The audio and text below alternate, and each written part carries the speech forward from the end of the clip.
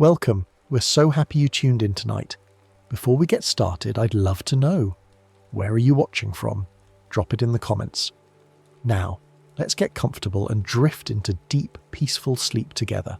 In science, the word aliens usually means life that exists beyond Earth.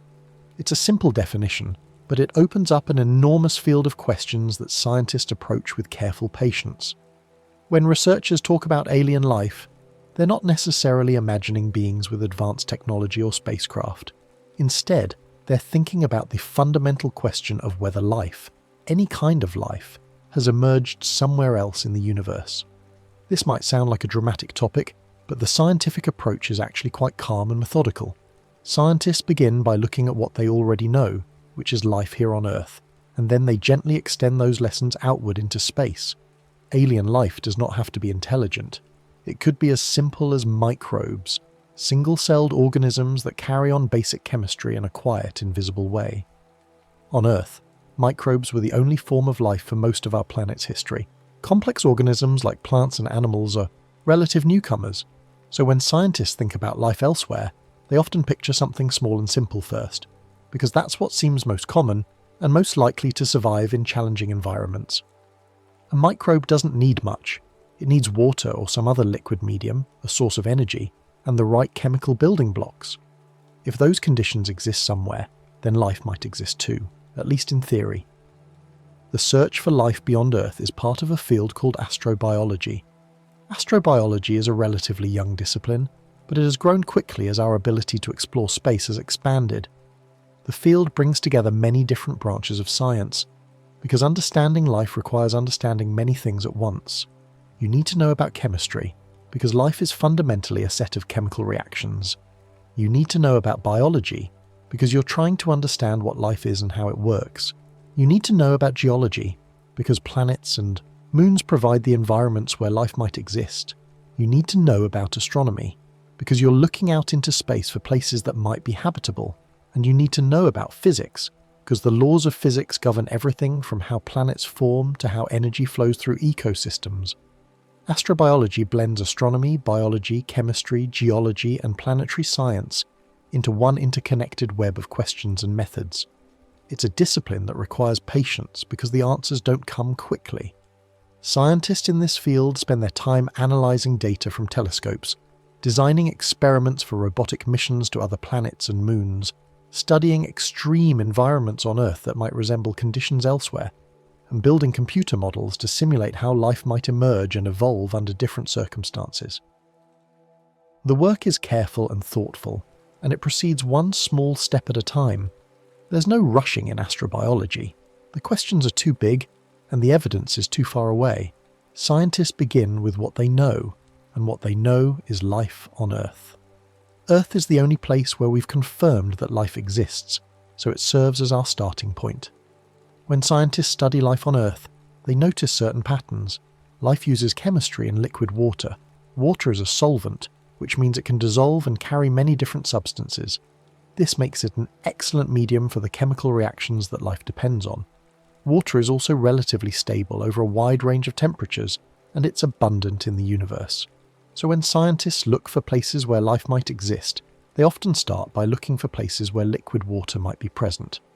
This doesn't mean water is the only possible medium for life, but it's the one we know works. Because of that, water is often treated as a helpful starting clue, not a strict rule. Scientists remain open to the possibility that life could use other liquids, like liquid methane or ammonia, under very different temperature and pressure conditions. But water is a good place to start because it's what we understand best. The search for life is, in many ways, a search for water. Or rather, it's a search for environments where water can remain liquid long enough for life to take hold.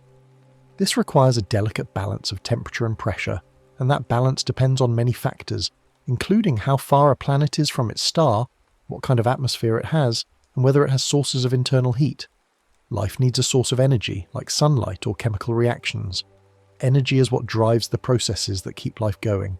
On Earth, most life ultimately depends on sunlight.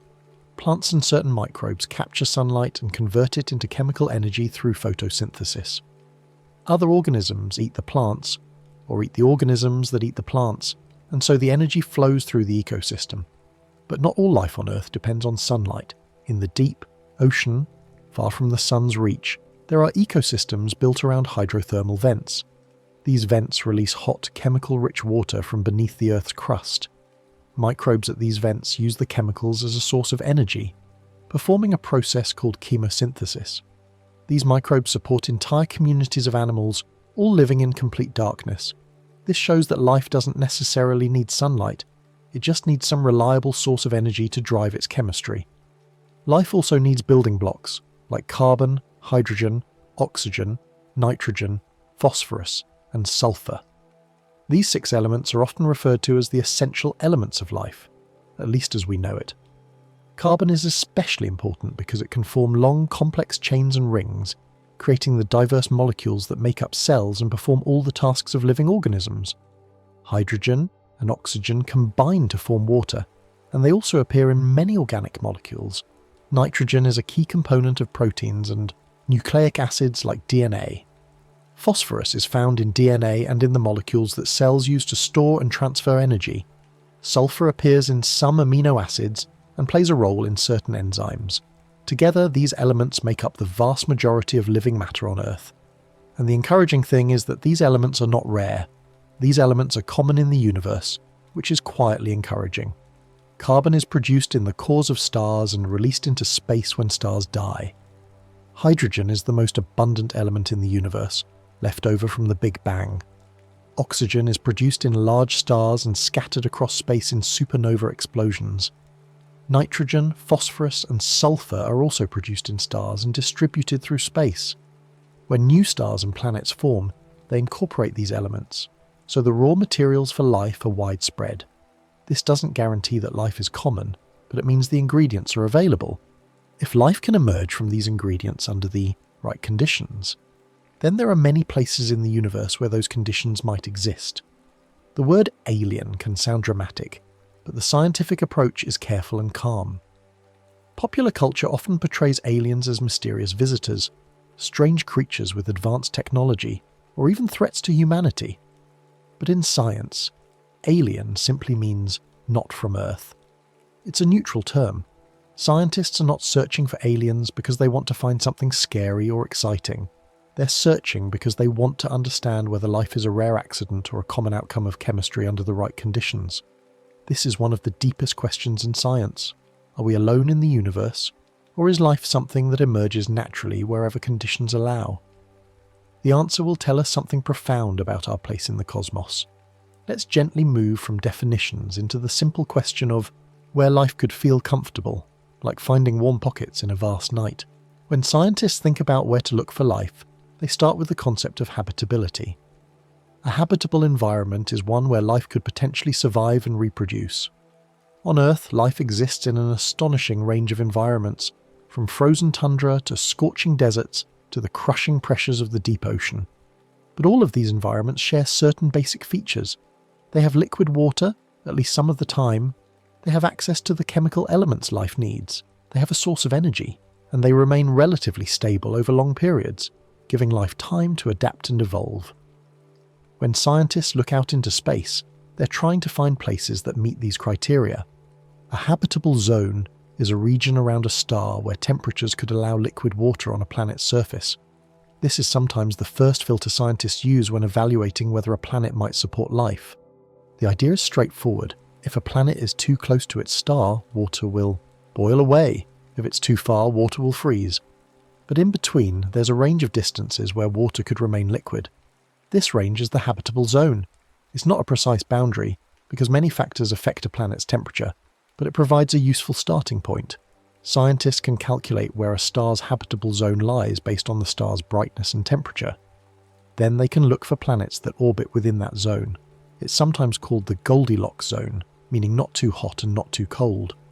The name comes from the fairy tale where Goldilocks tries 3 bowls of porridge and finds one that's just right. In the same way, the habitable zone is the region where conditions are just right for liquid water. Of course, the fairy tale is a simplification, and so is the concept of a habitable zone. Reality is more complicated. A planet's temperature depends not only on its distance from its star, but also on its atmosphere, its size, its composition, and many other factors. Two planets at the same distance from the same star could have very different climates. One might be a warm, wet world with oceans and clouds. The other might be a frozen desert with no atmosphere at all. The habitable zone gives you a rough idea of where to look, but it doesn't tell you everything. Being in the habitable zone does not guarantee life. It only suggests possibility. This is an important distinction. The habitable zone is about potential, not certainty. A planet could be in the habitable zone and still be completely lifeless. It might lack water, or it might have water, but lack the other ingredients life needs. It might have all the ingredients, but never undergo the chemical processes that lead to life. Or it might have had life in the past, but lost it due to some catastrophe. The habitable zone is just one piece of the puzzle. It narrows down the search, but it doesn't solve the mystery. Scientists use it as a guide, but they know they need to look deeper. A planet's atmosphere can warm or cool it, shifting what habitable means. The atmosphere plays a crucial role in determining a planet's climate. An atmosphere can trap heat, preventing it from escaping into space. This is called the greenhouse effect, and it can make a planet much warmer than it would be without an atmosphere. Earth's atmosphere does this. Without it, our planet would be too cold for liquid water. Venus's atmosphere does this too, but much more intensely. Venus is closer to the Sun than Earth, but its extremely thick atmosphere traps so much heat that the surface is hot enough to melt lead. On the other hand, a planet with little or no atmosphere can't retain heat. Mars is like this. It has a very thin atmosphere, so even though it receives some sunlight, much of that heat escapes into space, leaving the surface cold. Greenhouse gases can trap heat and help water stay liquid. The main greenhouse gases on Earth are carbon dioxide, water vapour and methane. These gases absorb infrared radiation, heat that the planet's surface emits, and they re-radiate some of that heat back toward the surface. This keeps the planet warmer than it would otherwise be. The amount of greenhouse gases in an atmosphere can change over time due to volcanic activity, the presence of life, chemical reactions with the rocks, and other processes. A planet with just the right amount of greenhouse gases can maintain a stable, comfortable temperature for long periods. Too little, and the planet freezes. Too much, and the planet overheats. The balance is delicate. Too much greenhouse effect can overheat a planet, like a room with windows shut all day. Venus is the clearest example of runaway greenhouse warming. Its atmosphere is almost entirely carbon dioxide, and it's incredibly dense, about 90 times the pressure of Earth's atmosphere at sea level. This thick blanket of carbon dioxide traps so much heat that Venus's surface temperature is around 465 degrees Celsius, hot enough to melt lead and zinc. Interestingly, scientists think Venus might have had liquid water on its surface billions of years ago. If so, it lost that water as the greenhouse effect intensified. The water evaporated, broke apart in the upper atmosphere, and the hydrogen escaped into space, leaving Venus dry and scorching. It's a cautionary tale about how atmospheres can change over time. Planets can also be cold if they lack enough atmospheric insulation. Mars is a good example of this. Mars is farther from the Sun than Earth, so it receives less sunlight to begin with, but it also has a very thin atmosphere, mostly carbon dioxide, with only about 1% the pressure of Earth's atmosphere. This thin atmosphere can't trap much heat, so Mars is cold. Surface temperatures on Mars can drop to minus 125 degrees Celsius at the poles during winter. Even at the equator during summer, temperatures only rise to around 20 degrees Celsius during the day, and they plunge at night. Mars probably had a thicker atmosphere in the past, and it might have been warmer and wetter. But over time, much of that atmosphere was lost to space, perhaps stripped away by the solar wind because Mars lacks a strong magnetic field to protect it. A star's brightness affects where its habitable zone sits. Stars come in many sizes and temperatures. A large hot star emits much more energy than a small cool star. This means the habitable zone around a large star will be farther out, while the habitable zone around a small star will be closer in. Our Sun is a medium-sized star, sometimes called a yellow dwarf. Its habitable zone extends roughly from the orbit of Venus to the orbit of Mars, with Earth sitting comfortably in the middle. But a red dwarf star, which is smaller and cooler, has a habitable zone much closer to the star. A planet in a red dwarf's habitable zone might orbit its star in just a few weeks, whereas Earth takes a year to orbit the Sun, smaller, cooler stars. have habitable zones closer in than stars like our Sun. Red dwarfs are the most common type of star in the galaxy. So many potentially habitable planets might orbit red dwarfs. However, there are challenges. A planet orbiting so close to its star might become tidally locked, meaning one side always faces the star while the other side is in perpetual darkness. This could create extreme temperature differences and strange weather patterns. Also, red dwarfs can be quite active, producing powerful flares that could strip away a planet's atmosphere or bathe the surface in harmful radiation. But these are questions scientists are actively studying. Red dwarfs might host habitable planets, or they might not. The answer will depend on many factors, and we're still learning. Scientists use habitable zones as a gentle map, not a final answer. The habitable zone concept is a tool, not a rule. It helps researchers prioritize which planets to study in more detail, but it's only the beginning of the investigation. A planet in the habitable zone is interesting, but scientists want to know more. Does it have an atmosphere? What is that atmosphere made of? Does it have water? Is the climate stable? These are the questions that require closer examination, and answering them is difficult because the planets are so far away. But the habitable zone gives scientists a place to start, a way to focus their limited resources on the most promising targets. Now that we've found the cozy distance idea, we can drift into what life seems to like: water, chemistry, and time. The habitable zone is about location, but life also depends on what's available in that location. A planet might be at the right distance from its star, but if it doesn't have water, life as we know it can't exist. Water is the starting point because it's the medium where life's chemistry happens. On Earth, every living thing we've ever found uses water. Cells are mostly water. The chemical reactions that build proteins, copy DNA, and generate energy all happen in water. Water dissolves nutrients and carries them where they need to go. It also helps regulate temperature, because it takes a lot of energy to heat or cool water. This makes water a stable environment for life's delicate chemistry. Life on Earth uses liquid water as a solvent that helps chemistry happen. A solvent is a substance that dissolves other substances, creating a solution. Water is an excellent solvent for many compounds because of its molecular structure. A water molecule has a slight positive charge on one end and a slight negative charge on the other. This polarity allows water to interact with and dissolve many different kinds of molecules, including salts, sugars, and proteins. In a water-based solution, molecules can move around freely, bump into each other, and react. This fluid environment is essential for the complex chemistry of life. Without a solvent, molecules would be locked in place, unable to interact in the dynamic way that life requires. Water can carry nutrients, dissolve materials, and support complex reactions. In a living cell, water carries dissolved nutrients from one part of the cell to another. It helps enzymes, proteins that speed up chemical reactions, do their work by keeping the molecules they act on in solution. Water also participates directly in some reactions. For example, in photosynthesis, plants split water molecules to obtain electrons and protons, releasing oxygen as a byproduct.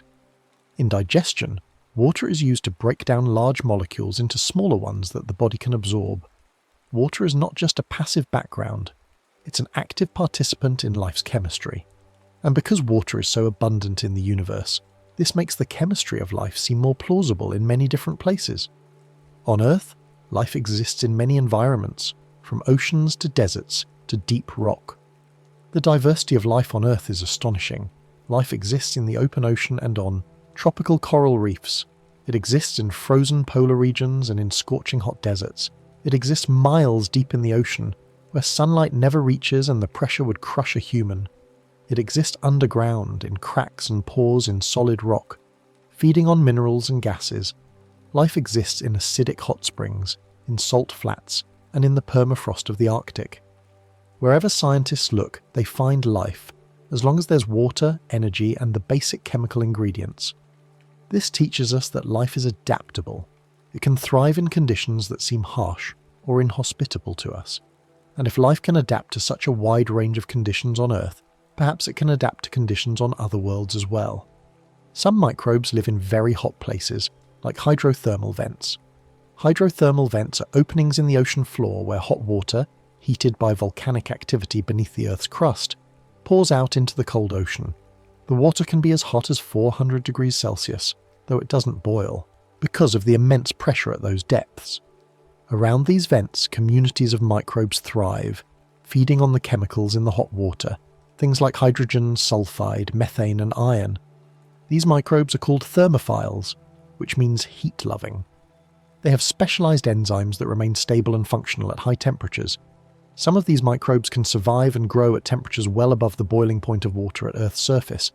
They show that life doesn't need mild, comfortable conditions. It just needs conditions that remain stable enough for its chemistry to work. Some survive extreme cold, like in Antarctic ice. On the opposite end of the temperature spectrum, scientists have found life in some of the coldest places on Earth.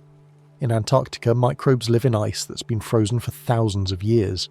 These organisms have adaptations that allow them to survive freezing. Some produce antifreeze proteins that prevent ice crystals from forming inside their cells. Others enter a dormant state, shutting down their metabolism until conditions improve. In the dry valleys of Antarctica, where temperatures rarely rise above freezing and there's almost no liquid water, microbes live inside rocks, protected from the harsh winds and drawing moisture from occasional snowmelt or from the air.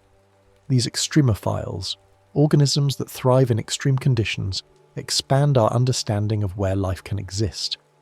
This teaches scientists that life can be tougher than we once thought.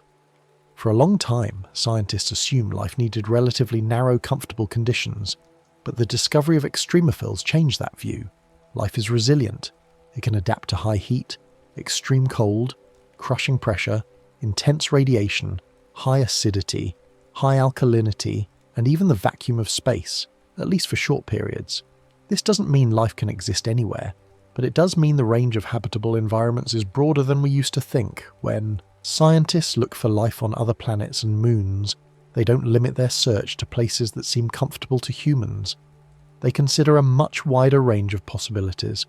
Life also needs time, stable conditions long enough for complexity to grow. Life doesn't appear overnight. Even the simplest microbes are incredibly complex at the molecular level, with thousands of different proteins working together in coordinated ways. Building that complexity takes time. On Earth, life probably emerged relatively quickly within the first billion years or so of the planet's history. But it took billions of years for complex multicellular life to evolve. For most of Earth's history, the only life was microbial. Complexity requires stability. If conditions change too rapidly or too violently, life might never get a foothold, or it might be wiped out before it can evolve. So scientists look for planets that have existed for a long time, and that seem to have stable climates and stable sources of water and energy. Planets that change too violently or too often may struggle to keep stable habitats. A planet with a wildly variable climate, or one that experiences frequent catastrophic events like massive volcanic eruptions or asteroid impacts, might be a difficult place for life to persist. Earth has had its share of catastrophes, mass extinctions, ice ages, asteroid impacts, but overall, conditions have remained stable enough for life to survive and evolve. The sun's output has been relatively steady. Earth's orbit is stable. The planet's magnetic field has protected the atmosphere from being stripped away by the solar wind. These factors have allowed life to persist for billions of years. When scientists evaluate other planets, they think about these kinds of long-term stability. Many scientists look for planets that have existed for billions of years.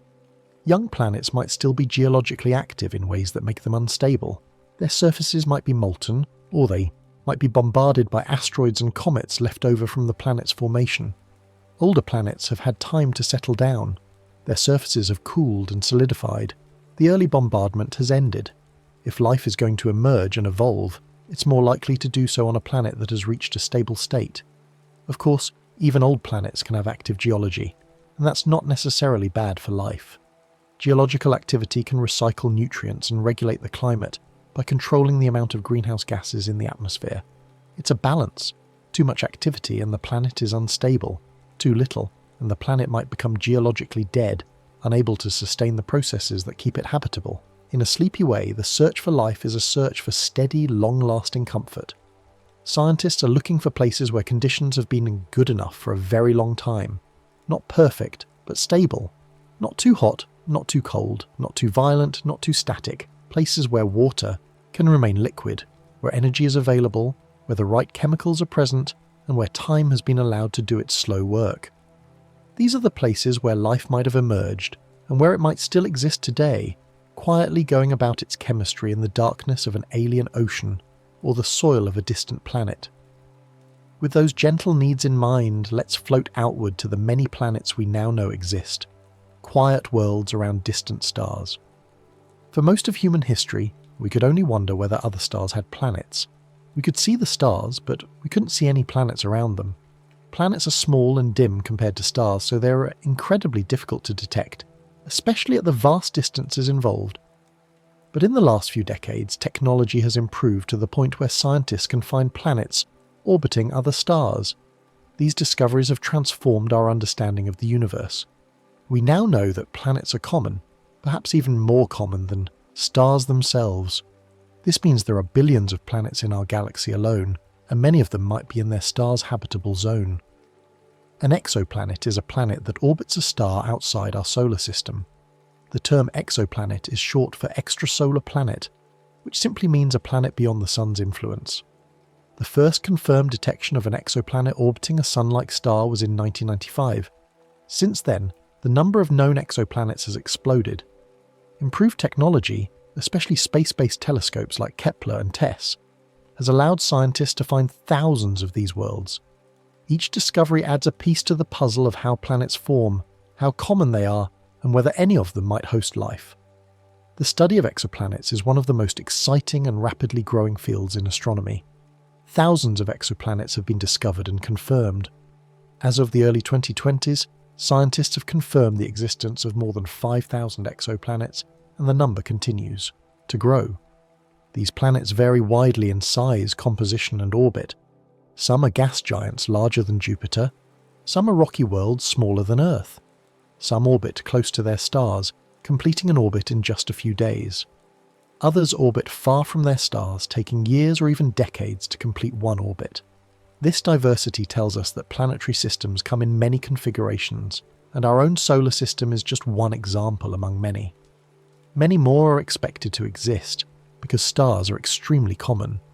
Our galaxy, the Milky Way, contains somewhere between 100 and 400 billion stars, depending on how you count. If even a fraction of those stars have planets, and the evidence suggests most stars do, then there are tens or hundreds of billions of planets in our galaxy. And the Milky Way is just one galaxy among billions in the observable universe. The numbers are staggering. They suggest that the universe is full of worlds, each with its own unique conditions. Some of those worlds might be harsh and lifeless, but some might be just right for life. One major discovery method is the transit method, when a planet passes in front of its star. Imagine watching a star through a telescope. If a planet orbits that star, and if the planet's orbit is aligned in such a way that it passes between the star and us, then the planet will block a tiny bit of the star's light. This causes a small, temporary dimming of the star. By measuring this dimming, scientists can detect the planet. The amount of dimming tells you how big the planet is, because a larger planet blocks more light. The timing of the dimming tells you the planet's orbital period, because the dimming repeats each time the planet completes an orbit.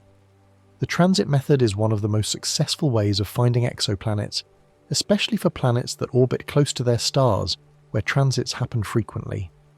A transit makes the star's light dim very slightly in a repeating pattern. The dimming is usually very small, often less than 1%, so detecting it requires sensitive instruments. But once you've seen several transits, you can be confident that a planet is there. The repeating pattern rules out most other explanations like random fluctuations in the star's brightness. The Kepler Space Telescope used the transit method to discover thousands of exoplanets. It stared at a single patch of sky, monitoring the brightness of more than 100,000 stars, looking for the telltale dimming that signals a planet. The data from Kepler has given scientists a much clearer picture of how common planets are and what kinds of planets are out there. Another method is radial velocity, measuring a star's tiny wobble due to a planet's gravity. When a planet orbits a star, the planet's gravity pulls on the star, causing the star to move slightly. It's a bit like two dancers holding hands and spinning around each other. The star doesn't stay perfectly still. It wobbles a little bit. This wobble changes the star's motion toward or away from us, and that motion can be detected by looking at the star's light. When the star moves toward us, its light is shifted slightly toward the blue end of the spectrum. When it moves away, the light is shifted toward the red. These shifts are called Doppler shifts, and they're very small, but with sensitive instruments they can be measured. The radial velocity method was the first method used to discover exoplanets around Sun-like stars, and it remains an important tool today. Different methods reveal different details, like a planet's size or mass. The transit method is good at finding a planet's size because the amount of light blocked depends on the planet's cross-sectional area. The radial velocity method is good at finding a planet's mass because the amount of wobble depends on how much gravitational pull the planet exerts on the star. By combining methods, scientists can learn even more. If you know both a planet's size and its mass, you can calculate its density, which tells you something about its composition. A high-density planet is probably rocky, like Earth. A low-density planet is probably a gas giant like Jupiter, or perhaps even a puffy planet with an extended atmosphere. Each piece of information helps build a picture of what the planet is like. Some exoplanets are rocky, like Earth, while others are gas giants, like Jupiter. Rocky planets are made mostly of rock and metal with a solid surface. They tend to be smaller and denser. Earth, Venus, Mars, and Mercury are all rocky planets. Gas giants, on the other hand, are made mostly of hydrogen and helium with no solid surface. Jupiter and Saturn are gas giants. In our solar system, the rocky planets are closer to the Sun, and the gas giants are farther out, but this pattern doesn't hold for all planetary systems. Some exoplanets are gas giants that orbit very close to their stars, completing an orbit in just a few days.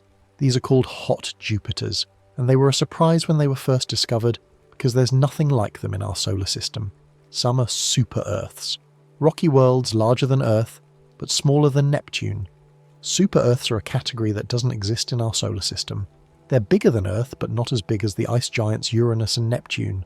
Their composition can vary. Some might be rocky throughout, like a scaled-up version of Earth. Others might have thick atmospheres of hydrogen and helium, making them more like mini-Neptunes. Super-Earths are actually quite common among the exoplanets discovered so far. Some of them orbit in their star's habitable zone, which makes them interesting targets in the search for life. However, we don't know much about what these planets are like on the surface, or whether they could support life. That's one of the big questions scientists are working to answer.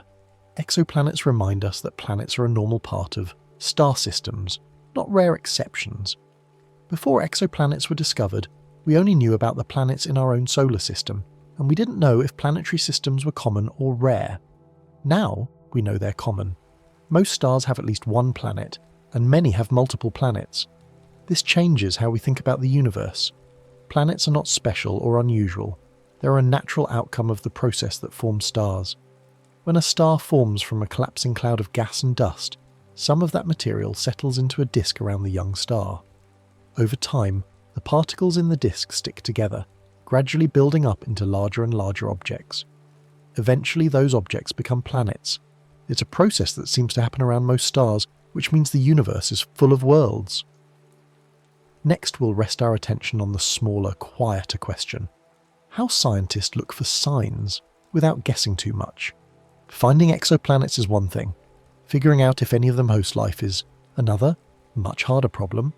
Scientists can't travel to these distant worlds to study them directly, at least not with current technology. The nearest star system, Alpha Centauri, is about 4 light-years away, and even our fastest spacecraft would take tens of thousands of years to get there. So instead, scientists look for indirect signs of life, things they can detect from a distance. These signs are called biosignatures, and searching for them requires careful, patient work. It also requires a clear understanding of what kinds of signs might indicate life, and what kinds might have non-biological explanations. A biosignature is a possible sign of life that might be detected from afar. Biosignatures are not proof of life, but they're clues that life might be present. On Earth, life has changed the planet in measurable ways. The oxygen in our atmosphere, for example, is a biosignature. Earth's atmosphere contains about 21% oxygen, and almost all of that oxygen is produced by photosynthetic organisms, plants, algae, and certain bacteria. Without life, Earth's atmosphere would contain very little free oxygen, because oxygen is reactive and tends to combine with other elements. So if scientists detect oxygen in the atmosphere of a distant planet, that's interesting. It might indicate the presence of life, but it's not proof, because oxygen can also be produced by non-biological processes like the breakdown of water molecules by ultraviolet light. One place to look for biosignatures is a planet's atmosphere. The atmosphere is like a fingerprint of the planet. Its composition reflects the planet's history, its geology, and potentially its biology. By studying the atmosphere, scientists can learn a lot about a planet without ever visiting it. The challenge is that atmospheres are hard to study from a distance. The planet is small, faint, and very close to its star, which is much brighter. It's like trying to see a tiny moth hovering next to a brilliant spotlight. But there are clever techniques that allow scientists to overcome this challenge. Atmospheres can be studied when starlight passes through them during transits. When a planet passes in front of its star, some of the starlight travels through this planet's atmosphere on its way to us. The gases in the atmosphere absorb certain wavelengths of light, leaving dark lines or bands in the star's spectrum. By analysing these absorption features, scientists can determine what gases are present in the planet's atmosphere. This technique is called transmission spectroscopy, and it's one of the most powerful tools for studying exoplanet atmospheres. It works best for large planets with thick atmospheres, but as technology improves, scientists are beginning to apply it to smaller, more Earth-like planets as well. Certain gases can leave subtle fingerprints in that filtered light. Each type of gas absorbs light at specific wavelengths, determined by the energy levels of the gas's molecules. Water vapor absorbs strongly in the infrared. Carbon dioxide absorbs in the infrared, and at certain visible wavelengths. Oxygen absorbs in the visible part of the spectrum. Methane absorbs in the infrared. By looking for these characteristic absorption features, scientists can identify which gases are present. The strength of the absorption tells you how much of the gas is there. This allows scientists to build up a chemical profile of the planet's atmosphere, even though the planet is trillions of miles away. Oxygen is interesting because on Earth, much of it is produced by life. Oxygen is a key component of Earth's atmosphere, but it's relatively rare in the atmospheres of other planets and moons in our solar system. Venus's atmosphere is mostly carbon dioxide with almost no oxygen. Mars's thin atmosphere is also mostly carbon dioxide. The giant planet's atmospheres are mostly hydrogen and helium. Earth stands out because of its high oxygen content, and that oxygen is there because of life.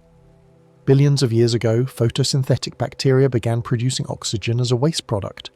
Over time, oxygen built up in the atmosphere, transforming the planet and paving the way for oxygen-breathing organisms like us. If scientists detect significant oxygen on an exoplanet, it raises the possibility that life is present there too. But oxygen can also be produced without life in some chemical situations. For example, if a planet loses its water, the water molecules can be broken apart by ultraviolet light from the star. This releases oxygen, which can accumulate in the atmosphere. Venus might have gone through this process in its past. So detecting oxygen isn't enough by itself to conclude that life is present. Scientists need to consider the context. How much oxygen is there? Are there other gases that might indicate life? What's the planet's history? What kind of star does it orbit? All of these factors matter. Astrobiology is not about jumping to conclusions. It's about carefully weighing the evidence and considering all the possibilities. Methane is also interesting because it can be produced by both life and geology. On Earth, methane is produced by certain bacteria, especially in environments like swamps, the guts of animals and rice paddies. It's also released by geological processes like volcanic activity and reactions between water and certain minerals. Methane doesn't last long in Earth's atmosphere. It reacts with oxygen and breaks down. So the fact that there's methane in Earth's atmosphere means it's being replenished continuously by something. On other planets, methane might also be a biosignature. For example, Saturn's moon Titan has a thick, methane-rich atmosphere, but that methane is probably produced by non-biological processes. The key is to look at the overall context. Scientists often look for combinations of gases that are hard to maintain without ongoing processes. One promising approach is to look for gases that shouldn't coexist in the same atmosphere unless something is actively producing them. For example, on Earth, oxygen and methane coexist, which is unusual. Oxygen and methane react with each other, so they should remove each other from the atmosphere over time. The fact that they're both present suggests that something is producing them continuously. on Earth that something is life. Plants and algae produce oxygen, and bacteria produce methane. If scientists find a similar combination on an exoplanet, it would be a strong hint that life might be present. This kind of reasoning is called thermodynamic disequilibrium. It's the idea that life tends to push systems away from chemical equilibrium, creating unusual combinations of chemicals. The goal is not to prove aliens quickly, but to build careful evidence over time. Science works by accumulating evidence, testing hypotheses, and ruling out alternative explanations. The search for life beyond Earth is no different. Single observation, no matter how intriguing, is not enough to conclude that life exists on another world. Scientists need multiple lines of evidence. They need to rule out non-biological explanations. They need to consider the planet's environment, its history, and the likelihood that life could have emerged there. This takes time, and it requires patience. But that's how science works. It's a slow, careful process, and that's what makes it reliable. In astrobiology, maybe is a comfortable step, not a failure. In some fields, uncertainty is frustrating, but in astrobiology, uncertainty is expected. The questions are enormous, and the answers are far away.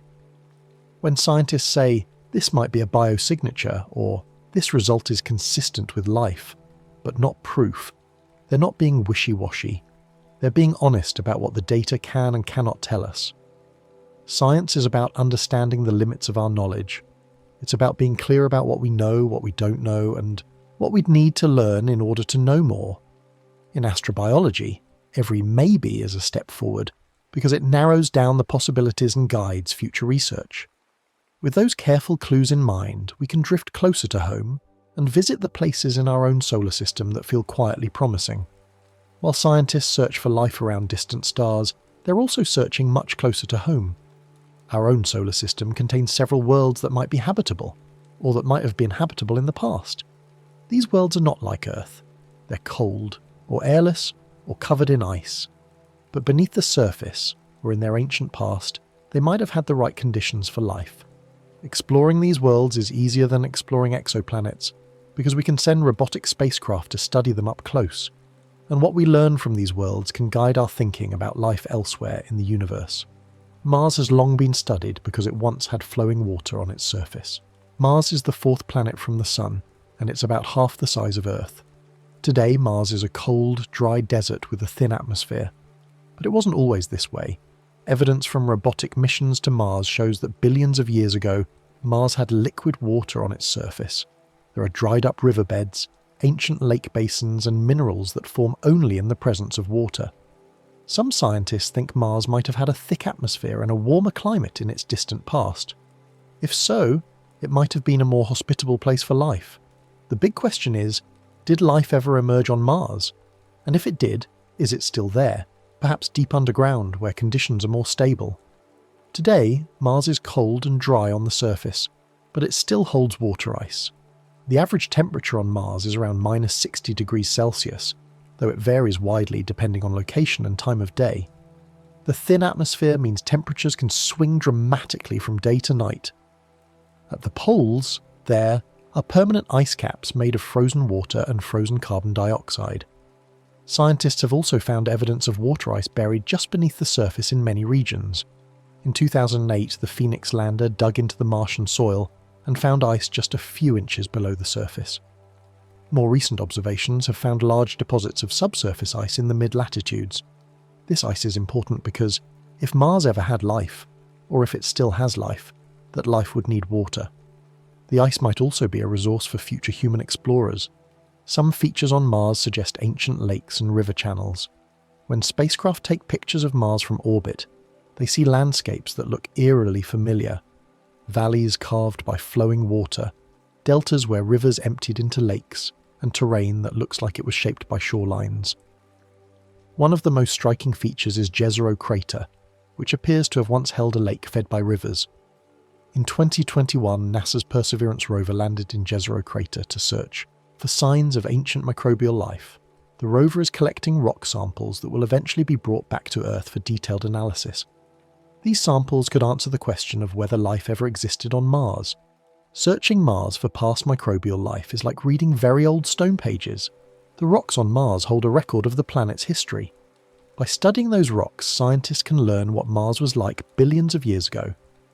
They can look for chemical signatures that might indicate life, or for fossils, microscopic structures that might once have been living cells. It's painstaking work because the evidence is subtle and the rocks are very old. But it's also exciting, because if scientists find evidence that life once existed on Mars, it would be one of the most important discoveries in history. It would mean life emerged on at least 2 different worlds in the same solar system, which would strongly suggest that life is common throughout the universe. Europa, a moon of Jupiter, likely has a salty ocean beneath its icy crust. Europa is one of the most intriguing worlds in the solar system. It's about the size of Earth's moon, and it's covered in a thick layer of ice. But beneath that ice, scientists believe there's a global ocean of liquid water. This ocean might contain more water than all of Earth's oceans combined. The evidence for this ocean comes from several sources. Europa's surface is crisscrossed with cracks and ridges, and it has very few impact craters, suggesting the surface is young and constantly being reshaped. The way Europa interacts with Jupiter's magnetic field also suggests the presence of a conducting fluid beneath the ice, probably salty water. That hidden ocean may be warmed by tidal forces, like gentle kneading from gravity. Europa orbits Jupiter in a slightly elliptical orbit, and as it moves closer to and farther from the planet, Jupiter's gravity squeezes and stretches the moon. This tidal flexing generates heat through friction, similar to how bending a wire back and forth makes it warm. This heat might be enough to keep Europa's ocean liquid despite the moon's great distance from the sun, and if there's liquid water and a source of energy, there might be life. Scientists don't know if Europa's ocean has the right chemistry for life, but it's a tantalizing possibility. Future missions like NASA's Europa Clipper will study the moon in more detail, looking for signs of a habitable environment. Enceladus, a moon of Saturn, sprays water-rich plumes into space from cracks in its ice. Enceladus is a small moon, only about 500 kilometers across, but it has surprised scientists with its activity. In 2005, the Cassini spacecraft flew past Enceladus and discovered plumes of water vapor and ice particles erupting from cracks near the moon's south pole. These plumes shoot hundreds of kilometers into space, and some of the material falls back to the surface while the rest escapes into orbit around Saturn, feeding Saturn's E-ring. The plumes suggest that Enceladus, like Europa, has a subsurface ocean. What's especially exciting is that Cassini flew through the plumes and analysed their composition. The spacecraft found water, salts, and organic molecules, the building blocks of life. Those plumes suggest a subsurface ocean and possible chemical energy sources. The composition of the plumes tells scientists that Enceladus's ocean is in contact with a rocky seafloor. This is important because water-rock interactions can provide chemical energy, similar to what happens at hydrothermal vents on Earth. The presence of organic molecules is also encouraging, because these are the kinds of molecules life needs. Of course, organic molecules can exist without life. They're found in meteorites and comets as well. But they're a necessary ingredient.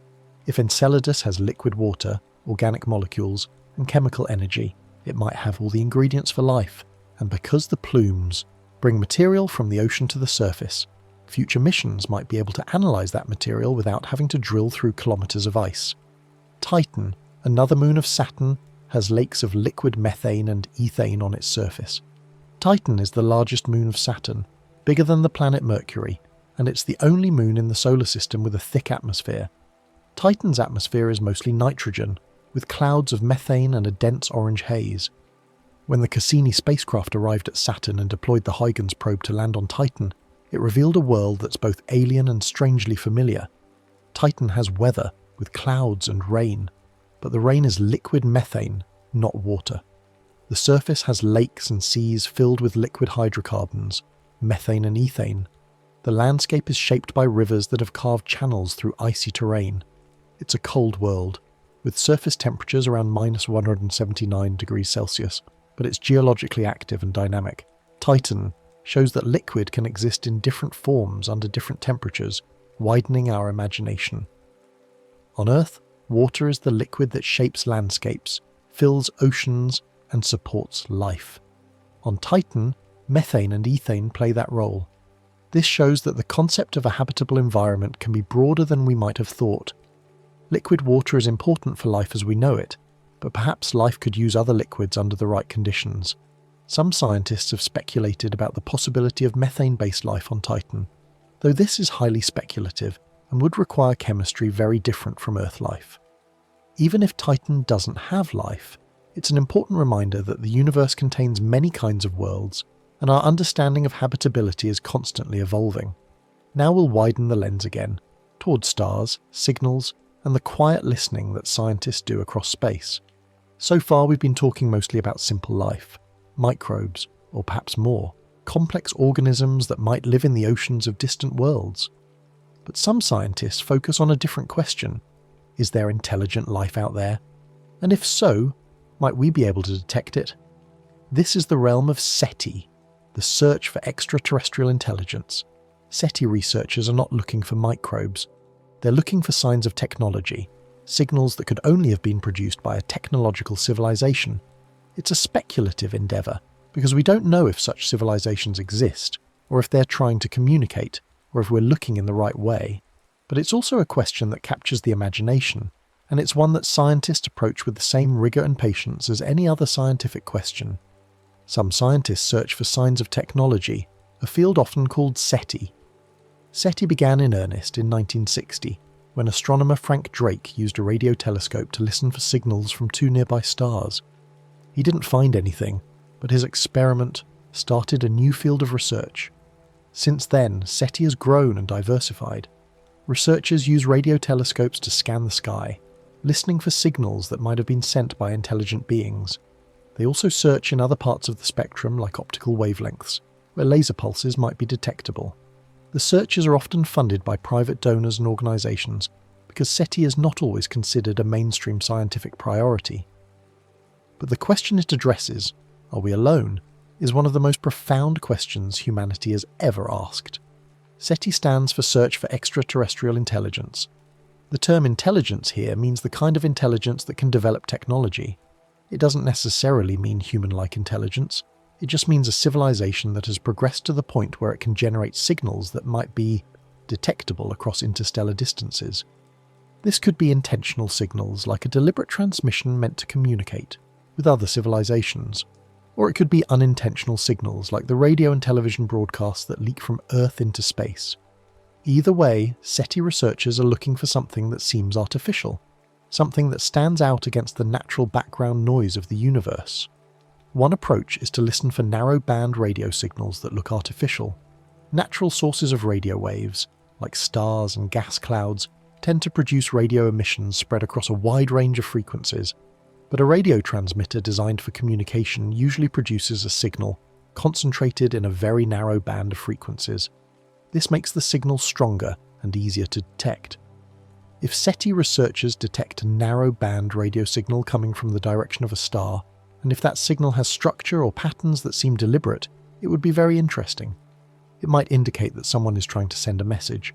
Of course, it could also be human-made interference like a satellite or a radar system, so ruling out those possibilities is an important part of SETI work.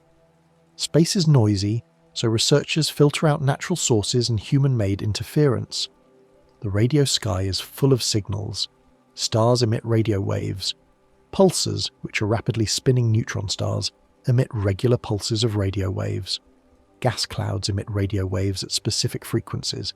Earth itself is a source of radio noise from our technology and from natural phenomena like lightning.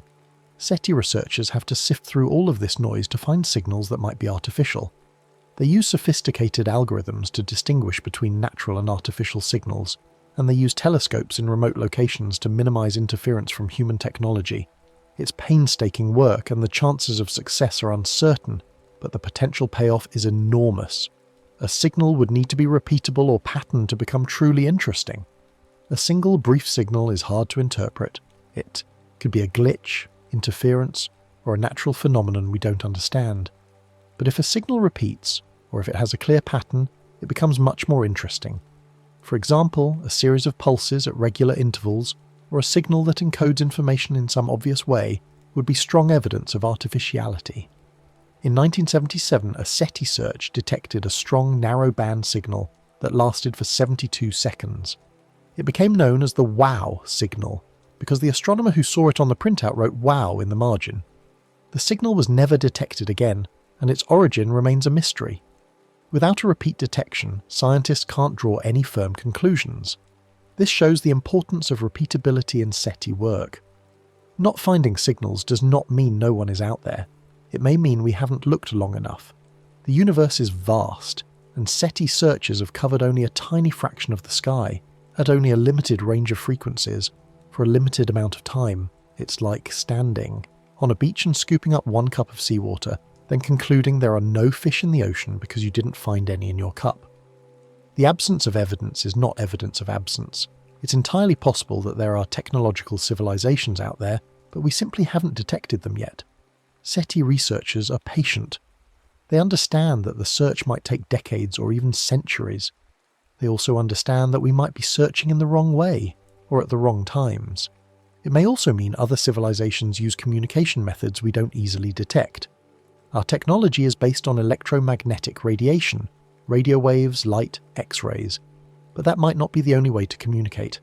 Maybe advanced civilizations use something we haven't discovered yet, like gravitational waves or some form of quantum communication. Or maybe they've moved beyond electromagnetic communication to something more efficient that we can't even imagine. Or maybe they communicate, but in ways that look natural to us, so we don't recognize the signals as artificial. These are speculative ideas, but they remind us that our search is limited by our own technology and our own assumptions about what to look for. Distance matters.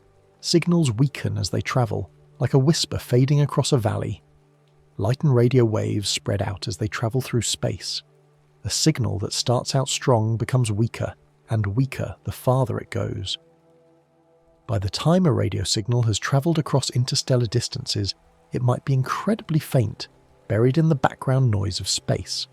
Detecting such a faint signal requires very sensitive instruments and a lot of patience. It also helps if the signal is strong to begin with, which might mean we're more likely to detect civilizations that are deliberately broadcasting powerful signals into space. But if a civilization is just going about its business, without trying to communicate with anyone, its signals might be too weak to detect from far away. The universe is very old, so timing also matters. Civilizations could rise and fade in different eras. The universe is about 13.8 billion years old. Earth is about 4.5 billion years old, and humans have only been around for a few 100,000 years. We've only had radio technology for about a century. If you think about the history of the universe as a year, humans have existed for just a few seconds, and our technological civilization has existed for a fraction of a second. This means that even if civilizations are relatively common, they might be spread out in time as well as space. One civilization might exist for 1 million years, then go extinct or change in ways we wouldn't recognize. Another might emerge 1 billion years later. If civilizations don't overlap in time, they'll never communicate with each other, even if they're relatively close in space. In a calm way, SETI is a practice of listening without demanding quick answers. SETI researchers know the odds are long. They know that decades might pass without a detection. But they also know that the question is worth asking. If we do detect a signal from another civilization, it would transform our understanding of our place in the universe. It would tell us that intelligence and technology are not unique to Earth, that they're natural outcomes of cosmic evolution. Even if we never detect a signal, the search itself is valuable, because it pushes us to develop new technologies, to think about big questions, and to consider the long-term future of our own civilization. SETI is not just about finding others, it's about understanding ourselves. With that quiet listening in mind, we can explore a famous gentle puzzle, why the universe feels so big yet so quiet. The puzzle is this: if life is common, and if intelligence and technology arise naturally, then shouldn't we see evidence of other civilizations? Shouldn't the universe be full of signals, megastructures, or other signs of advanced technology? But when we look out into space, we don't see any of that. The universe looks natural, untouched, silent. This apparent contradiction is known as the Fermi paradox, named after physicist Enrico Fermi, who famously asked, "Where is everybody?" It's not really a paradox in the strict sense. It's more of a puzzle or a question, but it raises interesting issues about the abundance of life, the development of intelligence, and the long-term survival of civilizations. The Fermi paradox is the question: if intelligent life is common, why don't we see clear evidence? The paradox assumes that intelligent life should be common, or at least not vanishingly rare. The universe is vast and old, with billions of galaxies, each containing billions of stars, many of which have planets. If life emerges naturally on planets with the right conditions, and if some fraction of life eventually develops intelligence and technology, then there should be many civilizations out there. And if those civilizations last for a long time and expand into space, they should leave detectable marks on the galaxy. But we don't see those marks, so either our assumptions are wrong, or there's something we're missing. It is called a paradox, but it may simply reflect incomplete information. Science is full of questions that seem paradoxical until we understand them better. Before we understood how planets orbit the Sun, the motion of the planets seemed strange and irregular. Once we understood gravity and orbital mechanics, the motion made sense. The Fermi paradox might be similar. We might be missing a key piece of information that would make everything clear. Maybe intelligent life is much rarer than we think. Maybe civilizations don't last very long. Maybe they don't expand into space. Maybe they're there, but we're not looking in the right way. Any of these possibilities would resolve the paradox. The key is not to jump to conclusions, but to consider all the options, carefully. One possibility is that intelligent life is rarer than we expect. Maybe the emergence of life itself is rare, or maybe life is relatively common, but the jump from simple life to complex life is difficult. On Earth, life remained single-celled for most of the planet's history. Complex multicellular organisms didn't appear until relatively recently, and even then they didn't immediately develop intelligence. Intelligence might require a very specific set of circumstances, the right environment, the right evolutionary pressures, the right kind of brain. If any of these steps is very unlikely, then intelligent civilizations could be extremely rare, even if simple life is common. Another is that life may be common, but intelligence and technology may be less common. Life on Earth is incredibly diverse, with millions of species, but only one has developed technology. This suggests that intelligence is not an inevitable outcome of evolution. It's one possible adaptation among many, and it's not necessarily the best one for survival. Most species don't need intelligence. They survive just fine with instincts, reflexes, and simple learning. Intelligence is expensive. It requires a lot of energy, a complex brain, and a long period of development. It also requires the right kind of body. Dolphins are intelligent, but they don't have hands to build tools. Octopuses are intelligent, but they live underwater and have short lifespans. Humans got lucky. We have intelligence, hands, long lifespans, and a social structure that allows us to accumulate and pass on knowledge. Maybe that combination is rare. Another possibility is that civilizations are far apart, making contact difficult. Even if intelligent civilizations are relatively common, space is so vast that the distances between them might be enormous. The nearest star is about 4 light-years away, and that's very close by cosmic standards. Most stars are much farther. If the nearest civilization is hundreds or thousands of light-years away, communication would be very slow. A message would take hundreds or thousands of years to reach them, and the reply would take just as long. This makes real-time conversation impossible. It also means that by the time a message arrives, the sending civilization might have changed dramatically, or might not exist anymore. The distances involved might simply be too great for meaningful contact. There may also be long stretches of time when nobody is transmitting signals. Even if a civilization has radio technology, it might not use it to broadcast into space. Earth has been emitting radio signals into space for about a century, but those signals are getting weaker as we switch to more efficient technologies like fiber optics and satellites. In a few more decades, Earth might be nearly silent in the radio spectrum. If other civilizations follow a similar pattern, they might only be loud for a brief period, maybe a century or two. If civilizations are separated by large distances and only transmit for short periods, the chances that two civilizations are transmitting at the same time and listening in each other's direction are very small. Some suggest we might be looking for the wrong kinds of signs. We're searching for radio signals because that's the technology we have. But maybe advanced civilizations use something else. Maybe they communicate using methods we haven't thought of. Or maybe they don't communicate across space at all. Maybe they've built some kind of technology that's invisible to us. Or maybe they've merged with their technology in ways we can't comprehend. These are speculative ideas, but they remind us that our search is shaped by our own assumptions. We're looking for things that seem like signs of intelligence to us, but we might be missing signs that are right in front of us because we don't recognize them. Civilizations might choose quietness or focus inward rather than broadcasting. Maybe the urge to communicate with other civilizations is not universal. Maybe most civilizations reach a certain level of development and then decide to focus on themselves, on their own virtual realities, or on exploring inner space rather than outer space. Maybe broadcasting signals into space seems wasteful or dangerous to them. Maybe they've decided that the galaxy is already crowded enough, or that contact with other civilizations is more likely to bring harm than benefit. These are all possibilities, and we have no way of knowing which, if any, are true, but they're worth considering. The paradox encourages careful thinking, not dramatic conclusions.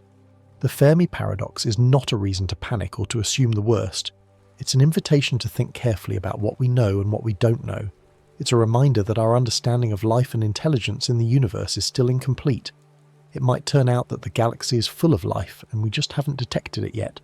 Or it might turn out that we're one of the very few, or even the only one. Either answer would be profound. But whatever the answer, it won't come from speculation alone. It will come from careful observation, from rigorous science, and from the patience to keep searching even when the search seems slow and difficult. For bedtime, it can feel soothing to let the question remain open, like a sky that doesn't have to speak. Not every question needs an immediate answer. Some questions are worth sitting with, worth holding gently in the mind without urgency.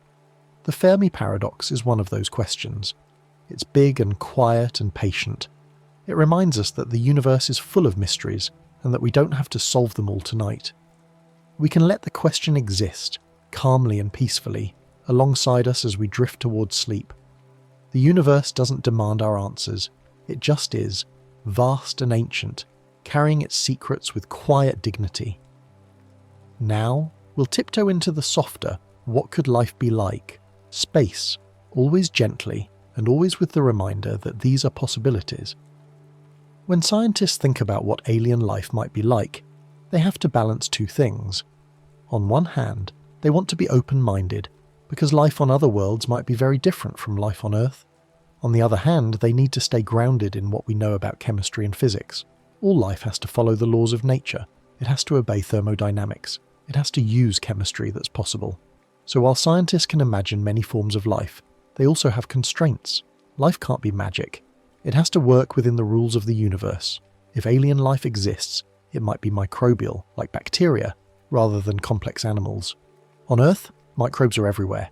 They live in the soil, in the oceans, in the air, in ice, in rock, and inside the bodies of plants and animals. They're incredibly diverse and incredibly resilient. Complex life, plants, animals, fungi is impressive, but it's also relatively rare. Most of Earth's biomass is microbial, and for most of Earth's history, microbes were the only form of a life. If this pattern holds elsewhere, then most alien life is probably microbial.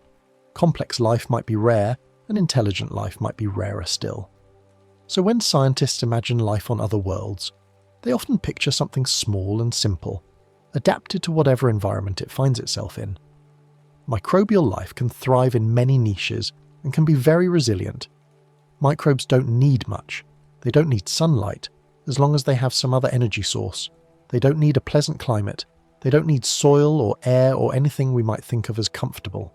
They just need liquid water, or possibly another liquid, a few basic chemicals, and a source of energy.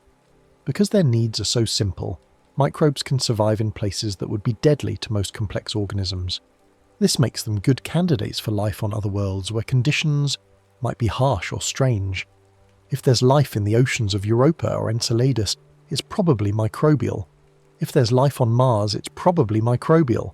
Complex life is wonderful, but when it comes to survival in difficult environments, microbes are the champions.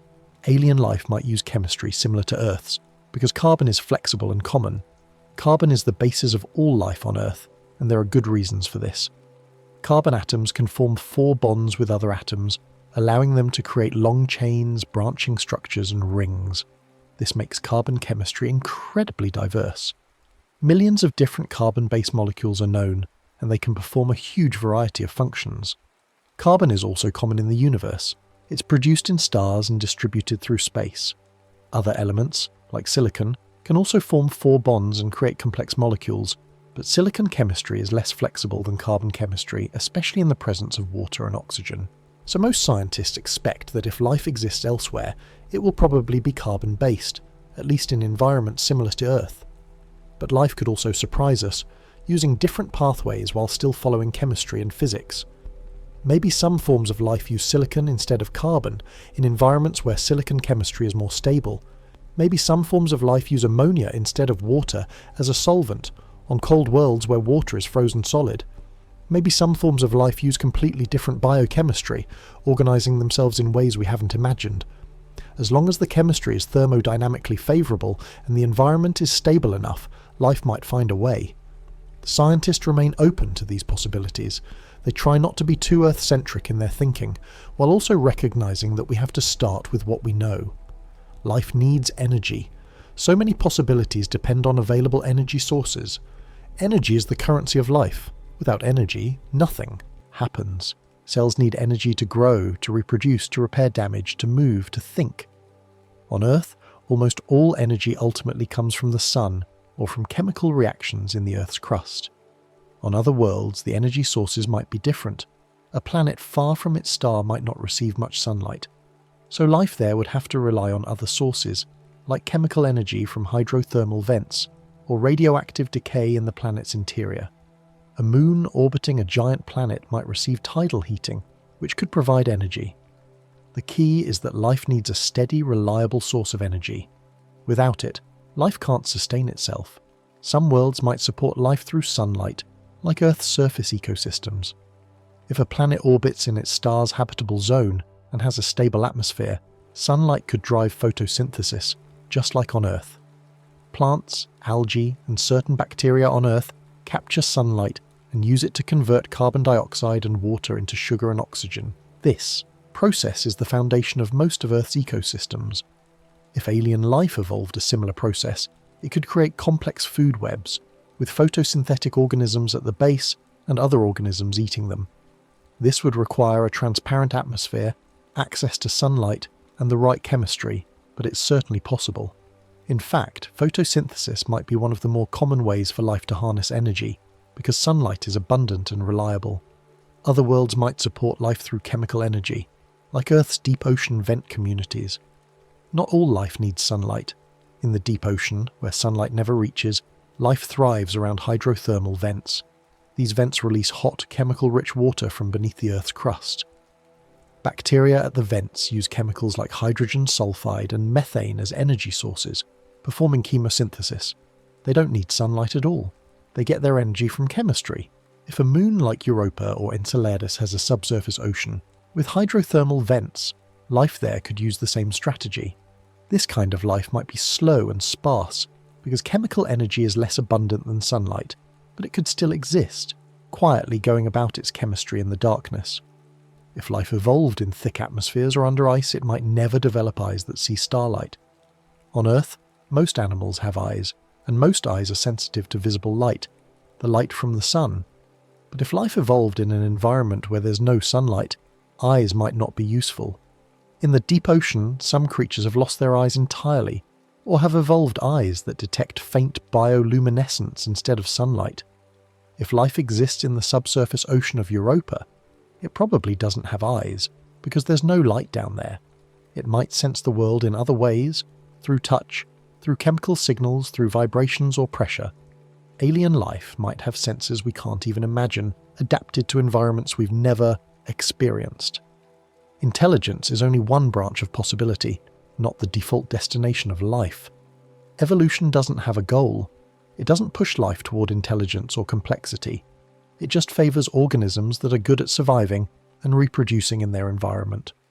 On Earth, intelligence has evolved a few times, in primates, dolphins, elephants, octopuses, birds, but it's still rare compared to the millions of species that get by without it. Intelligence is useful in certain situations, but it's not the only solution. Many organisms are highly successful without being intelligent. Bacteria have thrived for billions of years without brains. So when we think about alien life, we shouldn't assume it will be intelligent. It might be, but it probably isn't. Most life, if it exists, is probably just doing its chemistry, surviving in its niche without any awareness of the larger universe. Imagination can be gentle when it stays grounded in could, not must. It's fun to imagine aliens with advanced technology, or strange creatures adapted to bizarre environments, or life that looks nothing like anything on Earth. But it's important to remember that these are just possibilities. We don't know what's out there. We don't even know if anything is out there. Science proceeds by observation and evidence, not by imagination alone.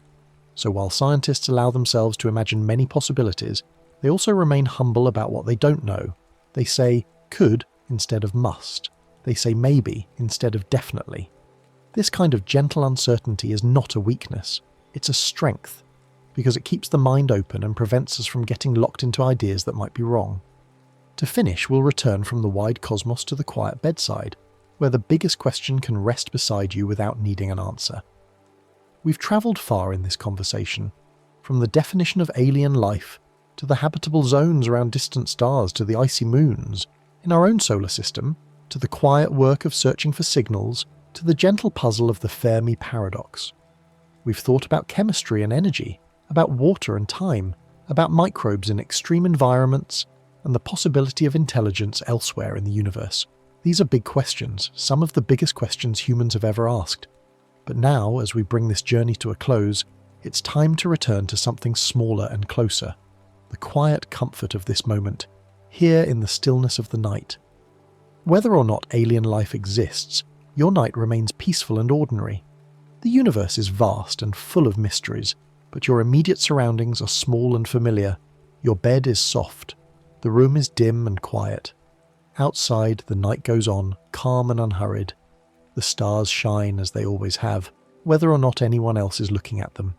Your breath moves in and out, steady and automatic, a rhythm you've known your whole life. Whatever questions remain, unanswered in the cosmos, they don't disturb the peace of this room. You are here, safe and warm, and that's enough. The search for life beyond Earth is slow, careful, and built on evidence. It's not a dramatic quest with quick victories. It's a patient accumulation of knowledge, a slow building of understanding. Scientists spend years analysing data, running experiments, building models and testing hypotheses. They don't rush. They don't jump to conclusions. They follow the evidence wherever it leads, even if it leads to we don't know yet. This kind of patience is rare in our fast-paced world, but it's essential for science. And in a way, it's a kind of lesson. Not everything needs to be known right away. Some questions take time, and that's okay. Science often advances by small steps, like soft footsteps in a quiet hall. Each discovery builds on the last. Each measurement refines the one before. It's a process of gradual refinement, not sudden revelation. Sometimes a breakthrough happens, but more often, progress is incremental. A better telescope is built, allowing scientists to see farther. A new technique is developed, allowing them to measure more precisely.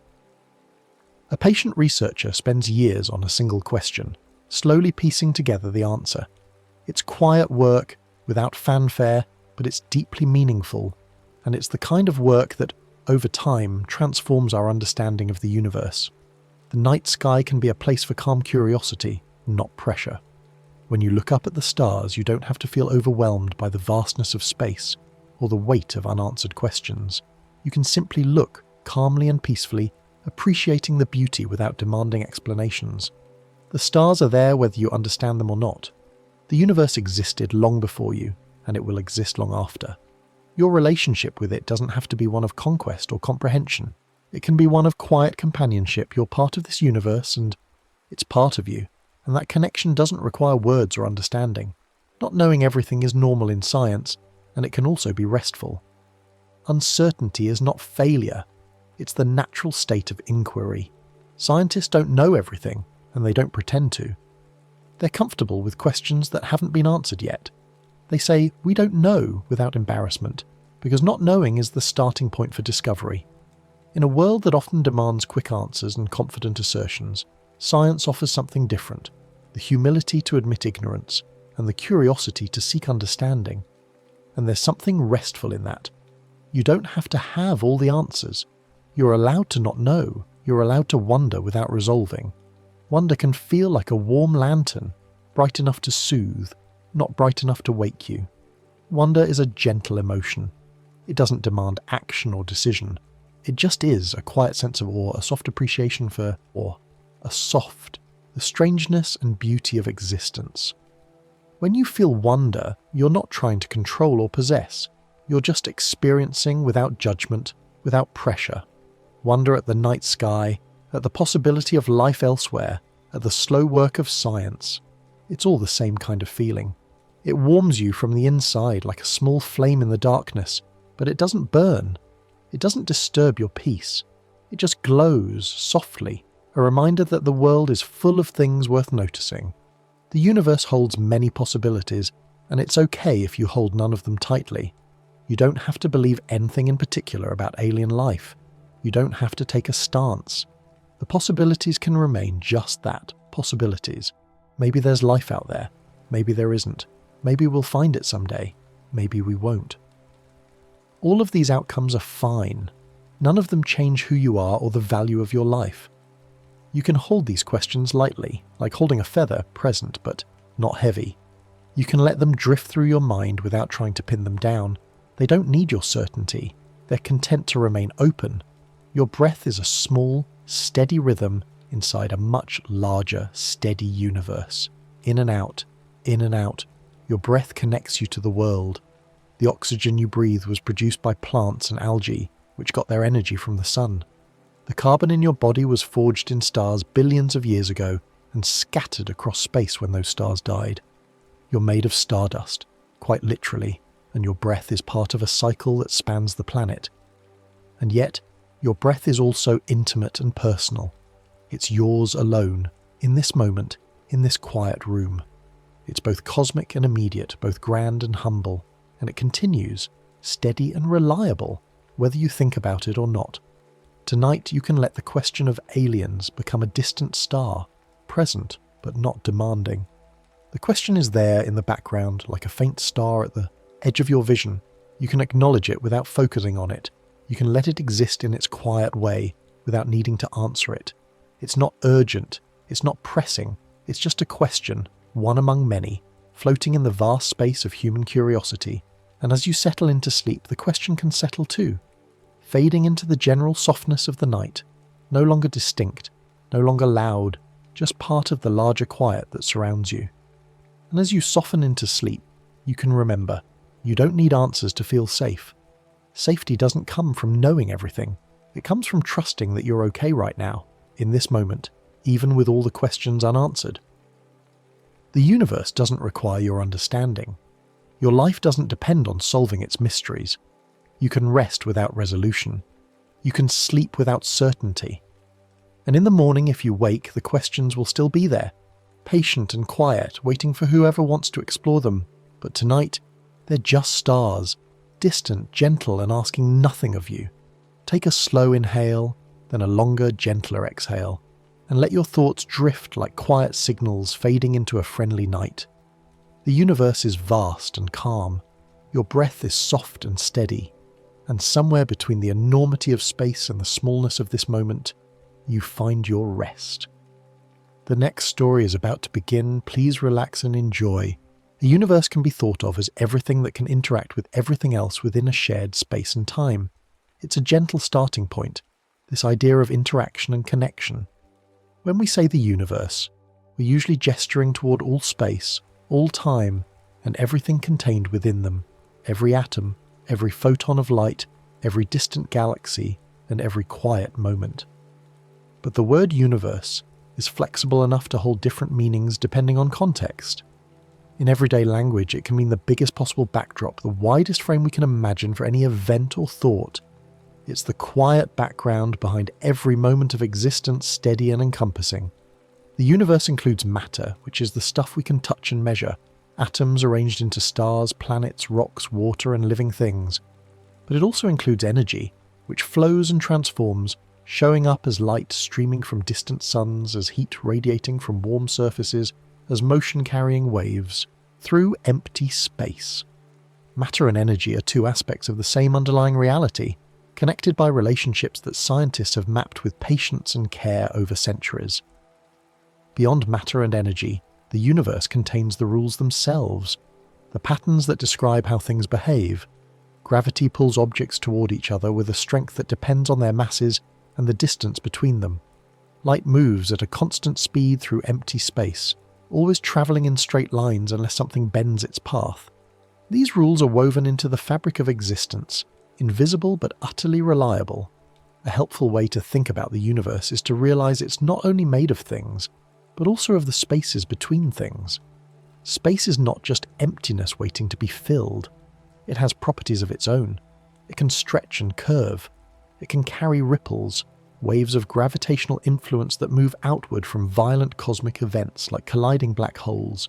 When we talk about space, we're talking about something that participates in the universe's story, not just a passive stage where the story happens. This shift in perspective, from space as a container to space as an active participant, is one of the quiet revolutions in modern physics, and it changes how we understand distance, motion, and time itself. Time is part of the universe too, flowing steadily forward and giving events their order. We experience time as a sequence, one moment following another, cause preceding effect, memories accumulating in one direction. Time creates the possibility of change, of transformation, of histories unfolding. Without time, there would be no motion, no growth, no stories of stars forming and galaxies evolving. Time and space are linked so closely that physicists often speak of them together as space-time, a unified structure where position and duration intermingle. This union of space and time feels abstract at first, but it reflects something deep about the way the universe actually works, something we can measure and test and rely upon. Scientists study the universe using measurements, models, and careful observations. They gather data from telescopes that collect light across many wavelengths, from spacecraft that venture to distant planets, from particle accelerators that probe the smallest scales of matter. They build mathematical models to describe patterns, make predictions, and test whether those predictions match what actually happens. This process is methodical and collaborative, with thousands of people around the world contributing pieces to a vast shared puzzle. The picture that emerges is not complete. There are gaps, uncertainties, questions that remain open. But it is remarkably coherent, and it grows more detailed with each passing decade. Even with all our tools and all our understanding, the universe still has room for gentle mystery. There are questions we cannot yet answer, phenomena we have not fully explained, scales of reality we have only begun to explore. This incompleteness is not a failure. It's a reminder that curiosity is inexhaustible, that wonder is always available, that the universe invites us to keep looking, keep asking, keep discovering. For tonight, though, these mysteries need not be urgent. They can rest quietly in the background, patient and unthreatening, while we turn our attention to what we do understand, and let that understanding settle into the mind like soft light through a window. Now that the word universe feels settled, we can drift into what we can actually see and measure, like looking through calm, clear glass. The observable universe is the part of the universe we can detect, because its light has had time to reach us. This is an important distinction. The universe might be vastly larger than what we can observe, or it might even be infinite, but we are limited by a simple fact. Light travels very fast, but it still takes time to cross large distances. Since the universe has a finite age, about 13.8 billion years according to current measurements, there is a maximum distance from which light could have reached us since the beginning. Everything beyond that distance is for now unobservable, not because it doesn't exist, but because its light simply hasn't arrived yet. Looking far into space also means looking back into the past, because we see light that left its source long ago. When you observe a star 10 light-years away, you're seeing it as it was 10 years ago. When you observe a galaxy a billion light-years away, you're seeing it as it was a billion years ago, when the universe was younger, when the structures of matter were less evolved. This time delay effect turns telescopes into time machines of a sort, instruments that reveal the universe's history written in the arrangement and appearance of distant objects. The night sky becomes an archive, layer upon layer of ancient light, each layer carrying information about a different era. Telescopes are like patient collectors of faint light, gathered over time. Early telescopes were simple lenses or mirrors, small enough to hold in your hands, but they opened up the heavens in ways that amazed their users. Over centuries, telescopes have grown larger, more sensitive, more specialized. Some are built on remote mountaintops where the air is thin and steady. Some orbit above Earth's atmosphere, avoiding the distortions and absorptions that air can cause. Some are designed to detect specific kinds of light, radio waves, infrared, ultraviolet, X-rays, that our eyes cannot see. Each kind of light reveals different features of the universe, like different filters applied to the same scene. Some objects are too dim to see directly, but we can still detect their effects.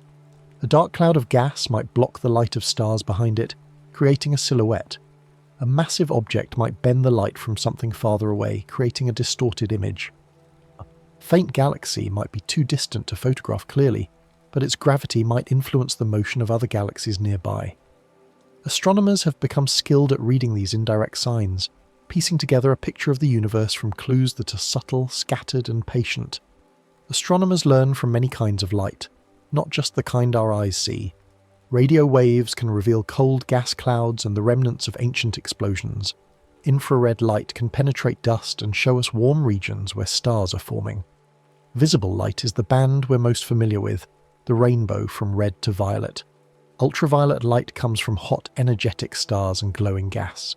X-rays trace extremely hot regions, like the material swirling into black holes or the gas in galaxy clusters heated to millions of degrees.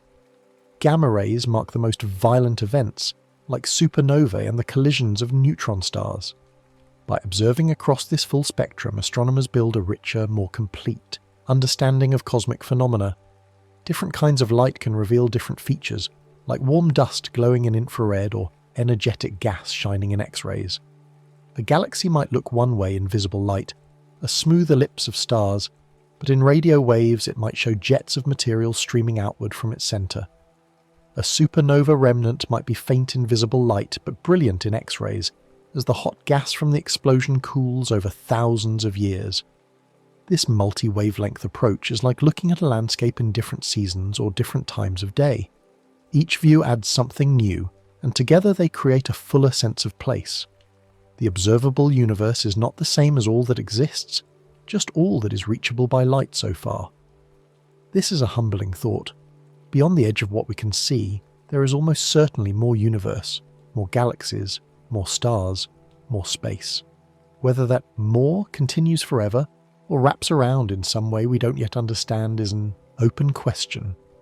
For now, the observable universe is vast enough to fill our attention, containing hundreds of billions of galaxies, each with billions or trillions of stars, each star a potential sun to planets we cannot yet see. The scale is immense, but it is also knowable, mapped with increasing precision, described in catalogues and databases and images that anyone can explore. This makes the night sky feel like a calm archive, quiet pages of ancient glow. When you step outside on a clear night and look up, you're receiving messages from across space and time, photons that have travelled for years or millions of years to reach your eye. The light from the nearest star beyond our sun has taken more than 4 years to arrive. The light from the centre of our galaxy has taken about 26,000 years. The light from distant galaxies has journeyed for billions of years, crossing voids and clusters, redshifted by the expansion of space itself, carrying information about an era when the universe was young and still forming its grand structures. With that gentle idea of cosmic postcards in mind, let's wander into how we measure distance without getting overwhelmed by the scale. A light year is a unit of distance, meaning how far light travels in 1 year. Light moves at about 300,000 kilometers per second, or about 186,000 miles per second. In 1 year, that adds up to roughly 9.5 trillion kilometers, or about 6 trillion miles. It's a large number, but it's also a convenient one, because it connects the speed of light, a fundamental constant in physics, with the passage of time, which we understand intuitively. Using light years lets astronomers talk about cosmic distances in terms that relate directly to observation. When we say something is 10 light years away, we're also saying we see it as it was 10 years ago. Astronomers also use parsecs, another distance unit that comes from geometry. A parsec is about 3.3 light years, and it arises from a technique called parallax, which measures the tiny shift in a star's apparent position as Earth moves around the Sun. Parallax is similar to how your thumb seems to move against the background when you switch eyes. Hold your thumb up at arm's length, close one eye, then the other, and notice how your thumb appears to jump from side to side against more distant objects. Stars do the same thing, but the shift is tiny because even the nearest stars are enormously far away. By measuring this shift with precision, astronomers can calculate how far away a star is. Parallax works well for nearby stars, within a few hundred light years, but it becomes too subtle for more distant objects. For farther distances, astronomers use standard candles, objects with known brightness. The idea is simple. If you know how bright something truly is, its intrinsic luminosity, you can estimate how far away it is by how dim it looks. This is the same principle you use when you see a distant streetlight at night. If you know all streetlights emit the same amount of light, you can guess which ones are farther away based on which ones appear dimmer. In astronomy, certain kinds of stars and other objects serve as reliable standard candles, their intrinsic brightness known from theory or from careful studies of nearby examples. Certain kinds of exploding stars called Type Ia supernovae can help as standard candles. A Type Ia supernova occurs when a white dwarf star, a dense remnant of a sun-like star, accumulates matter from a companion star until it reaches a critical mass and undergoes a runaway nuclear explosion. The physics of this process is consistent enough that Type Ia supernovae have remarkably similar peak luminosities. By measuring how bright a Type Ia supernova appears and comparing that to its known intrinsic brightness, astronomers can calculate its distance. This technique has been used to measure distances to galaxies billions of light years away, far beyond the reach of parallax. Another distance clue is redshift, which occurs when light stretches to longer wavelengths as space expands. Imagine light as a wave travelling through space. If space itself is stretching, expanding, then the wavelength of the light stretches too. Longer wavelengths correspond to redder colours in visible light, hence the term redshift. The amount of redshift tells you how much space has expanded since the light was emitted. In a universe where the expansion rate is known, redshift can be translated into distance. This method is especially useful for the most distant objects, where other techniques become impractical. Distance in the universe is often measured with a blend of methods, like a CALM toolkit used step by step. Astronomers build what's called a cosmic distance ladder, with each rung relying on the one below it. Parallax measures nearby stars. Standard candles like Cepheid variable stars, stars whose brightness pulses in a predictable way, extend the ladder farther. Type Ia supernovae reach even greater distances. Redshift carries the ladder to the edge of the observable universe. Each method has its uncertainties, but when they overlap, they confirm and calibrate one another, creating a consistent picture of the universe's scale. Once distance has a soft shape in the mind, we can relax into the universe's slow motion, how space itself gently changes over time. Observations show that the universe is expanding, meaning galaxies tend to be farther apart over time. This discovery emerged in the early 20th century from the work of astronomers who measured the redshifts of distant galaxies and found a pattern. The farther away a galaxy is, the faster it appears to be moving away from us. This relationship, known as Hubble's law, was one of the most profound revelations in the history of science. It suggested that the universe is not static but dynamic, its structure changing on the larger scales. This expansion is not like an explosion into empty space, it's more like space itself stretching. Imagine space as a fabric, a flexible medium that can grow or shrink. As it grows, objects embedded in it, like galaxies, move apart, not because they're racing through space, but because the space between them is increasing. This distinction is subtle but important. Galaxies aren't flying away from a central point. There is no center to the expansion in three-dimensional space. Every observer in the universe, no matter where they are, would see distant galaxies receding, and they would all have the same right to say they're at the center of the expansion. A common picture used to illustrate this is dots on a balloon surface moving apart as the balloon inflates.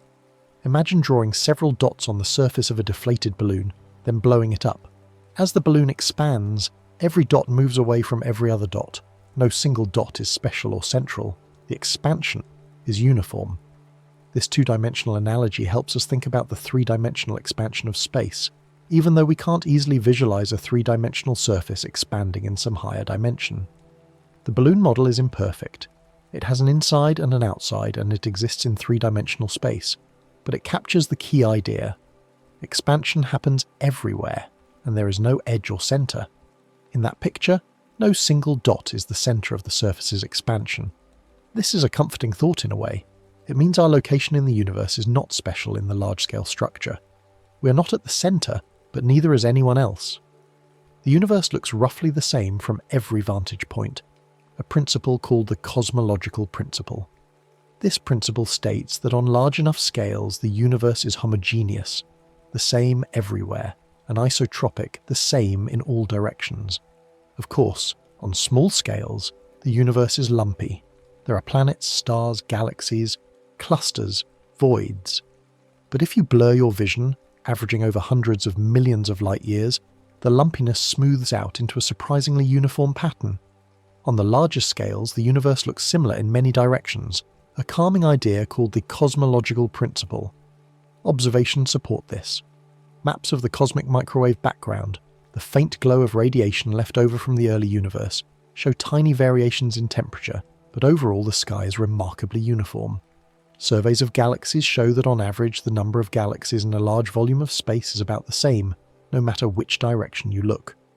There are local variations, clusters and voids, but the overall distribution is smooth. This uniformity suggests that the laws of physics are the same everywhere, that the universe operates according to consistent rules, and that we can apply what we learn from nearby observations to the distant cosmos. The relationship between distance and redshift helps reveal the expansion pattern. When astronomers plot the distances of galaxies against their redshifts, they see a straight line, at least for relatively nearby galaxies. This linear relationship is Hubble's law. The farther away a galaxy is, the greater its redshift, and thus the faster it appears to be receding. The slope of this line is called the Hubble constant, and it tells us the current rate of expansion. Measuring the Hubble constant precisely has been a major effort in cosmology because it connects to many other important properties, including the age of the universe and its overall geometry. The expansion means very distant light becomes stretched, shifting toward redder wavelengths. For the most distant galaxies we can observe, the redshift is so large that light originally emitted in the ultraviolet has been stretched all the way into the infrared. This makes distant galaxies look fainter and redder than they would if space were not expanding. It also means that certain features in a galaxy's spectrum, patterns of bright or dark lines caused by atoms absorbing or emitting light, are shifted to longer wavelengths, and astronomers can use these shifted patterns to measure the redshift and thus the distance. Expansion also means the universe has a history. It has been different at different times. If galaxies are moving apart now, then in the past they were closer together. If we imagine running the expansion backward, like rewinding a film, the universe becomes smaller, denser, hotter. This backward extrapolation leads to the idea that the universe had a beginning, a moment when the expansion started. That moment is often called the Big Bang, though the name can be misleading. It wasn't an explosion in space, but rather the beginning of space and time themselves. The Big Bang is not a place you could visit. It happened everywhere, because it was the emergence of everywhere as a concept. When scientists talk about the universe being young or old, they mean the age of its expansion history. By measuring how fast the universe is expanding today, and how that rate has changed over time, astronomers can estimate how long the expansion has been going on. Current measurements suggest the universe is about 13.8 billion years old. This is the time since the Big Bang, the time during which space has been expanding, matter has been cooling and clumping, and structures like galaxies and stars have been forming. It's a long time by human standards, but in cosmic terms it's just one chapter in a story that might continue indefinitely into the future. Thinking of expansion as slow unfolding can feel peaceful, like a long breath opening a quiet room. The expansion is gradual on human timescales. Over a human lifetime, the expansion of space does not noticeably change the distance between Earth and the Sun, or between stars in our galaxy. Gravity holds these systems together, and the expansion only becomes significant over much larger distances.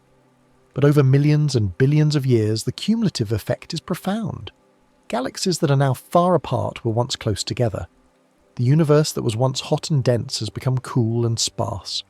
This slow transformation is gentle, unhurried, a process unfolding over eons. As the universe gently opens outward, we can step into what it's made of, like visiting a calm exhibit of cosmic ingredients. Ordinary matter is the stuff made of atoms, like stars, planets, and people. Atoms consist of a nucleus made of protons and neutrons, surrounded by a cloud of electrons. These particles are subject to the forces of nature, electromagnetism, which binds electrons to nuclei and atoms into molecules, the strong nuclear force, which holds protons and neutrons together in the nucleus, the weak nuclear force, which governs certain kinds of radioactive decay. The arrangement and behaviour of atoms gives rise to chemistry, biology, and all the complexity of the world we experience directly. Most of the matter we touch is built from a small set of particles arranged into atoms. There are about 90 naturally occurring kinds of atoms, each defined by the number of protons in its nucleus. Hydrogen, with 1 proton, is the simplest and most abundant. Helium, with 2 protons, is the second most common. Carbon, nitrogen, oxygen, iron, and other heavier elements make up a smaller fraction of the universe's matter, but they are crucial for forming planets and life. These heavier elements were not present in the early universe. They were created inside stars and dispersed into space through stellar winds and supernova explosions, enriching the gas clouds that eventually formed new generations of stars and planets. Stars shine because they transform matter into energy in their cores. In the intense heat and pressure at a star's centre, hydrogen nuclei fuse together to form helium, releasing energy in the process. This energy works its way outward, eventually radiating into space as light and heat. Nuclear fusion is the source of a star's power, and it's the reason stars can shine steadily for millions or billions of years. The energy released in fusion comes from the conversion of a tiny amount of mass into energy, following Einstein's famous equation, E equals mc squared. Even a small amount of mass, when multiplied by the speed of light squared, corresponds to a tremendous amount of energy. Astronomers have found evidence that much of the universe's matter is dark matter, which does not shine like stars. Dark matter is called dark because it doesn't emit or absorb light in an easy-to-see way. It doesn't glow, it doesn't reflect, it doesn't cast shadows, yet its presence is inferred from its gravitational effects. Galaxies rotate faster than they should if only visible matter were present. Galaxy clusters hold together with a gravitational strength that exceeds what the visible galaxies can provide.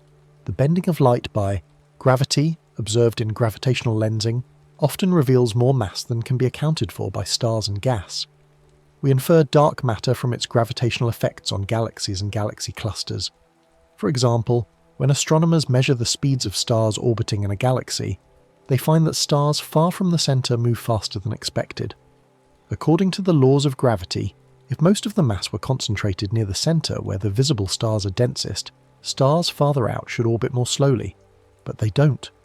The observations suggest that galaxies are embedded in large halos of invisible matter, extending far beyond the visible disk or bulge. This dark matter provides the extra gravity needed to explain the observed motions. Another large component in modern models is dark energy, linked to the expansion speeding up. In the late 1990s, astronomers studying distant type Ia supernovae made a surprising discovery. The universe's expansion is not just continuing, it's accelerating. Galaxies are moving apart faster now than they were in the past. This was unexpected because gravity should be slowing the expansion down, not speeding it up. To explain this acceleration, scientists introduced the concept of dark energy, a kind of energy that fills space and exerts a repulsive effect, pushing things apart. Dark energy is a name for an effect we measure, even if we don't fully understand its deeper nature. It might be a property of space itself, a cosmological constant that represents a baseline energy density woven into the fabric of the universe. Or it might be something more dynamic, a field that changes over time. Current observations suggest that dark energy makes up about 68% of the universe's total energy content, dark matter about 27%, and ordinary matter about 5%. These numbers are astonishing. They mean that everything we can see and touch, all the stars and galaxies and planets represents only a small fraction of what the universe contains. In a gentle way, these names remind us that science can be honest about unknowns. Calling something dark matter or dark energy is not a confession of ignorance, but an acknowledgement of a mystery that drives further inquiry. Scientists don't know yet what dark matter particles are, though they have proposed candidates and are conducting experiments to detect them. They don't know yet what dark energy is, though they are making ever more precise measurements of how the expansion accelerates. This openness to uncertainty is part of the scientific process, and it's a calming reminder that not knowing everything is perfectly acceptable. Even when we don't know everything, the universe still holds its steady, quiet patterns.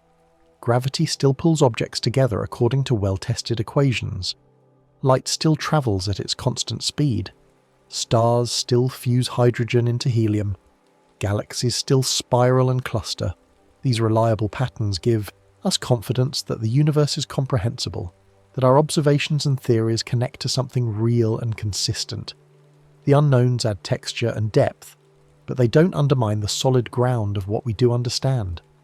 With those ingredients in mind, we can drift into the shapes they make: galaxies, clusters, and the soft architecture of the sky. A galaxy is a large collection of stars, gas, dust, and dark matter, bound together by gravity. Galaxies are the basic building blocks of the universe's large-scale structure. They come in many sizes, from dwarf galaxies with a few billion stars to giant elliptical galaxies with trillions. Despite their differences, all galaxies share the same fundamental nature. They are gravitationally bound systems, islands of matter in the vastness of space. Galaxies come in different shapes, including spirals, ellipses, and irregular forms. Spiral galaxies have flat, rotating disks with spiral arms where stars are forming, along with a central bulge of older stars. Elliptical galaxies are more rounded, with stars moving in a random orbits rather than organized rotation, and they typically contain older stars with little ongoing star formation. Irregular galaxies lack a clear structure. They're often smaller and have been disturbed by gravitational interactions with other galaxies. These classifications help astronomers organize the diversity they see, though many galaxies show characteristics that blend categories. The Milky Way is a spiral galaxy, and our solar system sits in one of its spiral arms. Our Sun is an ordinary star located about 26,000 light-years from the galactic center, orbiting at a speed of roughly 200 kilometers per second. It takes the Sun about 200 million years to complete one orbit around the galaxy, a galactic year. We live in a disk of stars, gas and dust, and when we look out into the night sky, we see the combined light of billions of stars in that disk, creating a faint glowing band that stretches across the sky. When you see a faint band across the night sky, you may be seeing the Milky Way's dense star regions.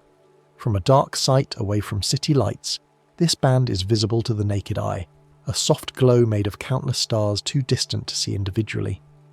Ancient cultures noticed this band and told stories about it, imagining it as a road, a river, or spilled milk.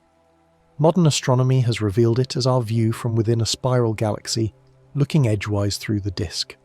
The light we see is starlight, concentrated in the plane of the disk, dimmed and reddened by intervening dust, but still reaching us after journeys of thousands of light years.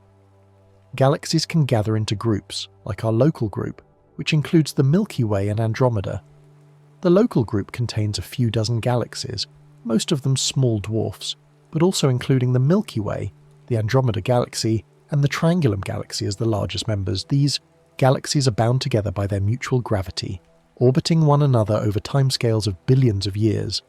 In a few billion years, the Milky Way and Andromeda are expected to merge, their stars and gas mixing, their shapes transforming, eventually forming a single larger elliptical galaxy. Groups of galaxies can form larger clusters, which are like cosmic towns.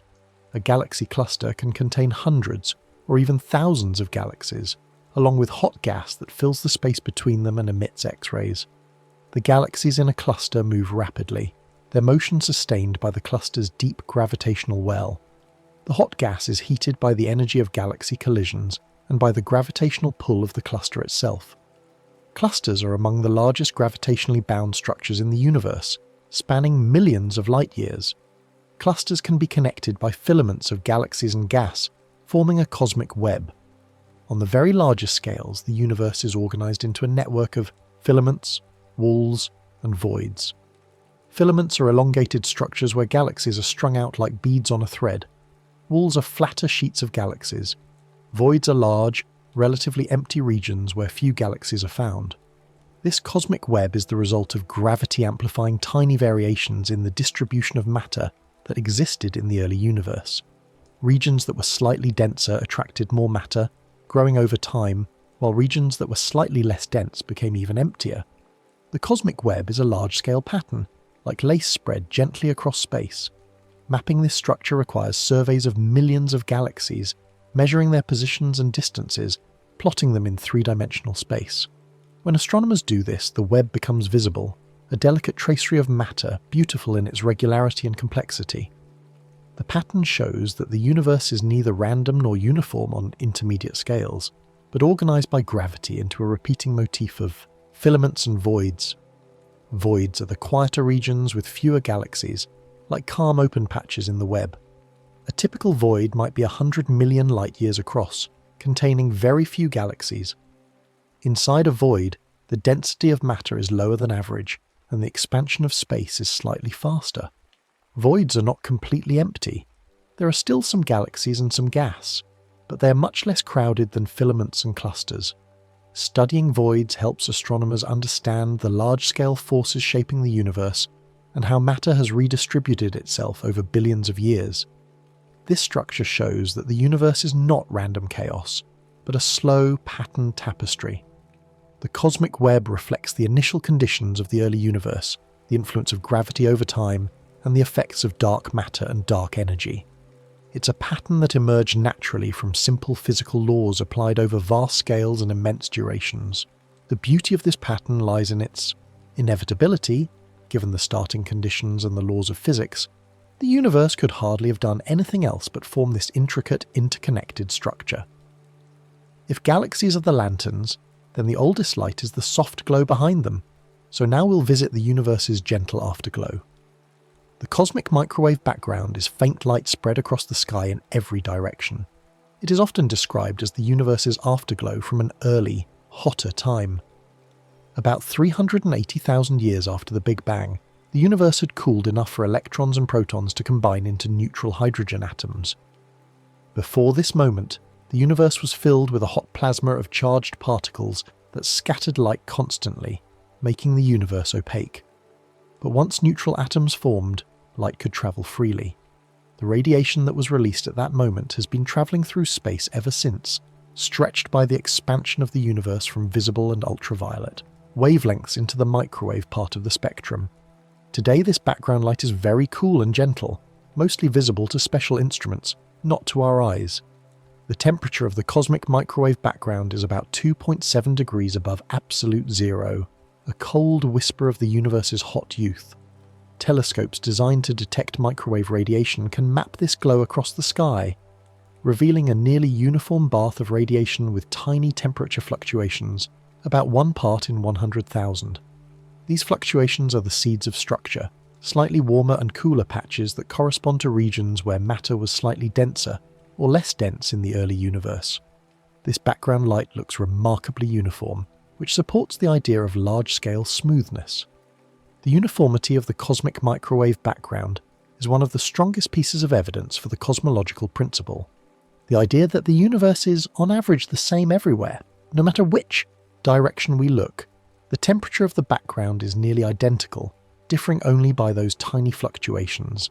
This suggests that the early universe was very smooth and that the processes shaping it acted uniformly across space. Tiny variations in that background contain clues about early structure formation. The pattern of these variations, where the slightly warmer and cooler spots are located, how large they are, how they correlate with one another, tells us about the conditions in the early universe. Cosmologists analyze this pattern using sophisticated statistical techniques, comparing it to predictions from theoretical models. The agreement between observation and theory is remarkable, confirming details about the universe's composition, age, and geometry with high precision. Those small differences helped guide how matter gathered over time. Where the early universe was slightly denser, gravity pulled in more matter, creating regions that would eventually collapse into galaxies and clusters. Where it was slightly less dense, matter drained away, forming voids.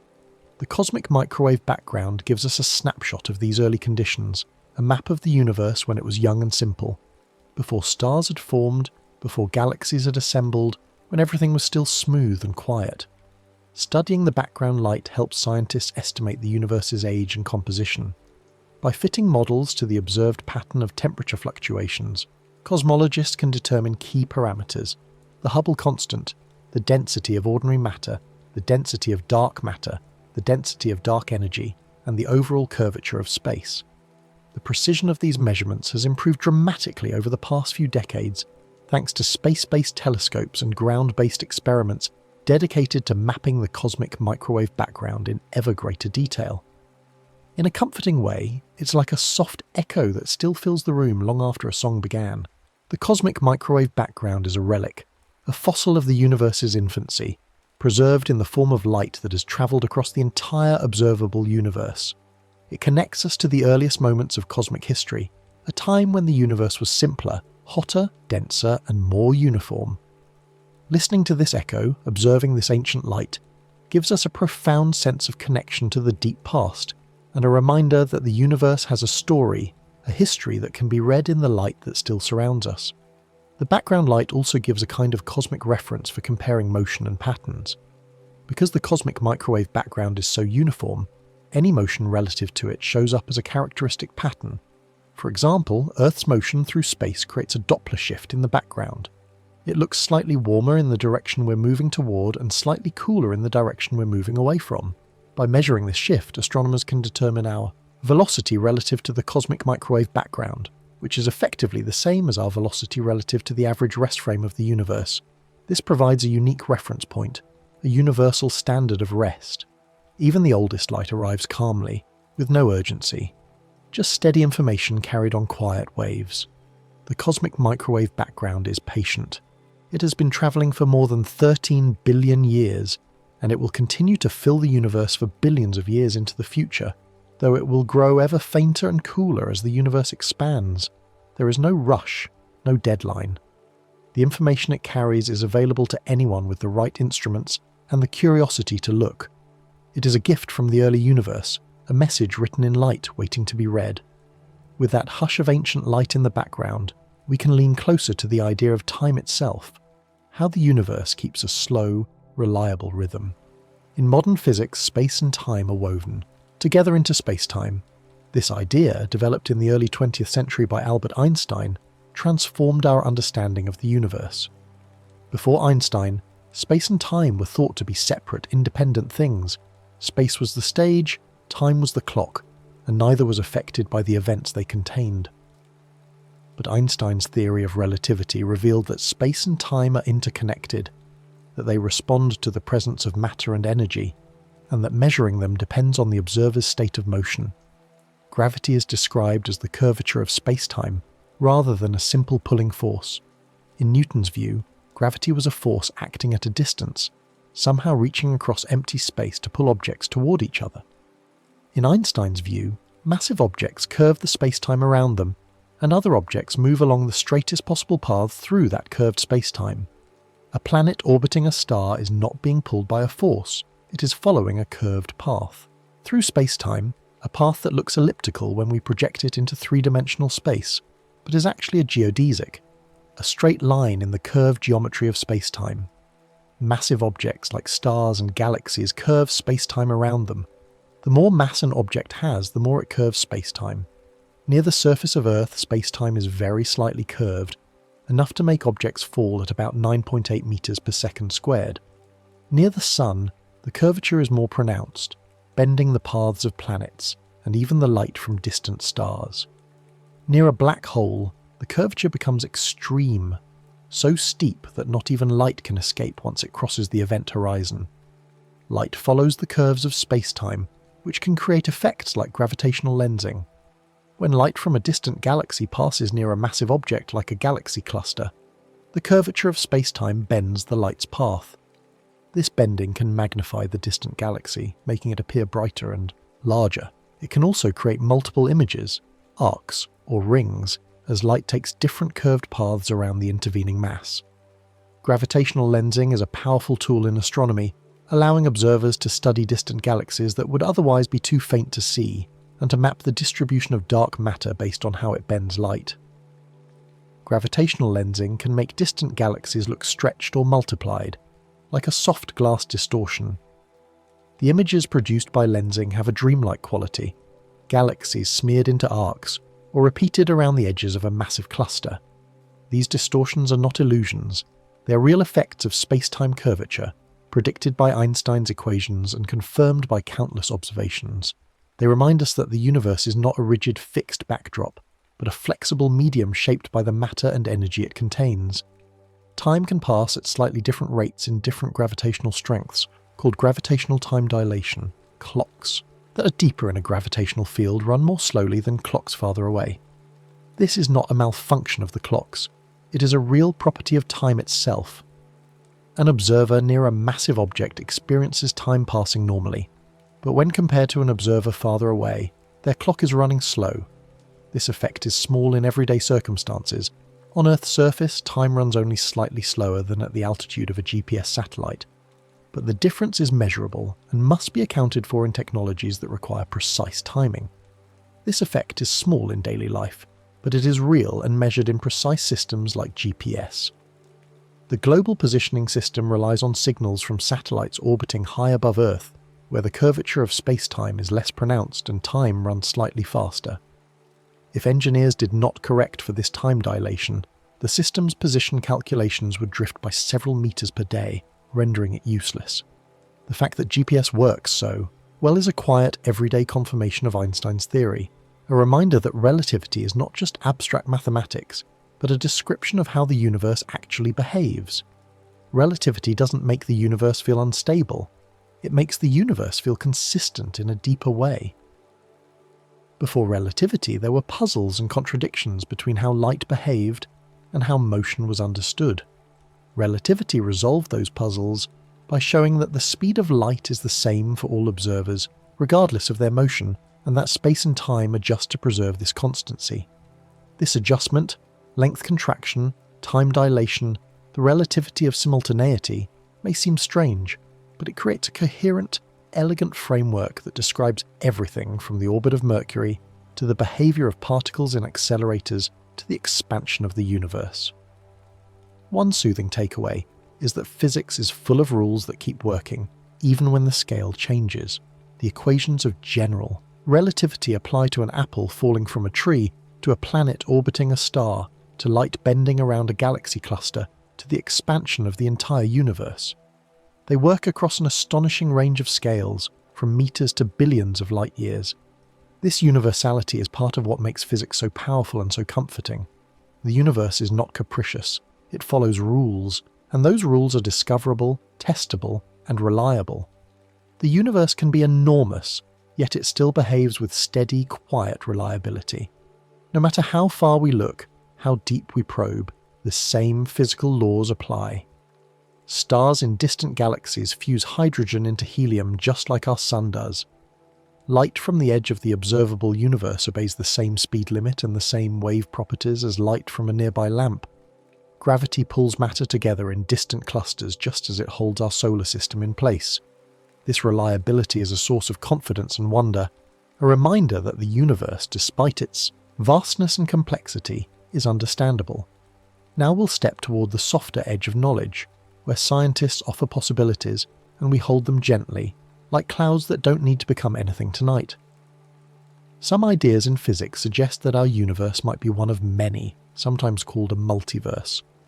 These ideas are hypotheses, meaning they are possibilities explored by theory, not everyday confirmed facts. They arise naturally from certain interpretations of physical theories, and they are taken seriously by many physicists, but they remain speculative. The evidence is indirect, the predictions hard to test, and the philosophical implications profound. These ideas are hypotheses, meaning they are possibilities explored by theory, not everyday confirmed facts. It's important to distinguish between what is well established and what is speculative. The expansion of the universe is well established. We observe it directly. the existence of dark matter is well supported by multiple independent lines of evidence. The idea of a multiverse, by contrast, is more tentative. It is consistent with some theories, it is suggested by certain mathematical frameworks, but it is not something we have observed directly, and it may never be something we can observe directly. One multiverse idea comes from inflation, a proposed early period of very rapid expansion. Inflation is a theory that was developed to explain certain features of the observable universe, such as why the cosmic microwave background is so uniform and why the universe appears flat. According to inflation, in the first tiny fraction of a second after the Big Bang, the universe expanded exponentially, growing by an enormous factor in an incredibly short time. This rapid expansion smoothed out any initial irregularities and stretched the universe to much larger than the observable portion we can see today. In some versions, inflation could produce separate bubble universes with their own regions of space and time. If inflation is a quantum process, then quantum fluctuations could cause it to end at different times in different places. In regions where inflation ends, a hot, dense, expanding universe like ours begins. But in other regions, inflation might continue, and those regions could spawn their own separate bubble universes. Each bubble would be causally disconnected from the others, expanding into its own space, with its own set of initial conditions. This scenario is called eternal inflation, and it suggests that our universe is just one bubble in a vast, constantly inflating multiverse. Another multiverse idea comes from quantum interpretations that describe different outcomes in different branches. In quantum mechanics, certain processes are described as probabilistic. When you measure a quantum system, you might get one outcome or another, with probabilities determined by the system's quantum state. One interpretation, called the many worlds interpretation, suggests that all possible outcomes actually occur, each in a separate branch of reality. These branches don't interact with each other, so you only ever experience one outcome, but the others exist in parallel. If this interpretation is correct, then the multiverse is not separate bubble universes in space, but separate branches of a single quantum wave function. These interpretations are debated, and thoughtful scientists discuss them carefully. The many worlds interpretation is mathematically consistent and avoids some conceptual problems of other interpretations, but it raises questions of its own. How do we define a branch? What determines when branching occurs? Do these other branches have the same ontological status as the one we experience? These questions do not have agreed upon answers, and different physicists have different views. The debates are ongoing, conducted in journals and conferences, with open minds and mutual respect. Even if other universes exist, they might be hard or impossible to observe directly from here. If bubble universes are separated by regions of eternal inflation, then the space between them is expanding so rapidly that no signal can ever cross from one bubble to another. If quantum branches are separate aspects of a wave function, then by definition they don't interact in a way that allows communication. This means that multiverse ideas, while intellectually interesting, may lie forever beyond the reach of direct empirical confirmation. They remain in a grey zone between physics and philosophy, ideas that enrich our thinking but may never be testable in the usual sense. This is why many multiverse ideas remain philosophical as well as scientific. They touch on deep questions about the nature of reality, the meaning of existence, the role of observation, and the limits of knowledge.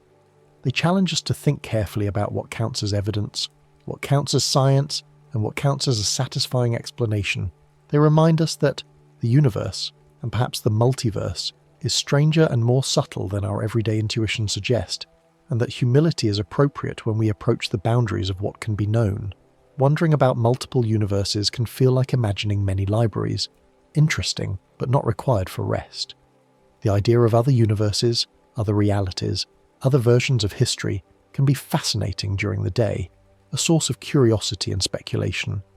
But at night, when the goal is calm and sleep, these ideas need not be urgent.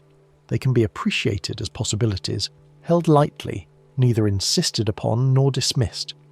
They add texture to the landscape of ideas, but they do not change the immediate reality of this room, this breath, this moment.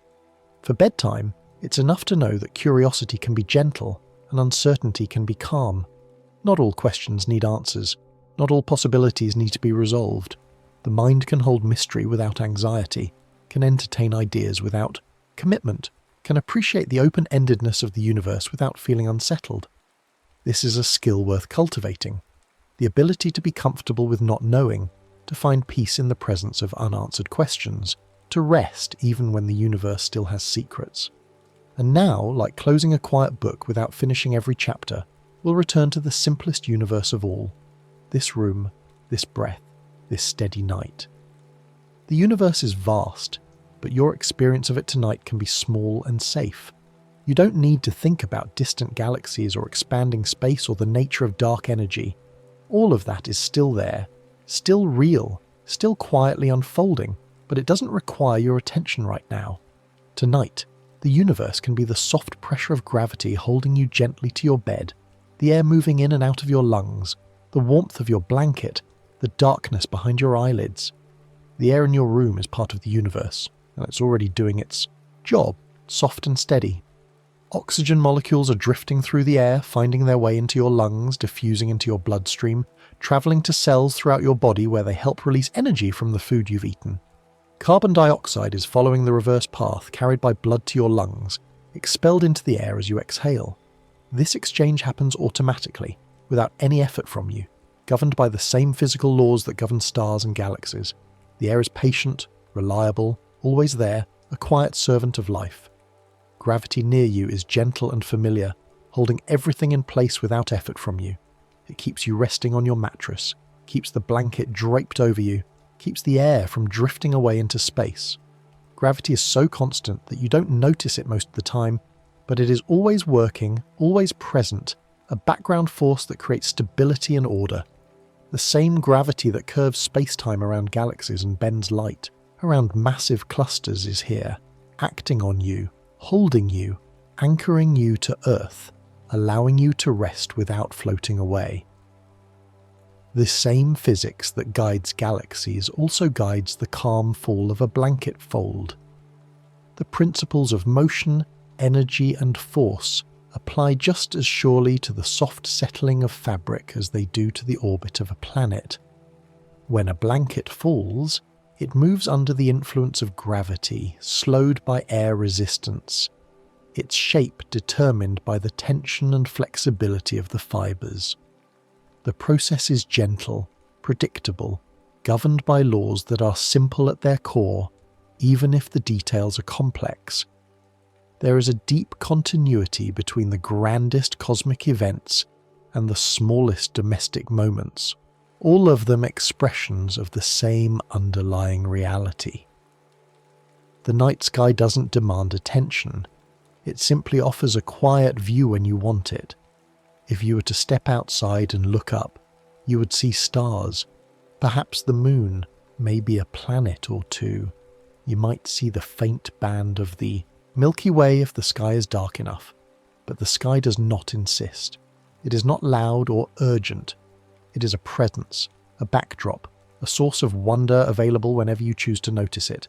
And if you choose not to notice, if you prefer to keep your eyes closed and turn inward towards sleep, the sky remains patient and unchanging, content to be what it is. Learning about the universe can widen the mind without waking it up. Knowledge of vast distances, ancient light, and cosmic structures can coexist with relaxation. It can deepen a sense of perspective, placing personal worries in the context of a universe that is immensely larger and older than any individual life. This perspective can be calming, not because it makes human life seem insignificant, but because it reminds us that we are part of something larger, something that operates according to regular, reliable principles.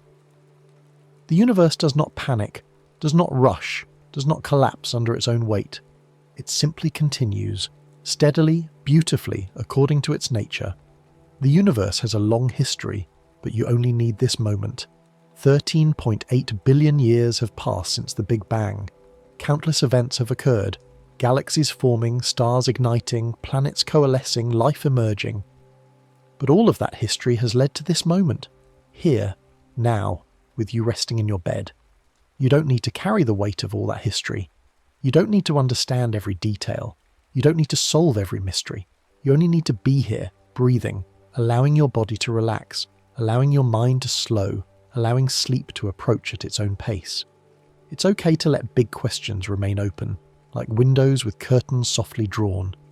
Questions about the nature of dark matter, the fate of the universe, the possibility of other universes, these can wait.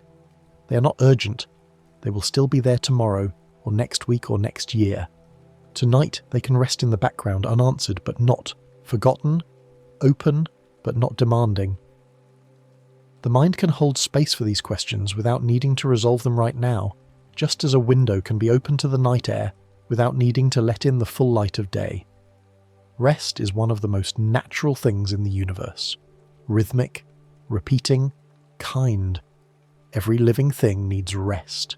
Stars have cycles of activity and quiescence. Planets rotate, bringing cycles of day and night. Life has evolved to synchronize with these rhythms, to take advantage of periods of rest for repair, consolidation, and renewal. Sleep is not a failure or a weakness. It is a fundamental part of being alive, as essential as eating or breathing. The universe supports rest, encourages it, provides the conditions for it. Darkness, quiet, stillness, these are not absences but presences, necessary and nourishing. And tonight, you can let the universe be the background while sleep becomes the gentle foreground. All the galaxies, all the stars, all the expanding space, all the ancient light, they can recede into the periphery of awareness. They are still there, still real, still beautiful, but they do not need your conscious attention. What needs your attention now is the sensation of your breath, the weight of your body, the softness of your pillow, the quiet closing of your eyes.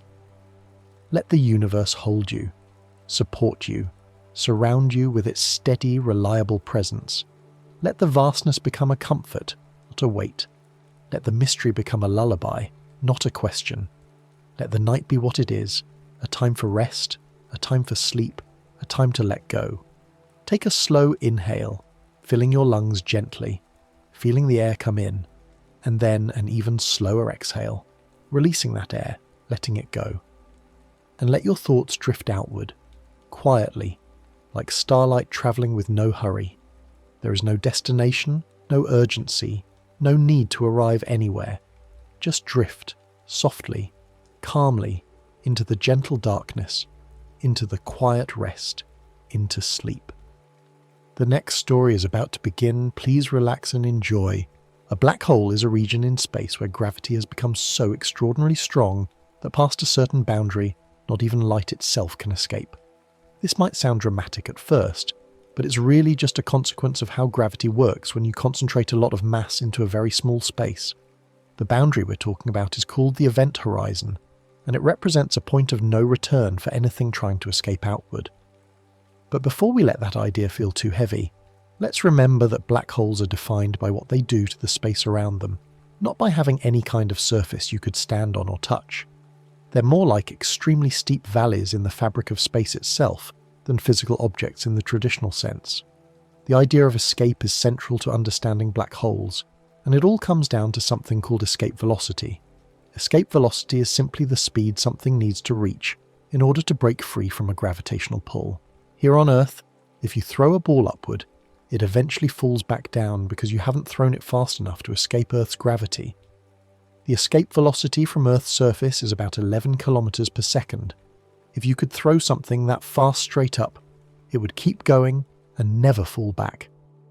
For a black hole, the escape velocity at the event horizon equals the speed of light, which is about 300,000 kilometers per second.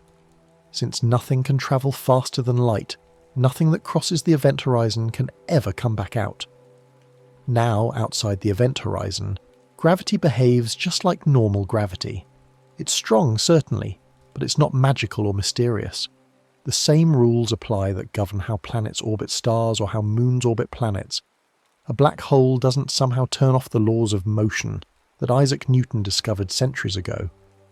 Objects still follow predictable paths based on their speed and the gravitational pull they experience. This is important to keep in mind because black holes are often imagined as cosmic vacuum cleaners that devour everything around them, but that's not really how they work at all. Black holes are often described by just a few properties. The main ones are mass, spin, and electric charge. These three numbers can tell you almost everything about how a black hole will affect the space around it. In the real universe, most astrophysical black holes are expected to have almost no net electric charge. This is because space contains roughly equal amounts of positive and negative charges, and any imbalance would quickly be neutralized.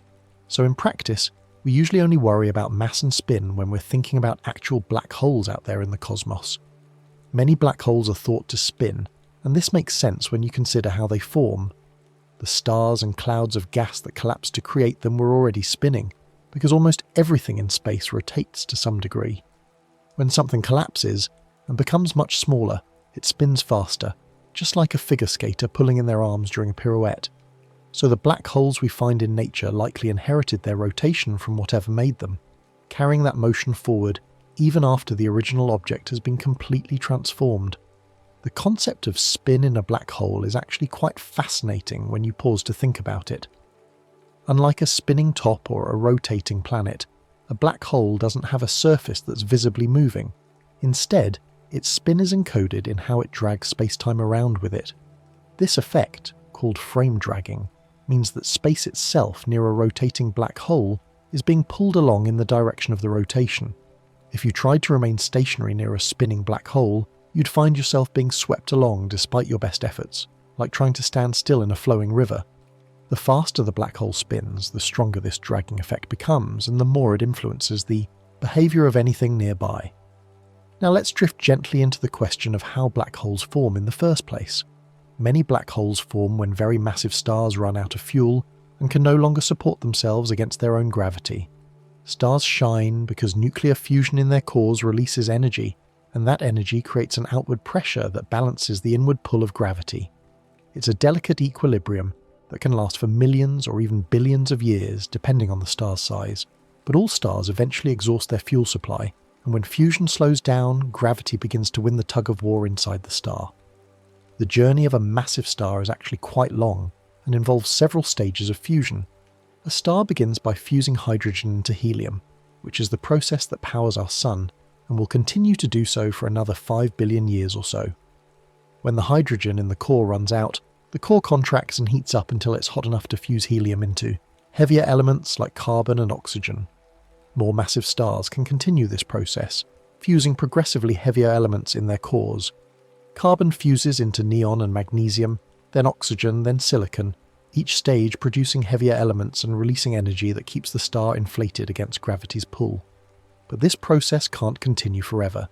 Each successive stage of fusion releases less energy and burns through its fuel faster. A star might spend millions of years burning hydrogen, but only a few years burning carbon, and mere days or hours burning silicon. Eventually, the core fills with iron, and here the process stops. Iron is special because fusing it doesn't release energy. It actually requires energy.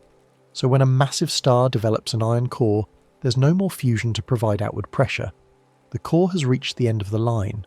What happens next is both violent and strangely orderly. The core of the star collapses inward very rapidly, sometimes in less than a second. The iron atoms are crushed together with such force that protons and electrons combine to form neutrons, releasing vast numbers of neutrinos in the process. The core becomes incredibly dense, and when it can't be compressed any further, it rebounds slightly. This rebound sends a shockwave racing outward through the star's outer layers. That shockwave, reinforced by energy from the escaping neutrinos, blasts the outer layers into space in what we call a supernova. These explosions can briefly outshine entire galaxies, releasing tremendous amounts of energy in just a few seconds. But despite all that drama, a black hole itself is not an explosion. It's a compact outcome of collapse, a region where gravity has compressed matter so tightly that the usual rules about solids, liquids, and gases no longer apply. The leftover core from the supernova can become either a neutron star or a black hole, depending on how much mass remains after the explosion. If the core's mass is below a certain threshold, usually estimated at around 2 to 3 times the mass of the Sun, it becomes a neutron star. These objects are extraordinarily dense, packing more mass than the Sun into a sphere only about 20 kilometers across. But they can support themselves through something called neutron degeneracy pressure. If the core is more massive than that threshold, however, not even neutron degeneracy pressure can halt the collapse. Gravity overwhelms every form of resistance, and the core continues shrinking, passing through the point where it becomes a black hole. There's no known force in physics that can stop this collapse once it begins, at least not according to our current understanding. The matter doesn't settle into a new stable configuration. It simply keeps contracting, disappearing behind its own event horizon. Most stellar mass black holes, the kind that form from individual stars, are somewhere between a few times and a few dozen times the mass of the Sun. Stars' initial mass doesn't translate directly into black hole mass though, because stars lose material over their lifetimes. They shed gas through stellar winds, powerful streams of particles flowing away from the star's surface. Very massive stars can lose significant fractions of their mass this way, carried off by the intense radiation pressure from their cores, and of course a lot of mass gets blown away during the supernova itself. So even a star that started out with 50 times the Sun's mass might leave behind a black hole of only 10 or 20 solar masses. Some black holes may form through what's called direct collapse, which involves a quieter stellar ending. In this scenario, the star's core collapses without producing a bright supernova. The outer layers might fall back onto the core rather than being ejected, and the whole process happens more subtly. This might occur if the star is so massive and its core so large that the supernova mechanism fails to blow off the outer layers. Instead of exploding outward, everything just falls inward, and the star disappears from view, swallowed by the black hole it becomes. We're not entirely sure how common this process is, but it may explain some of the more massive stellar black holes we've detected. We think black holes have been forming throughout cosmic history, ever since the first generation of massive stars lived and died billions of years ago. Those first stars, called Population 3 stars, formed from the primordial hydrogen and helium created in the Big Bang. Without heavier elements to help them radiate energy efficiently, they may have grown to enormous sizes, hundreds of times the mass of the Sun.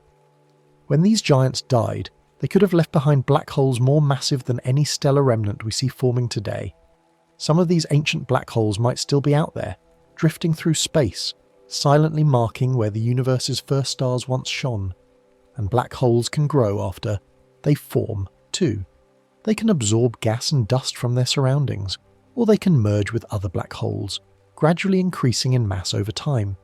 Each bit of matter that falls in adds to the black hole's mass and slightly increases the size of its event horizon. The relationship is linear. Double the mass, and you double the radius of the event horizon. This is different from most objects, where doubling the mass might only increase the radius by a factor of about 1.26, the cube root of 2. But for black holes, the event horizon radius grows in direct proportion to mass, which is one of the many unusual features these objects possess. One of the most comforting facts about black holes is that they don't behave like cosmic vacuum cleaners at all. Far from a black hole, gravity depends mainly on mass, just like it does for any other object. If you were to magically replace the Sun with a black hole of exactly the same mass, Earth's orbit would stay almost the same. We wouldn't get pulled in or flung away. What would change is the extreme gravity very close to where the Sun used to be. But out here at Earth's distance, roughly 150 million kilometers away, things would continue much as before. We'd lose the sunlight, of course, which would be unfortunate for entirely different reasons, but gravity wouldn't suddenly reach out and grab us. This is because gravity follows an inverse square law. The strength of gravity decreases with the square of the distance. If you double your distance from an object, the gravitational pull becomes 1/4 as strong. If you triple the distance, it becomes 1/9 as strong. This law applies to black holes just as it does to stars, planets, and every other massive object.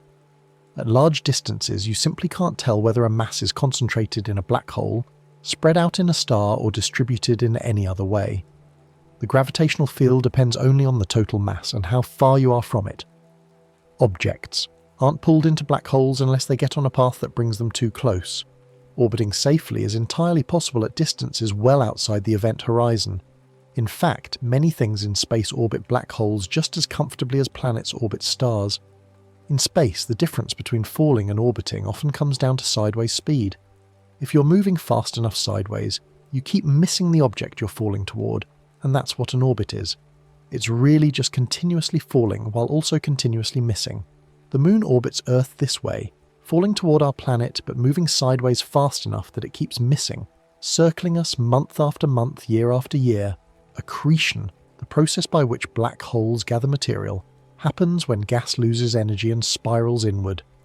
This might occur through friction with other gas, or through interactions with magnetic fields, but it's not because everything in the vicinity gets instantly dragged in. Gas in space often carries some amount of rotation, some angular momentum. As gas falls toward a black hole, conservation of angular momentum causes it to spiral rather than plunge straight in. It's the same principle that makes water spiral down a drain or causes air to rotate in a hurricane. The gas forms a disk around the black hole, and only gradually through friction and magnetic interactions does it lose enough energy to fall closer and closer to the event horizon. Many black holes spend long periods in a quiet state, barely interacting with anything at all.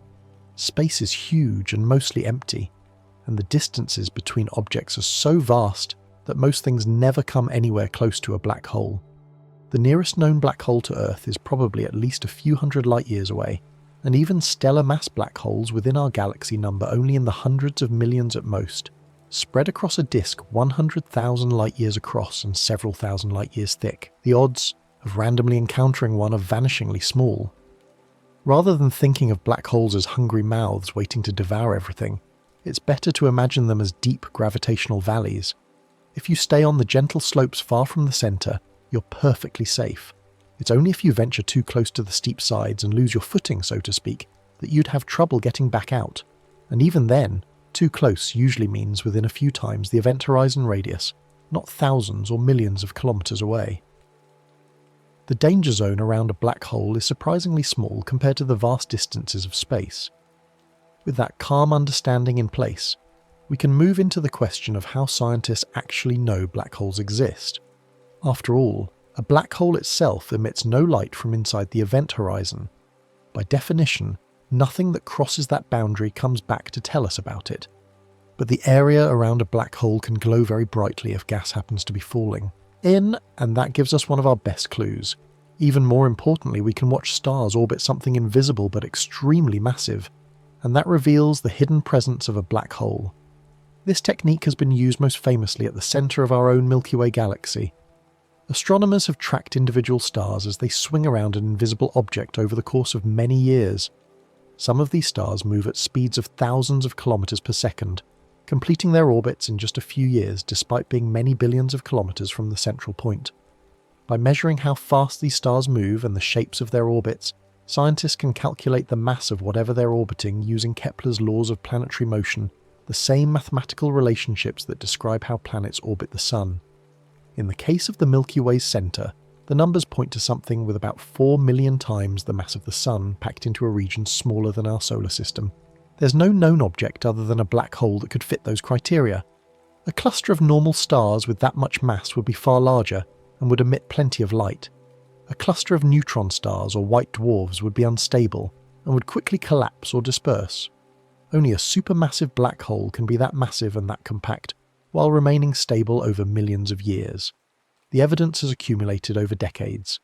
In the 1990s, astronomers began tracking a star called S2, which orbits the Milky Way's central black hole every 16 years. As telescope technology improved, they were able to watch S2 complete multiple orbits, refining their measurements of the central mass with each pass. In 2018, S2 made its closest approach, coming within about 17 light-hours of the black hole, moving at nearly 3% of the speed of light. Observations during this close approach allowed astronomers to test general relativity in the strong gravitational field near the black hole, and the theory passed with flying colours. In other systems, gas pulled from a companion star heats up as it falls toward a compact object, and that heat causes it to shine in X-rays. This happens in what we call X-ray binary systems. Imagine a normal star and a black hole orbiting each other. If they're close enough, the black hole's gravity can pull gas away from the outer layers of the normal star. This gas doesn't fall straight into the black hole. Instead, it forms an accretion disk, spiralling around the black hole while gradually moving inward. Friction within the disk heats the gas to millions of degrees, hot enough that it radiates primarily in X-rays rather than visible light.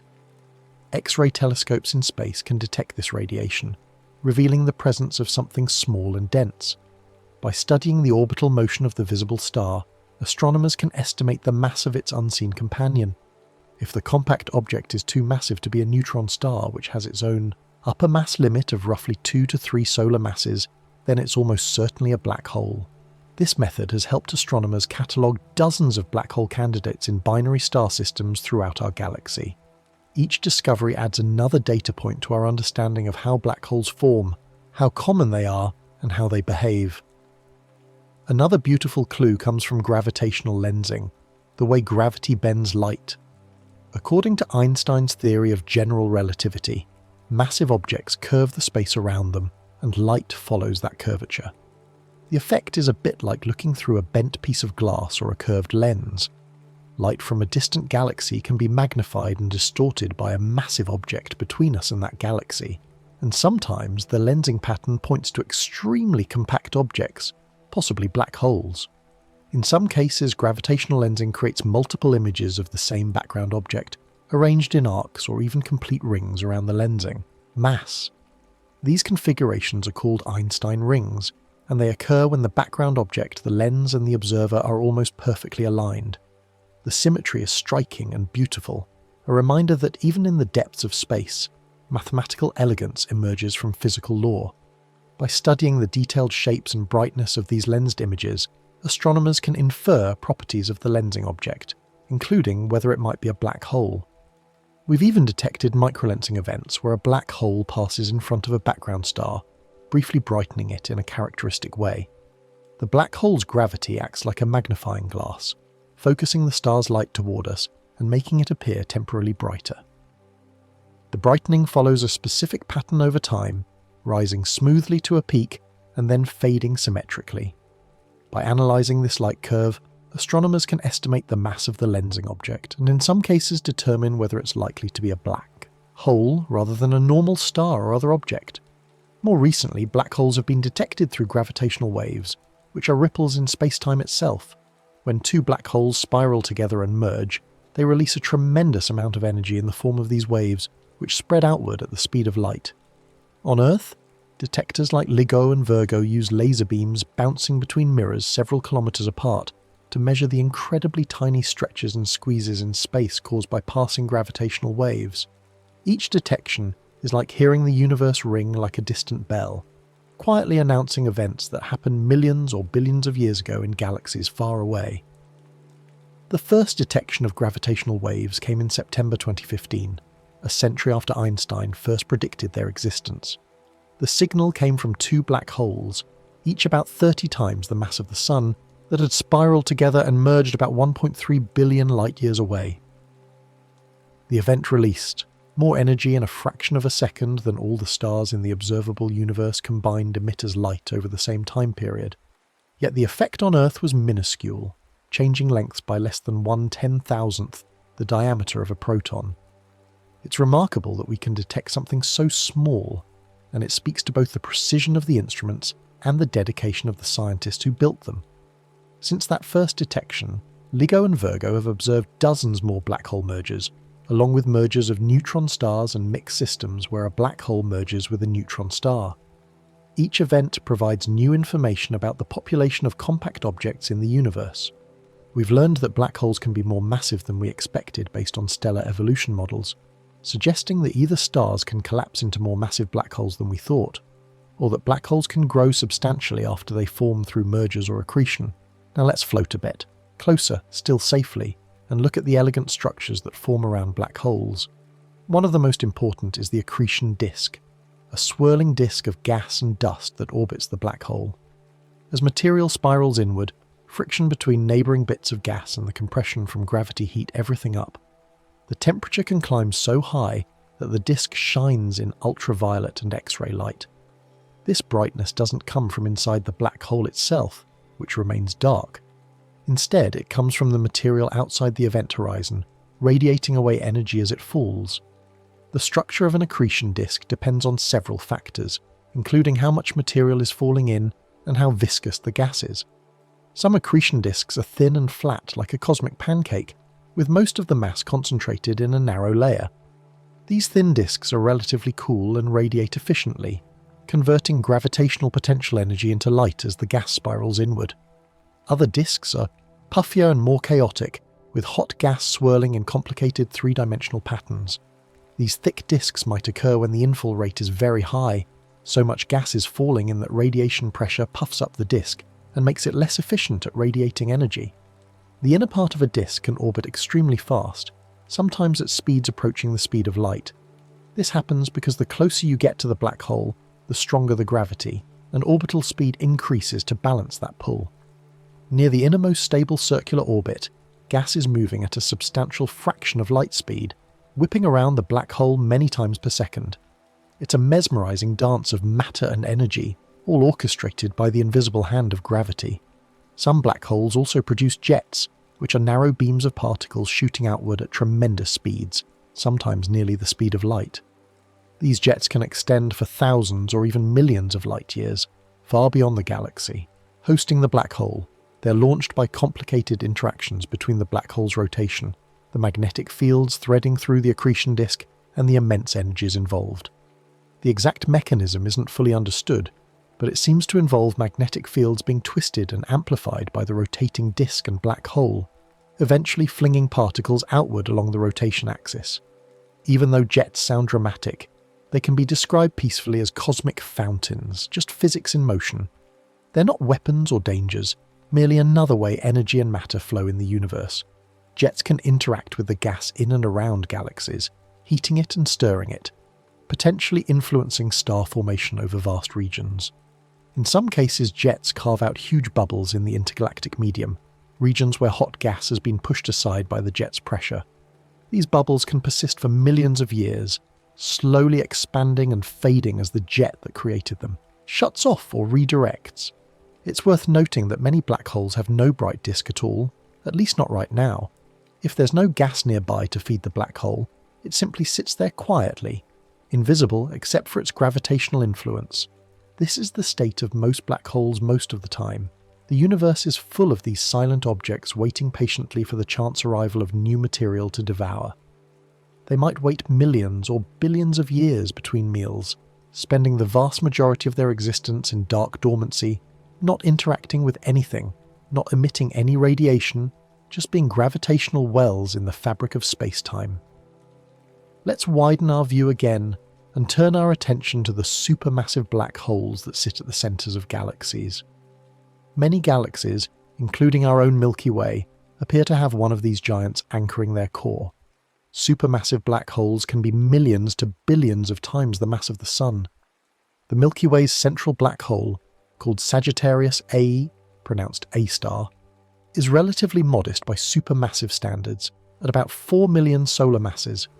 We know it's there because of those fast-moving stars we mentioned earlier, whipping around an invisible point at speeds that would make our heads spin. Other galaxies host even larger black holes. The galaxy M87, about 55 million light-years away, contains a black hole with a mass of about 6.5 billion solar masses. This is the black hole that was imaged by the Event Horizon Telescope in 2019, producing the first direct visual evidence of a black hole's shadow. The image shows a bright ring of emission surrounding a dark central region, exactly as predicted by general relativity. The dark region is larger than the event horizon itself, because light can orbit the black hole several times before escaping, creating a zone called the photon sphere where the black hole's shadow extends. Even supermassive black holes can be surprisingly calm when they aren't actively consuming material. A galaxy can look perfectly peaceful and serene while its central black hole quietly sits in the middle, exerting its gravitational influence but not drawing much attention. However, when a supermassive black hole does have access to a lot of gas, it can power what's called a quasar. Quasars are among the brightest objects in the universe, shining with the light of trillions of stars. The name quasar comes from quasi-stellar radio source, because when they were first discovered in the 1960s, they looked almost like stars in optical images but emitted strong radio waves, which was unusual. We now know that quasars are the brilliant cores of distant galaxies, powered by supermassive black holes actively feeding on gas. The gas forms an accretion disk around the black hole, and the disk becomes so hot and bright that it outshines all the stars in the galaxy combined. Quasars were much more common in the early universe when galaxies were still young and gas-rich, going through their most active phases of star formation and black hole feeding. Looking at distant quasars is like looking back in time, seeing the universe as it was billions of years ago when galaxies were more violent and chaotic than they are today. The energy released by feeding supermassive black holes can have a profound influence on their host galaxies. Radiation and jets can heat the surrounding gas, sometimes preventing it from cooling down and forming new stars. This feedback effect can regulate the growth of galaxies over cosmic time, limiting how large they become. Without this regulation, galaxies might continue forming stars and growing indefinitely, but the energy from their central black holes puts a brake on the process. It's a slow, steady interplay between destruction and creation, between gathering and dispersing, a conversation between black holes and galaxies that unfolds over hundreds of millions of years. Most of the time, galaxies and their central black holes exist in a kind of quiet balance, neither growing rapidly nor shutting down entirely, just persisting in a long cosmic equilibrium. The black hole's mass tends to correlate with properties of the galaxy's central bulge, the dense concentration of stars near the center. More massive bulges tend to host more massive black holes, suggesting that black holes and galaxies grow together over time, influencing each other's evolution in subtle ways. This relationship is still not fully understood, and it's an active area of research in astrophysics. From the grand scale of galaxies, let's drift into the gentle strangeness of space-time itself, and how time and light behave near strong gravity. In Einstein's general theory of relativity, gravity isn't really a force in the traditional sense. Instead, it's the result of mass and energy curving the fabric of space-time. Imagine space-time as a flexible sheet, and massive objects as weights placed on that sheet. They create dips and curves, and other objects moving across the sheet naturally follow those curves. This is why planets orbit stars and why light bends near massive objects. The curvature of space-time is everywhere, all around us, even right here on Earth. But it's so slight in most places that we don't notice it directly. It takes extremely sensitive measurements to detect the curvature caused by Earth's mass, or even the Sun's mass. Near compact objects like neutron stars and black holes, however, the curvature becomes extreme. Space-time is bent so sharply that the usual separation between space and time starts to blur. Directions that look purely spatial from far away can acquire a time-like character close to the event horizon. Near stronger gravity, time itself passes differently compared to regions farther away. This effect is called gravitational time dilation, and it's not just theoretical. We measure it and account for it in practical technology.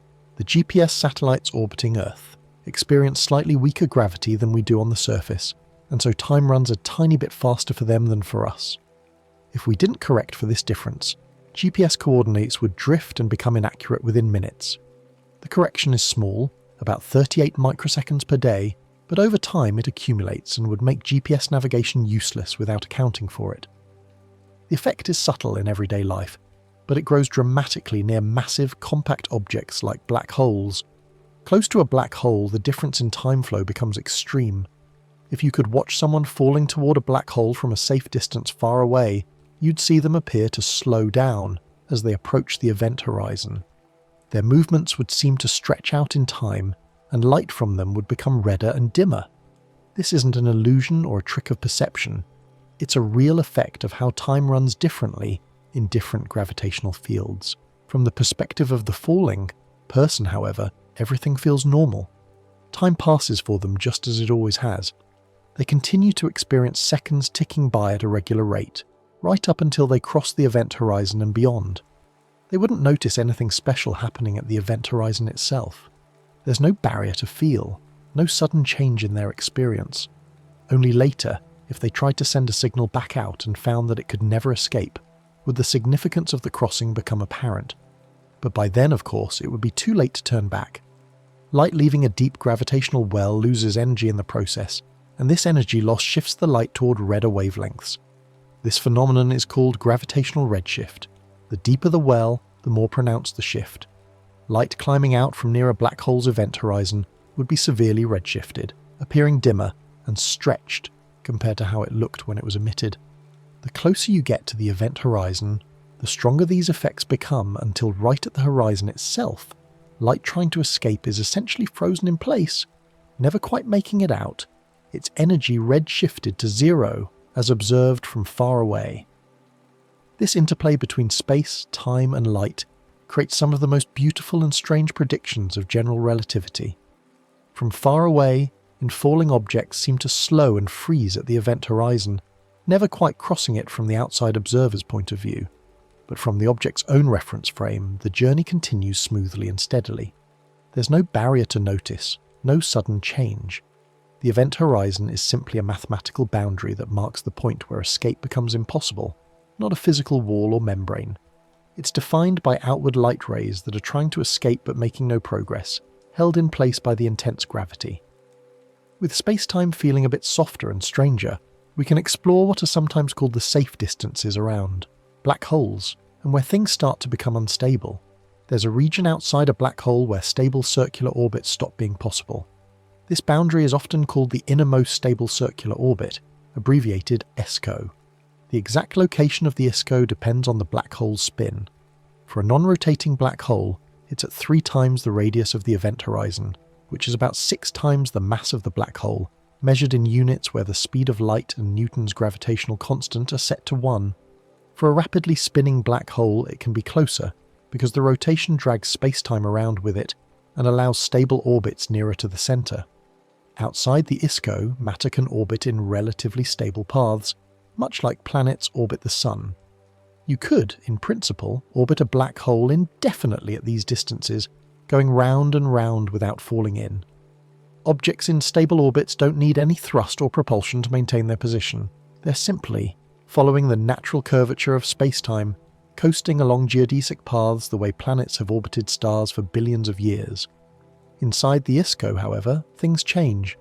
Any small disturbance, like friction with other orbiting material, or a slight slowdown from emitting radiation, will cause an object to lose energy and plunge inward more rapidly. This is why the inner edge of an accretion disk often sits near the ISCO. Material closer than that doesn't have time to orbit many times. It simply spirals in quickly and crosses the event horizon. The transition can be quite sharp.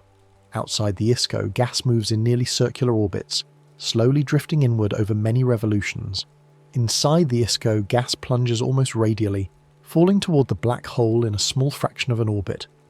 This creates a natural edge to the accretion disk, a place where the bright emission from the disk cuts off relatively suddenly.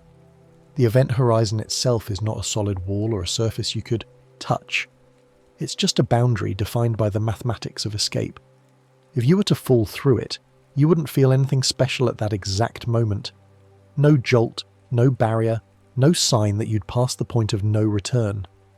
Only later, when you tried to turn around and found you couldn't, would the significance of the crossing become apparent. And beyond the event horizon, at the very centre of the black hole, classical general relativity predicts something called a singularity, a point where density becomes infinite and the curvature of spacetime becomes extreme.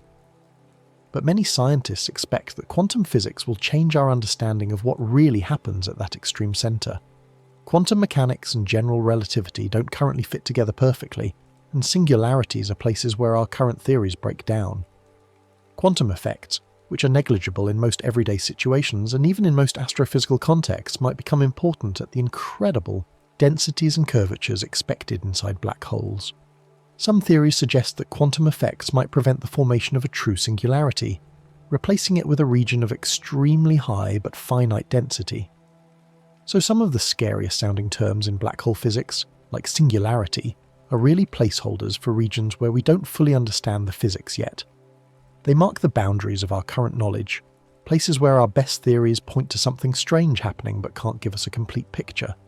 And there's something soothing about not knowing everything, because it means the universe still works, still follows consistent rules, even when our models reach their limits. We can observe, measure, and predict black hole behaviour very accurately, without needing a complete theory of quantum gravity. The uncertainty lies at the very centre, in a region that's inaccessible to observation, and likely to remain so. Next, let's move into the quiet evidence that black holes can collide and merge, making ripples that pass through the universe like the beat of a soft, distant drum. When two black holes orbit each other, they form what's called a binary system. These binaries might form when two massive stars in a binary system both undergo supernovae and leave black holes behind, or when black holes in a dense stellar environment like a globular cluster encounter each other and pair up. Over time, they gradually lose energy by emitting gravitational waves. These waves carry away momentum and energy, causing the orbit to shrink. The two black holes spiral closer and closer together, slowly at first, then faster and faster as they approach. The in-spiral phase can last for billions of years if the black holes start out far apart, but it accelerates dramatically in the final moments. When the black holes are far apart, the gravitational waves they emit are weak, and the orbit shrinks very slowly. But as they move closer, the waves become stronger, carrying away more energy per orbit, and the spiraling speeds up. In the last few minutes before merger, the black holes might be orbiting each other hundreds of times per second, releasing enormous amounts of energy in gravitational waves. Finally they merge, and in that instant they combine into a single black hole, releasing more energy than all the stars in the observable universe emit as light during that same brief moment. Yet despite that tremendous output, the merger itself is silent and invisible to our eyes. We only know it happened because detectors like LIGO can measure the gravitational waves that spread outward at the speed of light. These waves are not sound, and they're not electromagnetic radiation like light or radio waves. They're ripples in the fabric of space-time itself, tiny stretches and squeezes that alternately compress and expand distances. When a gravitational wave passes through Earth, it causes the distance between objects to oscillate very slightly, stretching space in one direction while compressing it in the perpendicular direction, then reversing the pattern. LIGO detects this using laser beams bouncing between mirrors placed several kilometers apart. By measuring changes in the light's travel time, scientists can detect shifts smaller than the width of a proton, far smaller than an atomic nucleus. It's an extraordinary feat of engineering and precision. The detectors have to be isolated from every conceivable source of vibration and noise. They're built in remote locations and suspended on elaborate systems designed to filter out seismic vibrations, temperature fluctuations, and even quantum noise in the laser light itself. The signals are incredibly faint by the time they reach Earth, which is why the detectors must be so sensitive. They have to filter out vibrations from earthquakes, passing trucks, ocean waves, and countless other sources of noise. Even things like lightning strikes thousands of kilometers away, or timber being harvested in nearby forests can create signals that might be confused with gravitational waves. But when the data is carefully analysed, the signature of a black hole merger stands out clearly.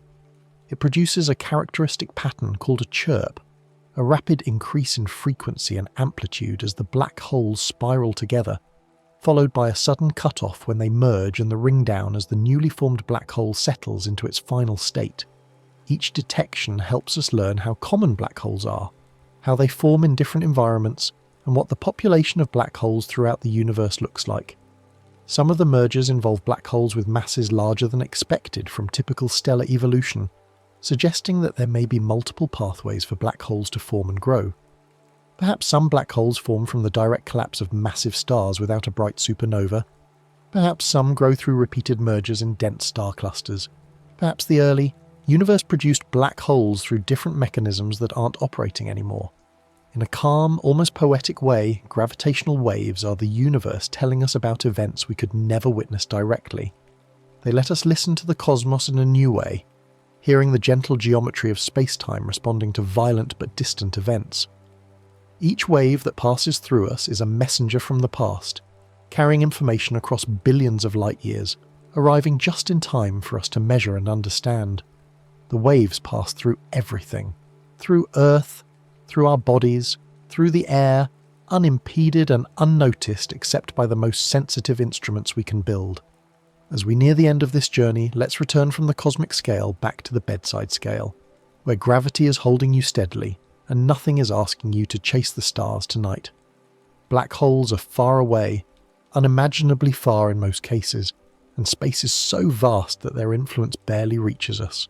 Your night is safely ordinary, wrapped in the familiar gravity of Earth, which pulls gently and constantly at every part of you, keeping you grounded and still.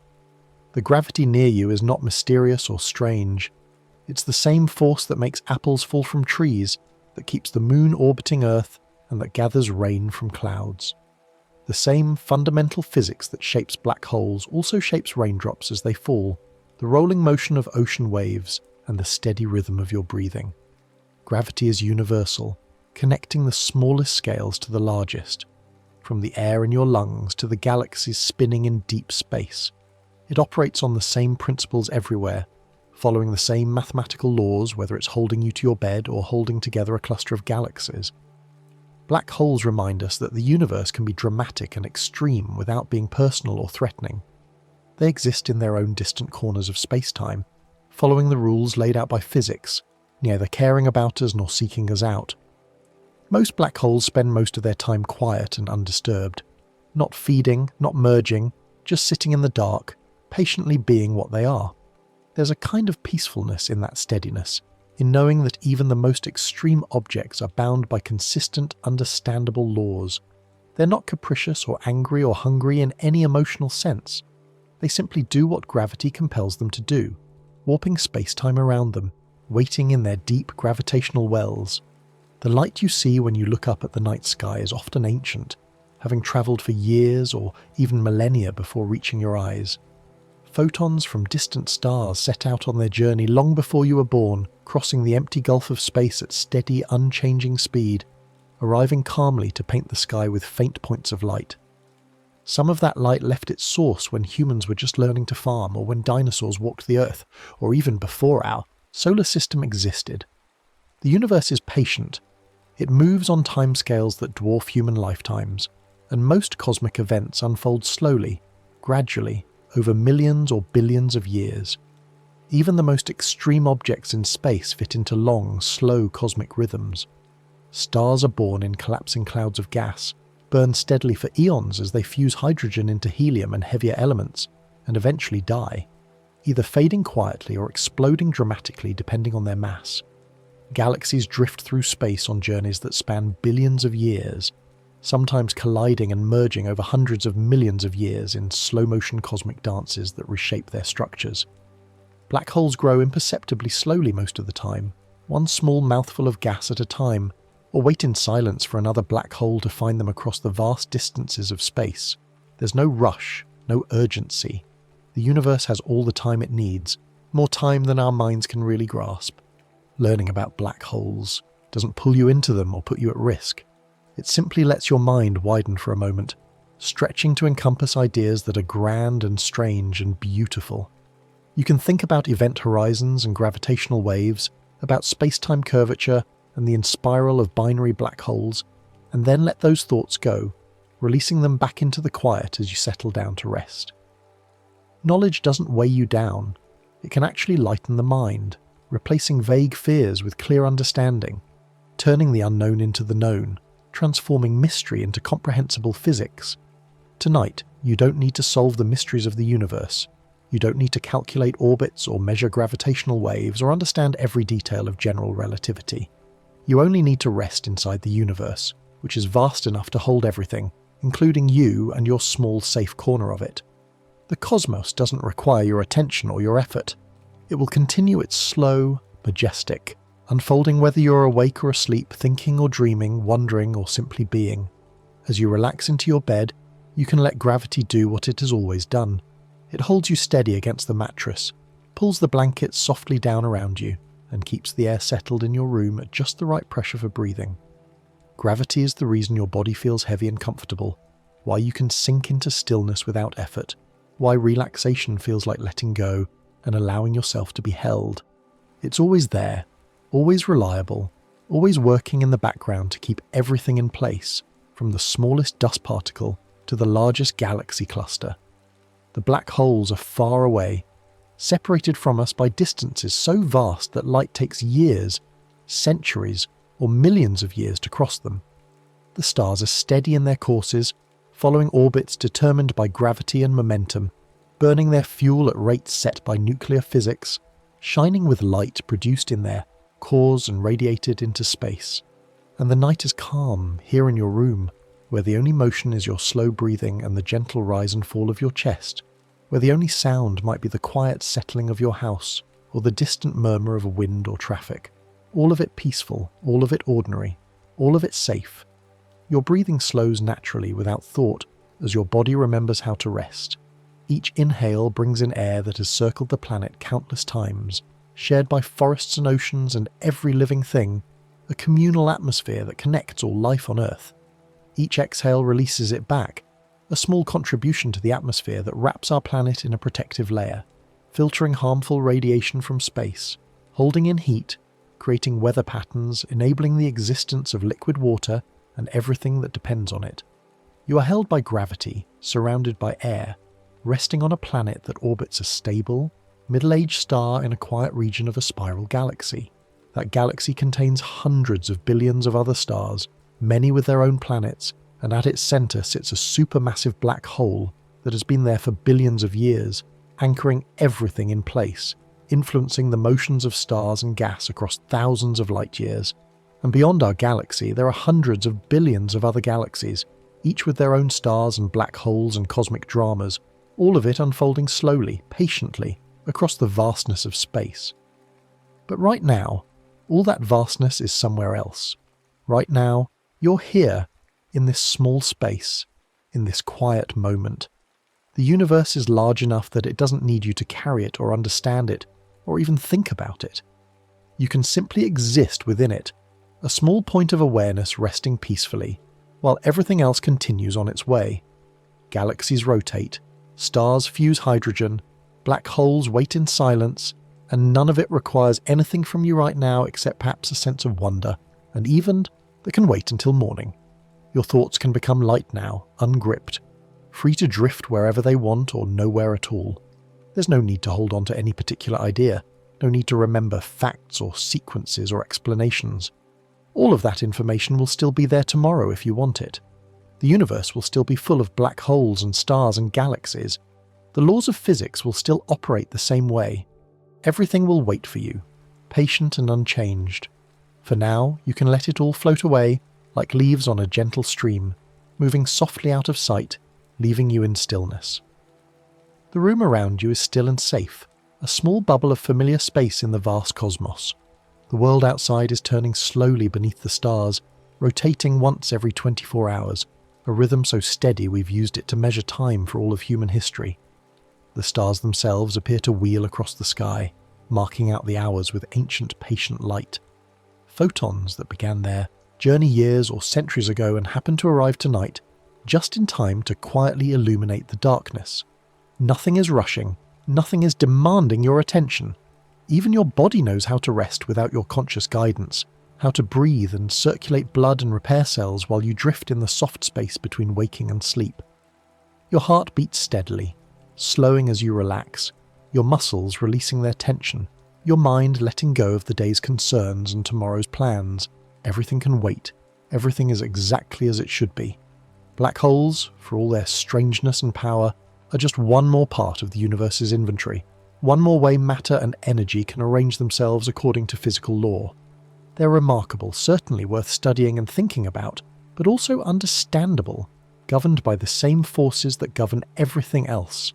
They don't break the rules of physics, they follow them, even in the most extreme circumstances imaginable, and that's comforting in a deep way. It means the universe is consistent, predictable, knowable, even when it surprises us with phenomena we didn't expect. As you sink deeper into relaxation, your awareness of the room dims and softens. The details blur, the sharp edges of furniture and walls fading into gentle shadows. The boundaries between yourself and your surroundings become less distinct. You're still here, still breathing, still present, but in a quieter, gentler way. Thoughts rise and fall without urgency, like slow waves on a calm sea, each one rolling in, lingering briefly, then receding back into stillness. Nothing needs to be done. Nothing needs to be figured out. Everything can wait until morning, or even longer. The universe itself is a kind of vast, slow machine, running according to principles that are beautiful in their simplicity. Mass curves space-time, creating what we experience as gravity. Energy moves from hot regions to cold regions, creating flows and patterns. Light travels at a constant speed through vacuum, the ultimate speed limit of cause and effect. Entropy increases over time, giving direction to change. These rules have held for billions of years and will continue holding for billions more. They don't need our attention or approval.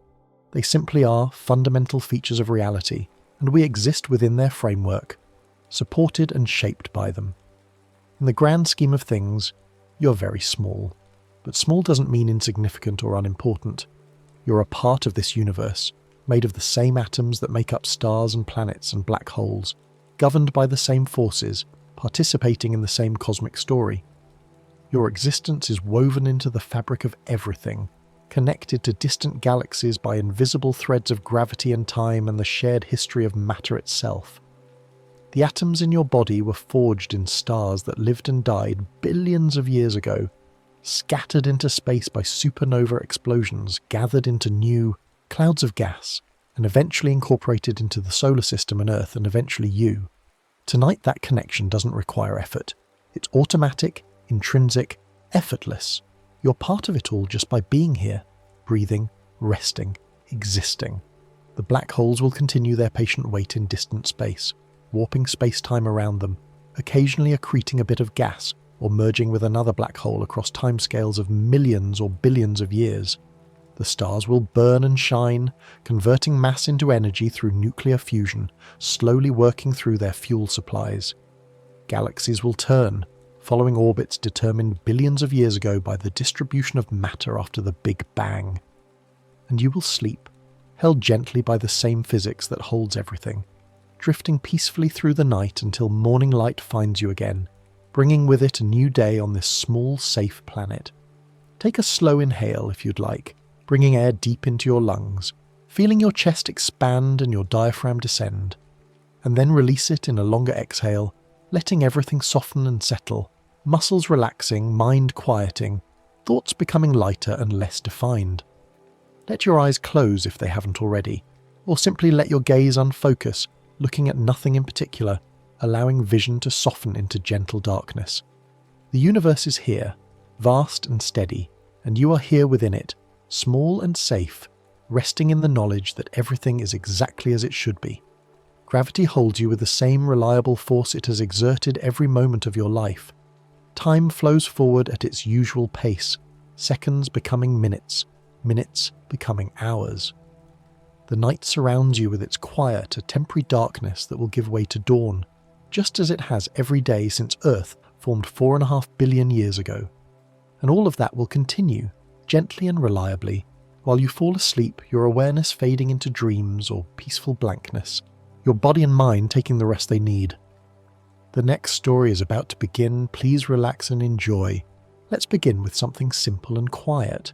Something vast but reassuringly slow. Volcanoes. They're Earth's patient way of letting go, of releasing heat that's been building for longer than any human timescale can comfortably hold.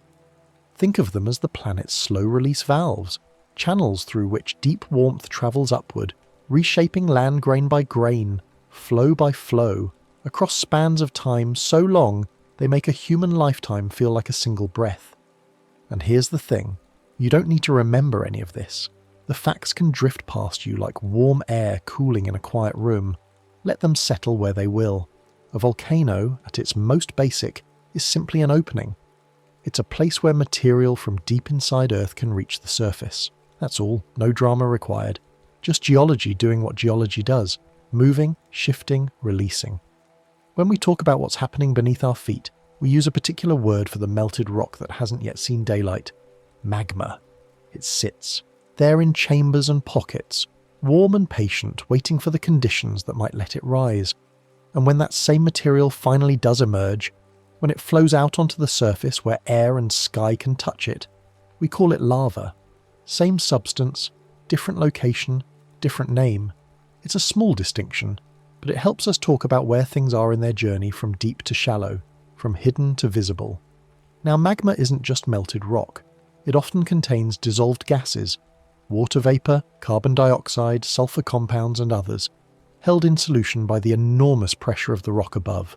Deep underground, that pressure is so great that gases stay dissolved, invisible, part of the liquid mixture. But as magma rises toward the surface, pressure decreases. Think of opening a bottle of carbonated water. The release of pressure lets carbon dioxide come out of solution, forming bubbles. The same principle applies here, though on a much grander scale and over much longer periods. As magma ascends through fractures and conduits in the crust, those dissolved gases begin to form bubbles, expanding as pressure continues to drop. This process matters quite a bit, because gas content and behaviour influence how a volcano will eventually express itself at the surface, but we'll return to that later when we're ready. Volcanic activity is one of the ways Earth releases its internal heat. Our planet is warm inside, not metaphorically, but literally, measurably warm, and that heat comes from two main sources. Some of it is original heat, left over from Earth's formation 4.5 billion years ago, when countless collisions of smaller bodies released energy that melted and shaped the early planet. That primordial warmth is still radiating outward, slowly, steadily. The other source is radioactive decay. Elements like uranium, thorium and potassium, scattered throughout Earth's interior, break down over geological time, and that decay releases heat, continuously. Together, these processes keep the inside of our planet far warmer than the cold of space would otherwise allow, and volcanoes are one outlet through which that warmth finds its way to the surface. Volcanoes don't appear randomly across Earth's surface. They tend to form in specific geological settings, places where the conditions are just right for magma to form and rise. This isn't a matter of chance or cosmic whim. It's the result of plate tectonics, the slow dance of Earth's outer shell. We'll explore those settings in detail soon enough, but for now, just hold the idea that volcanoes have preferred locations, zones where the planet's internal machinery makes their existence not just possible but likely, even inevitable. When scientists talk about volcanoes, they often describe them as active, dormant, or extinct. These categories are based on recent behaviour, though recent in geological terms can span thousands of years. An active volcano is one that has erupted, in recorded history or shows clear signs of ongoing unrest. Gas emissions, seismic activity, ground deformation. A dormant volcano hasn't erupted recently but still has the potential to do so. It's sleeping, not dead. An extinct volcano is one that scientists believe is unlikely to erupt again, often because the geological conditions that created it have shifted or ceased. Of course, these distinctions aren't always sharp. Sometimes a volcano thought dormant surprises everyone. Earth keeps its secrets well, and our observations, however careful, cover only the thinnest slice of geological time. Let that foundation settle for a moment. We've established the basics: what a volcano is, what magma and lava are, why Earth is warm inside, why volcanoes form where they do rather than scattered randomly. Now we can move gently into the question of location, into the specific settings where volcanoes prefer to grow. Many volcanoes form along tectonic plate boundaries. Earth's outer shell, the lithosphere, is divided into several large plates and many smaller ones, all floating on the softer, slowly flowing rock of the mantle beneath. These plates move, not quickly by human standards, typically just a few centimetres per year, about the rate your fingernails grow, but over millions of years that motion reshapes continents, opens and closes ocean basins, builds mountains and, yes, creates volcanoes. Where plates interact, dramatic things can happen, albeit slowly. Convergent boundaries are places where two plates move toward each other. The specifics of what happens next depend on what kind of crust is involved. When an oceanic plate meets a continental plate, the denser oceanic plate typically sinks beneath the lighter continental plate in a process called subduction. Picture one massive slab of rock sliding beneath another, descending back into the mantle. As that oceanic plate descends, it carries with it water, locked in minerals, trapped in sediments, and that water becomes crucial. At depth, heat and pressure release the water, which then rises into the wedge of mantle above the subducting plate. Water lowers the melting point of rock. It allows the mantle to melt more easily than it would if dry, generating magma that can rise toward the surface. This is why chains of volcanoes so often form parallel to subduction zones. Think of the Cascade Range in the Pacific Northwest, or the volcanic arc of Japan, or the Andes along the western edge of South America. They're all expressions of this process, long lines of potential and actual volcanic vents marching along the edge where one plate dives beneath another. The subduction process itself is worth lingering on, because it's one of the most important geological processes shaping our planet's surface. As the oceanic plate bends and descends into the mantle, it generates earthquakes, lots of them at varying depths. Shallow earthquakes occur where the plates first meet and begin to grind past each other. Deeper earthquakes happen as the slab continues its descent. sometimes reaching depths of several hundred kilometers before the slab becomes so warm and weak that it can no longer fracture in the brittle way that produces earthquakes. The descending slab also drags down sediments that have accumulated on the ocean floor, layers of mud, sand, organic material, all compressed and carried into the depths. Some of this sediment gets scraped off and piled up at the edge of the overriding plate, forming what's called an accretionary wedge. But some of it continues down with the slab, and eventually those sediments, along with the altered oceanic crust itself, begin to release fluids as they heat up. These fluids don't just contain water, they carry dissolved elements, sodium, potassium, silica, trace metals, and they migrate upward through the mantle wedge above the slab. The introduction of these fluids causes partial melting of the mantle rock. Not complete melting, the entire mantle doesn't turn to liquid, but enough that pockets and zones of magma begin to form. This magma is different from the magma that forms at mid-ocean ridges. It's been influenced by the fluids from the slab, enriched in certain elements, more evolved chemically. As this magma rises, it may stall in chambers within the crust, where it can sit for thousands of years, slowly crystallizing, changing composition as minerals settle out or as fresh magma is added from below. Eventually, some of this magma reaches the surface, erupting to build the volcanoes we see in subduction zone settings. Divergent boundaries, by contrast, are places where plates pull apart. As the plates separate, the pressure on the mantle beneath decreases. Lower pressure makes it easier for rock to melt, even without adding water, so magma can form and rise to fill the gap. This process creates new crust as the magma cools and solidifies. Much of this happens beneath the ocean, hidden from casual view. Mid-ocean ridges are the largest volcanic systems on Earth by length. Tens of thousands of kilometers of underwater mountain ranges where new oceanic crust is continuously being born. The rock there is mostly basalt, dark and fine-grained, formed from magma that cools relatively quickly in contact with cold seawater. Most people will never see these ridges directly, yet they represent the planet's most voluminous volcanic activity, a continuous, slow process of creation happening in the deep and the dark.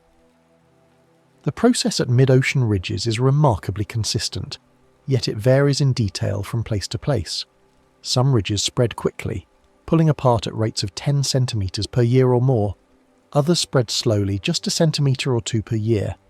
Fast-spreading ridges tend to have smooth, broad topography and steady magma supply. Slow-spreading ridges are more rugged, with deeper rift valleys and more episodic volcanic activity. But in all cases, the fundamental process is the same. Plates pull apart, mantle rises to fill the gap, pressure drops, melting occurs, magma ascends, and new crust forms. It's a factory for oceanic crust, operating continuously, building the floors of all the world's ocean basins. Not all volcanoes fit neatly at plate boundaries, though. Some form above what are called hotspots, persistent upwellings of unusually hot mantle material rising from deep within Earth, possibly from the boundary between the mantle and the core, though scientists continue to debate the precise mechanisms and depths involved. A hotspot stays relatively stationary while the tectonic plate above it moves. Magma generated by the hotspot punches through the plate, creating a volcano. As the plate continues its slow drift, that volcano eventually moves away from the heat source and becomes inactive, while a new volcano begins to form over the hotspot. Over millions of years, this process can create a chain of islands or seamounts, each one a snapshot of where the plate was at a particular moment in geological time. The Hawaiian Islands are the classic example, a string of volcanic islands tracing the movement of the Pacific plate over a deep mantle plume, with the big island currently sitting above the hotspot and still growing, while the older islands to the northwest are slowly eroding and sinking, their volcanic fires long extinguished. The Hawaiian chain extends far beyond the islands you might visit on vacation. If you trace the line of seamounts to the northwest, you find the Emperor Seamounts, underwater mountains that continue the chain for thousands of kilometers across the Pacific floor. These seamounts are the ancient remnants of the same hotspot activity, dating back tens of millions of years. The chain even has a bend in it, the Hawaiian Emperor Bend, where the direction of the seamount chain changes abruptly. This bend records a change in the direction of Pacific plate motion that occurred roughly 50 million years ago. The hotspot stayed in place, but the plate changed course, and the volcanic trail it left behind preserves that history. Hotspots aren't unique to Hawaii. Yellowstone sits above a hotspot beneath the North American plate, and the track of that hotspot can be traced southwest across Idaho in a line of progressively older volcanic fields. Iceland sits atop a hotspot that coincides with the Mid-Atlantic Ridge, which is why Iceland exists at all. It's a place where both divergent plate boundary volcanism and hotspot volcanism work together, building the island faster than erosion can tear it down. The Galapagos Islands, Reunion Island in the Indian Ocean, the Azores, all are hotspot volcanoes, each one marking a plume of heat rising from deep in the mantle. Now that we have a sense of where volcanoes form, plate boundaries, both convergent and divergent, and hotspots scattered across the globe, we can relax into considering what shapes they take. Volcano shape isn't arbitrary. It depends on the properties of the lava involved and the style of eruption, both of which are ultimately controlled by magma composition and gas content. Shield volcanoes are broad, gently sloping structures that can stretch for many kilometers. Their slopes are so gradual that if you were standing on one, you might not immediately realize you were on a volcano at all. It could feel more like a long, gentle hill. Shield volcanoes form from repeated eruptions of low-viscosity lava, typically basaltic lava, which flows easily and spreads out in thin, far-reaching sheets before cooling. Each eruption adds another layer, and over time, often over hundreds of thousands or even millions of years, the accumulation of these flows builds a broad, dome-like mountain. The Hawaiian volcanoes are shields, and Mauna Loa, one of the most famous, is also one of the largest mountains on Earth by volume, though much of it is hidden beneath the ocean if you measure from its base on the seafloor to its summit. Mauna Loa rises more than 9 kilometers, taller than Mount Everest, though most of that height is underwater. The construction of a shield volcano is a patient process. Each lava flow might be only a meter or two thick, spreading out over several square kilometers before solidifying. Over time, hundreds or thousands of such flows stack up, each one contributing a thin layer to the edifice. The volcano grows slowly, imperceptibly from a human perspective, but steadily. Some shield volcanoes have summit calderas, large depressions at the top, formed when the summit collapses into a partially emptied magma chamber. The caldera can then become the site of future eruptions, with lava filling and refilling the depression over time. Stratovolcanoes, also called composite volcanoes, are steeper and more classically cone-shaped. They're built from many layers, strata, hence the name. These layers can include both lava flows and deposits of volcanic ash and other fragmented material. Stratovolcanoes tend to form where the magma is more viscous, often richer in silica, which doesn't flow as easily as basaltic lava. The result is steeper slopes, and a greater likelihood that eruptions will involve both flowing lava and explosive ejection of ash and rock. Many of the world's most visually striking volcanoes, Mount Fuji, Mount Rainier, Mount Vesuvius, are stratovolcanoes. They're symmetrical cones the result of countless eruptions layering material over geological time. The internal structure of a stratovolcano is complex. If you could slice one open and look at a cross-section, you'd see layers of lava flows interbedded with layers of ash, scoria, and other pyroclastic material. Some layers might be thin, representing small eruptions. Others might be thick, marking larger events. The volcano might have been built over hundreds of thousands of years, with long quiet periods between active phases. During those quiet times, erosion works to carve gullies and valleys into the flanks, only for the next eruption to fill them in again with fresh material. The competition between construction and erosion shapes the volcano's final form. Stratovolcanoes can also develop complex internal plumbing systems. Magma doesn't always rise straight up through a single central conduit. Sometimes it takes advantage of weaknesses in the rock, rising through networks of dikes and sills, sheet-like intrusions of magma that cut through or spread between existing rock layers. Some magma gets trapped in these intrusions and cools underground, never reaching the surface. Other magma finds pathways to flank vents, secondary openings partway up the volcano's slope. Over time, a stratovolcano can develop a whole system of vents, chambers, and conduits, making its behavior complex and sometimes difficult to predict. Cinder cones are smaller, simpler structures, often forming relatively quickly compared with the long construction timelines of shields and stratovolcanoes.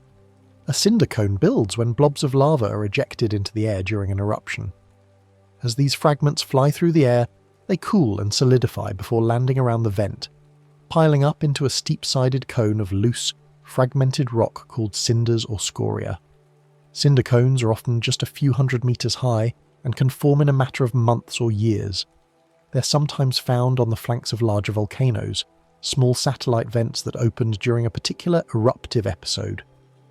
The eruptions that build cinder cones are called strombolian eruptions, named after Stromboli, a volcano in Italy that exhibits this style of activity almost continuously. The eruptions aren't usually dangerous at a distance. They're more like vigorous fountaining, with globs of molten rock arcing through the air and landing nearby. Up close, of course, being pelted with molten rock is hazardous, but from a few hundred meters away you can watch the show relatively safely. The fragments cool quickly in flight, forming a frothy, vesicle-rich rock that's full of gas bubbles. When these fragments land, they pile up loosely, building the cone. Because the material is unconsolidated, just piled up rather than welded together, cinder cones erode relatively quickly once activity stops. Rain and wind can tear them down in a few thousand years, which is fast by geological standards. Calderas are a different kind of feature altogether, not a mountain, but a depression. A caldera forms when a magma chamber beneath a volcano empties, either through a large eruption or through the magma draining away laterally. Without the support of the magma, the ground above collapses, creating a large, often circular or oval depression. Some calderas are many kilometers across. The collapse itself can be gradual or sudden, and the resulting landscape is often dramatic, a wide, relatively flat floor surrounded by steep walls. Over time, calderas can fill with water, forming lakes, or they can become the site of renewed volcanic activity if magma returns to the region. Crater Lake in Oregon occupies a caldera formed when Mount Mazama collapsed roughly 7,700 years ago. The caldera is not the result of an explosion blowing the top off the mountain, but rather the collapse following the evacuation of the magma chamber. It's a subtle but important distinction. Some calderas are associated with truly enormous eruptions. The Yellowstone caldera, for instance, formed during a massive eruption roughly 640,000 years ago that ejected more than 1,000 cubic kilometers of material. That's a volume difficult to grasp. Imagine a cube 10 kilometers on each side filled with ash and rock fragments. The eruption blanketed much of North America with ash, and the collapse created a caldera that's roughly 55 by 72 kilometers. Since then, smaller eruptions have partially filled the caldera with lava flows, and the ground continues to rise and fall as magma moves beneath the surface, though the likelihood of another super-eruption in any human-relevant time frame is extremely low. Many volcanoes have summit craters, circular or irregular depressions at the top, where volcanic vents release gases, lava, or both. These craters mark the point of most recent activity, though not all eruptions happen at the summit. Flank eruptions, where magma finds a pathway to the surface partway down the volcano's slope, are also common. The summit crater is often where you'll see fumaroles, vents releasing steam and volcanic gases, a reminder that even when a volcano isn't actively erupting, the heat beneath is still present, still working its slow way toward the surface. Some craters contain small lakes, fed by rain or snowmelt, and the water can be acidic from dissolved volcanic gases. Other craters are dry, dusty places, slowly filling with windblown debris between eruptions. With the shapes of volcanoes sketched out, we can ease into the personality of lava itself, how it behaves, how it moves, what determines whether it flows like a slow river or barely creeps along before freezing in place. The key property here is viscosity, which describes how easily a fluid flows. Honey has high viscosity, it pours slowly. Water has low viscosity, it pours quickly. Lava's viscosity depends on several factors, most notably temperature and composition. Hotter magma usually flows more easily than cooler magma. Heat keeps the atoms moving, prevents them from locking together into a solid structure. As lava cools, it stiffens, becomes more resistant to flow, until eventually it stops moving altogether and solidifies into rock. Composition matters too. Magma with more silica, silicon and oxygen, the building blocks of many minerals, tends to be more viscous. Silica forms long chains and networks of molecules that tangle together, making the liquid thicker, stickier, less willing to flow. Basaltic. Magma, relatively low in silica, flows easily when hot, spreading out in broad, thin sheets. Rhyolitic magma, rich in silica, is thick and sluggish, more likely to pile up near the vent than to flow far from its source. The temperature of erupting lava varies depending on composition. Basaltic lava can erupt at temperatures around 1200 degrees Celsius. That's hot enough to make the lava glow bright orange or yellow, hot enough that you can feel the radiant heat from meters away. Rhyolitic lava, by contrast, might erupt at only 800 to 1000 degrees Celsius, still incredibly hot by everyday standards, but cooler than basalt, and that lower temperature contributes to its higher viscosity. The cooler lava is more sluggish, more prone to forming domes and short, thick flows rather than the long, fluid flows typical of basalt.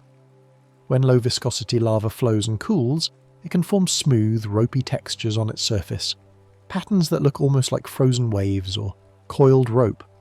This is called pahoho, a Hawaiian word that has been adopted into geological vocabulary worldwide. Pahoho forms when the surface of the flow cools just enough to form a flexible skin, which then wrinkles and folds as the still liquid lava beneath continues to move. The result is a surface that's smooth and undulating, surprisingly beautiful in its quiet patterns. You can walk on cooled pahoho relatively easily. The surface is uneven, but it's not sharp and it's mostly solid. In some places, the ropey folds are so well preserved that they look fresh even thousands of years after the eruption. Other lava, even basaltic lava, cools into rough, jagged textures called ie, another Hawaiian term.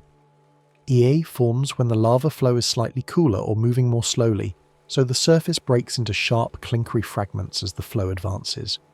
Walking on Iea is difficult. The surface is uneven, unstable, full of sharp edges that can cut through boot leather if you're not careful. The fragments are angular and brittle, piled loosely on top of each other, and they shift underfoot. Both Pahoho and Ae can come from the same eruption, the same lava source. The difference lies in cooling rate and flow conditions. A lava flow might start as Pahoho near the vent where it's hottest and flowing most freely, then transition to Ae as it cools and slows farther downstream. Lava flows cool from the outside first.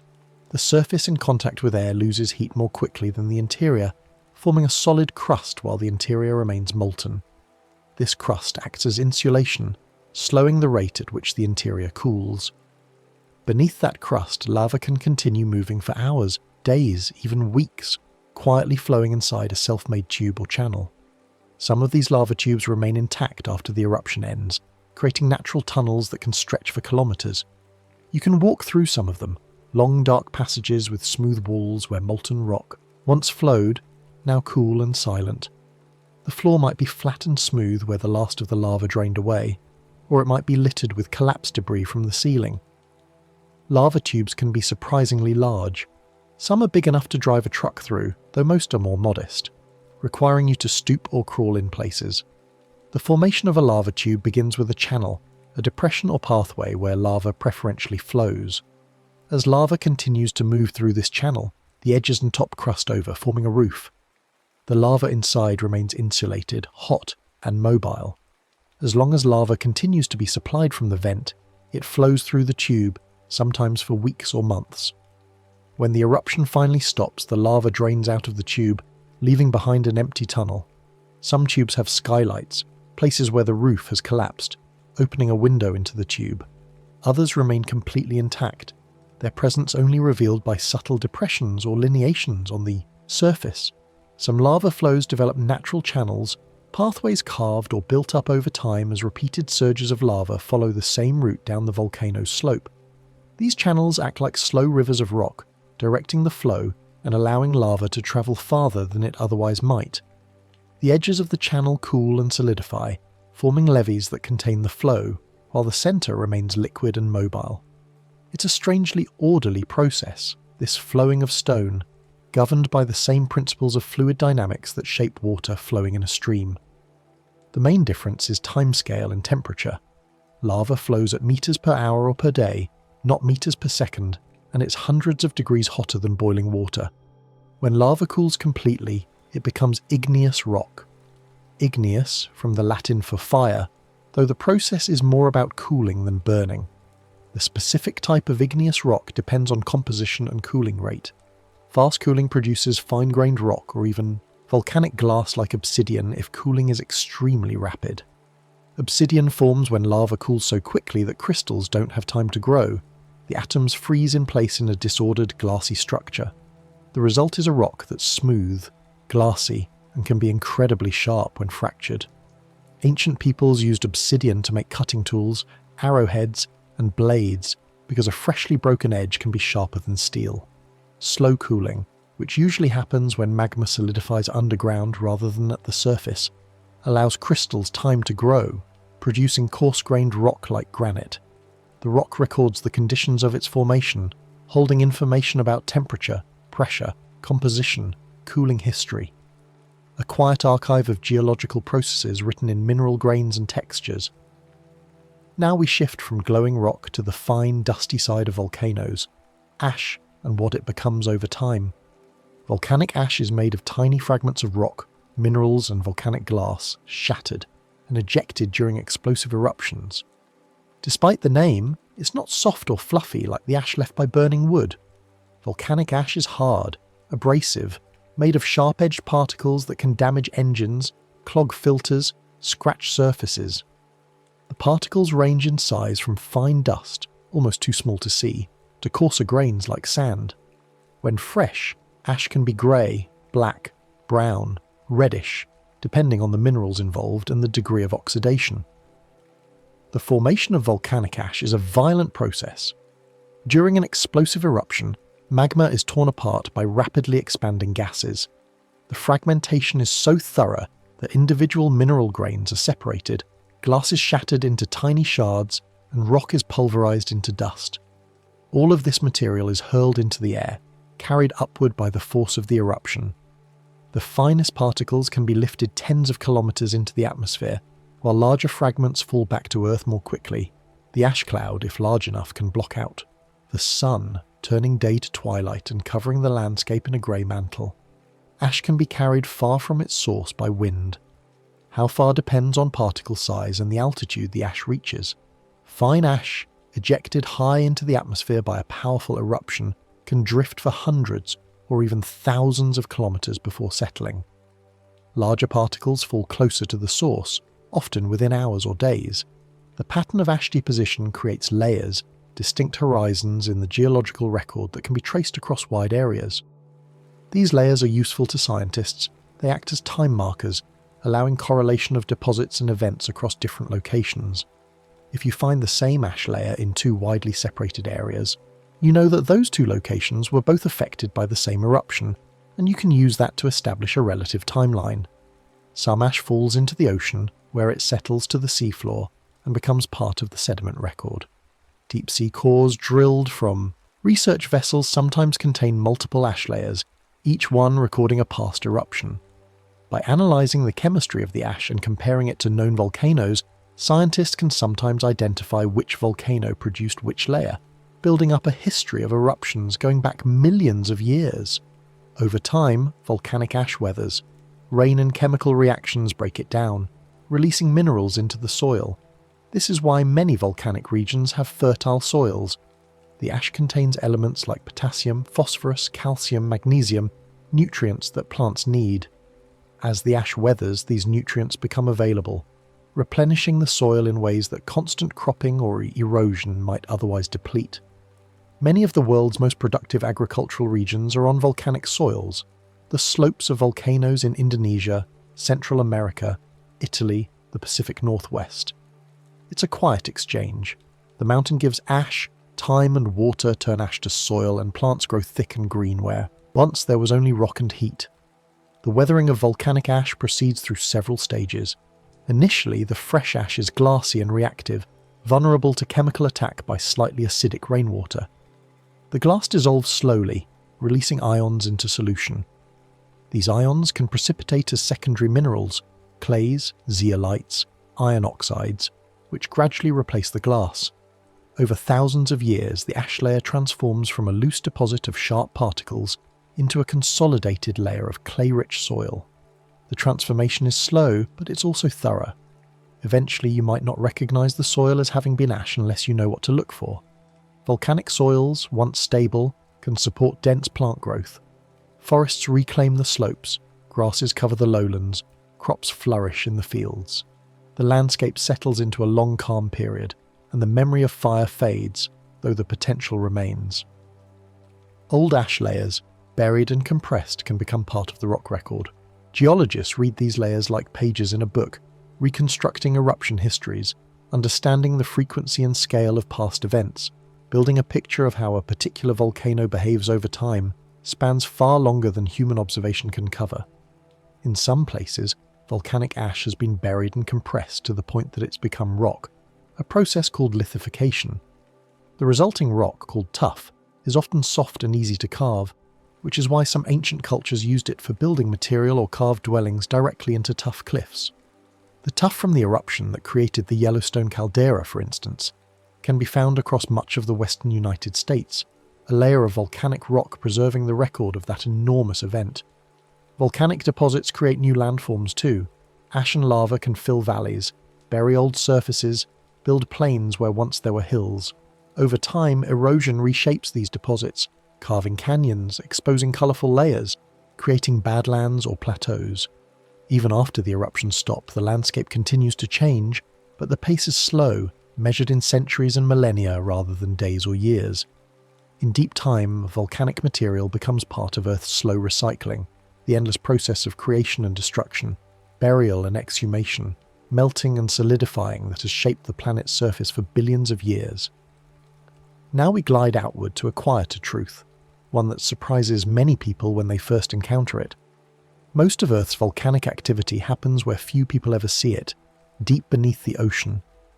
The seafloor is volcanically active, and in fact, a large portion of all volcanic activity on our planet occurs underwater, hidden from view, unnoticed except by the scientists who study it.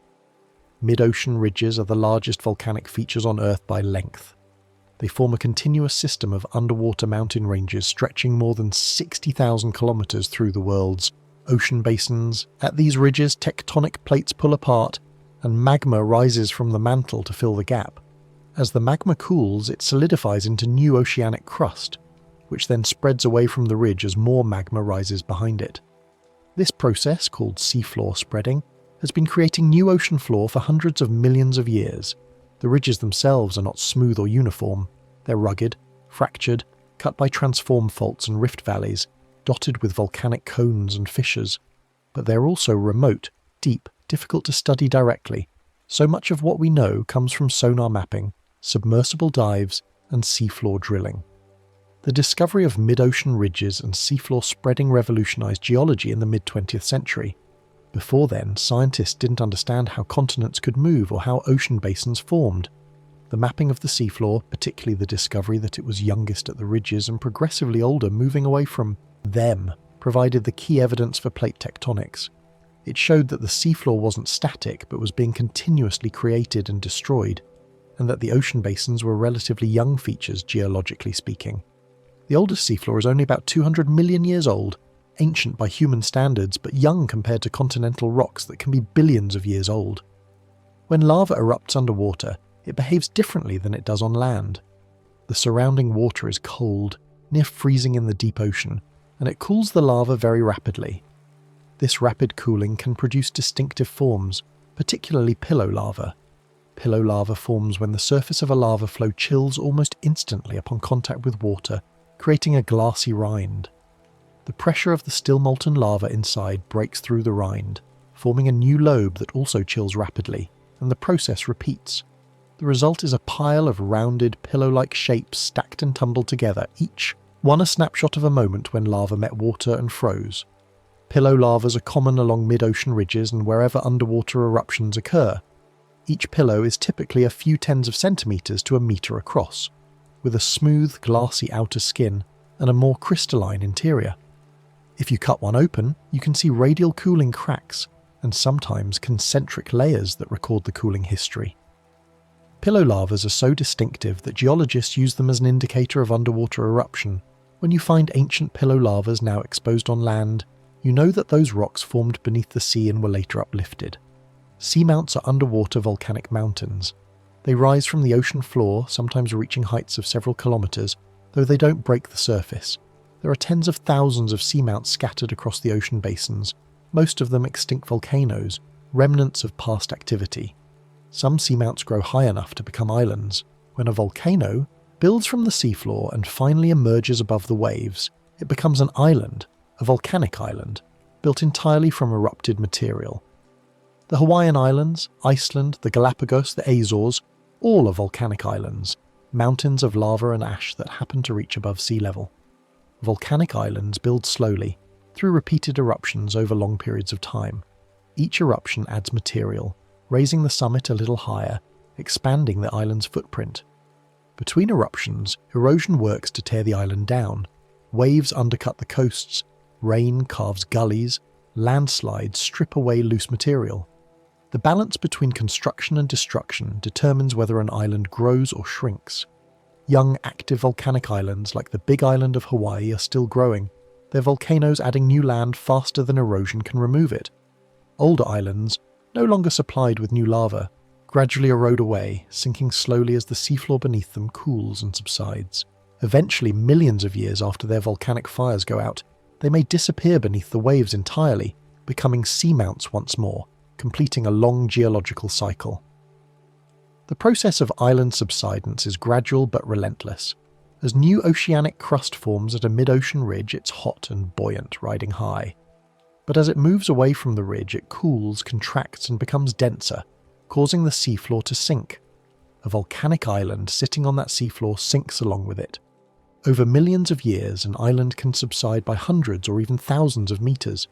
Some islands that once stood high above the waves are now flat-topped seamounts called guyots, their summits planed off by wave erosion when they were at sea level, then carried beneath the surface as the seafloor sank. Coral reefs can grow around volcanic islands, forming fringing reefs in shallow water near shore. As the island subsides, the reef continues to grow upward, keeping pace with the sinking land, and eventually the island can disappear entirely, leaving behind a ring of coral, an atoll. Charles Darwin proposed this mechanism for atoll formation in the 19th century, long before anyone had direct evidence for seafloor subsidence, and it turned out to be essentially correct. Drilling through atolls has confirmed that beneath the coral lies volcanic rock, the remnant of the island that once stood there. Hydrothermal vents often occur in volcanically active regions on the seafloor. These vents form where seawater seeps down through fractures in the crust, encounters hot rock or magma, becomes heated, and then rises back up, emerging as a jet of superheated, mineral-rich water. The temperature of the water can exceed 300 degrees Celsius, hot enough to melt lead, yet it doesn't boil because the pressure at depth is so great. When this hot water meets the cold ocean, dissolved minerals precipitate out, forming chimneys and mounds around the vent. Some of these structures, called black smokers, emit clouds of dark, mineral-laden water that look like smoke rising from a chimney. Others, white smokers, emit lighter-coloured fluids rich in different minerals. These vents support unique ecosystems, communities of bacteria, tube worms, clams, crabs, and other organisms that thrive in the heat and chemical richness, independent of sunlight, deriving energy from the chemicals in the vent fluids rather than from photosynthesis. It's a reminder that life finds a way, even in places that seem utterly inhospitable. The discovery of these vent communities in the late 1970s was a revelation. Before then, scientists assumed that all ecosystems ultimately depended on sunlight, that photosynthesis by plants or algae was the foundation of all food chains. But the vent communities proved otherwise. The bacteria at the base of these ecosystems use chemical energy from hydrogen sulfide and other compounds in the vent fluids, a process called chemosynthesis. The tube, worms, which can grow to lengths of more than a metre, have no digestive system. They host symbiotic bacteria in their tissues and rely entirely on the bacteria for nutrition. It's an alien world, in a sense, operating on completely different principles from the sunlit surface ecosystems we're familiar with. From the deep ocean, where volcanoes work in darkness and cold, we move into the quiet science of noticing them. How scientists monitor volcanoes, listening for changes, watching for signs of unrest, trying to understand what the volcano might do next. This work is patient, methodical, built on careful observation and the recognition of patterns over time. Seismometers are one of the primary tools for monitoring volcanoes. These sensitive instruments detect and record vibrations in the ground, including the small earthquakes that often accompany volcanic activity. When magma moves underground, it fractures rock, creating seismic signals. When fluids or gases flow through cracks and conduits, they can generate a kind of continuous tremor. By placing seismometers around a volcano and recording the earthquakes they detect, scientists can begin to understand where magma is moving, how fast it's rising, whether the activity is increasing or decreasing. Not every earthquake means an eruption is imminent. Volcanoes experience earthquakes all the time, and most of them lead nowhere. But changes in the pattern, frequency, or depth of earthquakes can be significant. It's about context, about seeing shifts in the baseline. Modern seismometers are remarkably sensitive. They can detect ground motions smaller than the width of an atom, vibrations that would be completely imperceptible to a person standing next to the instrument. This sensitivity allows them to pick up the faint signals of magma moving several kilometers beneath the surface, or the subtle tremor associated with gas escaping through fractures. By analysing the seismic waves, their frequency, amplitude, and arrival times at different stations, scientists can locate the source of the activity and sometimes infer what kind of process is producing it. Scientists also measure ground deformation, tiny swelling or sinking of the volcano's surface. When magma accumulates in a chamber beneath a volcano, it takes up space, and that can cause the ground above to bulge upward, sometimes by just a few centimeters, sometimes by meters, depending on the volume of magma and the depth of the chamber. When magma drains away or an eruption relieves pressure, the ground can subside. These movements are often too small and too slow to notice without instruments, but they're measurable. GPS stations placed around a volcano can detect changes in position with millimeter precision, tracking the slow inflation and deflation of the volcanic edifice. Satellite radar can map ground movement across wide areas, using a technique called interferometry that compares radar images taken at different times. The result is a detailed picture of how the surface is deforming, which in turn tells scientists something about what's happening below. Interferometric synthetic aperture radar, or INSAR, has become an invaluable tool for volcano monitoring. A satellite passes over a volcano repeatedly, sending down radar pulses and recording the reflections. By comparing the phase of the radar waves in images taken weeks or months apart, scientists can detect ground movements of just a few millimeters. The technique works even in remote areas, even through clouds, and it can cover entire volcanic regions in a single image. The data appears as colourful interference patterns called interferograms, where each colour cycle represents a certain amount of ground movement. Interpreting these patterns requires care, but they provide a synoptic view that would be impossible to achieve with ground-based instruments alone. Volcanoes release gases, water vapour, carbon dioxide, sulfur dioxide, hydrogen sulfide, and others, and the composition and quantity of these gases can provide clues about magma depth and movement. As magma rises, pressure decreases, and gases come out of solution, rising ahead of the magma itself.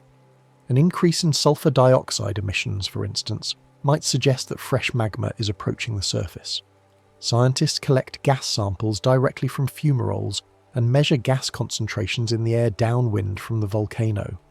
Some monitoring stations use spectrometers to measure gases remotely, even from aircraft or satellites, tracking how emissions change over time.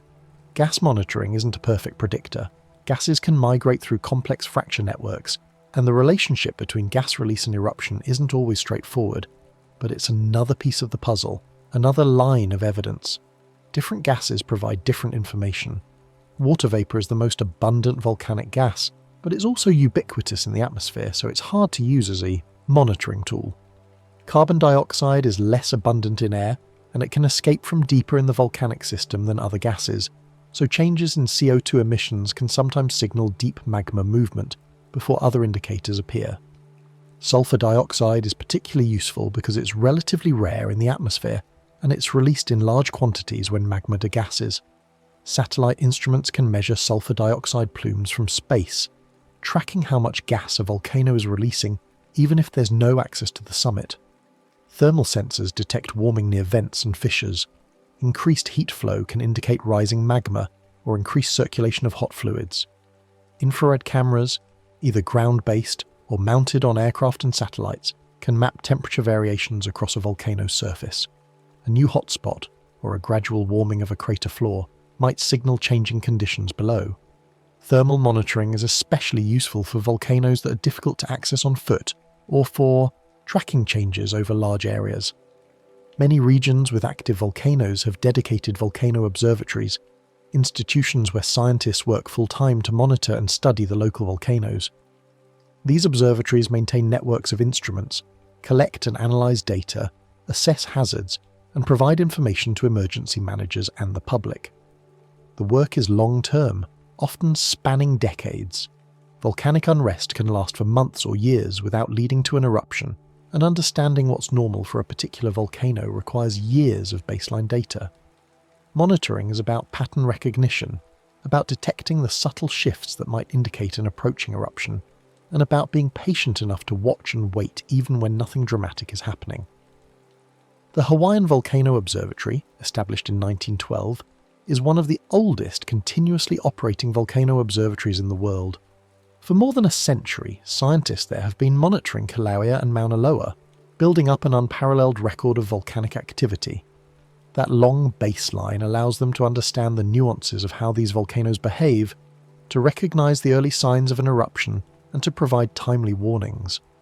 Other observatories around the world, in Japan, Italy, Indonesia, the Philippines, Alaska, and elsewhere, perform similar work, each one tailored to the specific volcanoes in their region.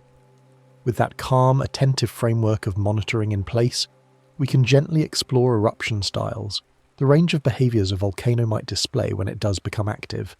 There's no need to focus on fear or destruction here, just the physical processes, the ways in which magma, gas, and rock interact to produce different kinds of eruptions. Some eruptions are slow lava effusions rather than explosive events. Lava simply flows out of a vent or fissure, spreading across the ground, cooling as it goes. These effusive eruptions are common with low-viscosity basaltic magma and can continue for weeks, months, even years. The lava doesn't shoot into the air, it oozes, creeps, advances at a pace you could walk away from. It might destroy structures in its path by burying them, but it rarely poses a direct threat to human life because it moves slowly enough for people to evacuate. The 2018 eruption of Kilauea in Hawaii was largely effusive. Lava erupted from fissures in the Lower East Rift Zone, sending flows downslope toward the ocean. The flows were spectacular. Rivers of molten rock glowing orange in the darkness, advancing across roads and through forests, entering the sea in great clouds of steam. But they moved slowly, typically just hundreds of meters per day, giving people time to leave. The eruption lasted for months, eventually covering more than 30 square kilometers with new lava and destroying hundreds of homes. Yet the loss of life was minimal because the advance of the lava was predictable and slow. Eruption style depends partly on viscosity and gas content.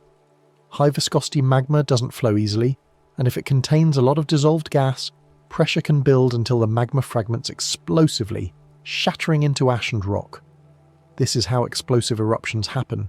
The gas expands rapidly as pressure drops, tearing the magma apart and propelling fragments into the air.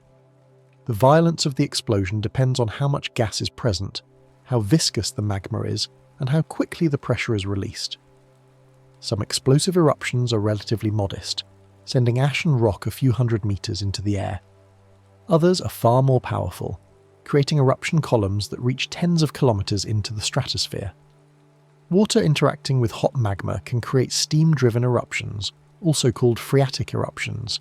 If groundwater or surface water comes into contact with magma or very hot rock, it can flash to steam almost instantaneously. The rapid expansion of water turning to steam is incredibly energetic, and it can fragment rock and eject material even if no fresh magma is involved. These eruptions tend to be sudden and difficult to predict because they depend on water availability and subsurface conditions that can change quickly. Phreatic eruptions are often the first sign of renewed volcanic activity.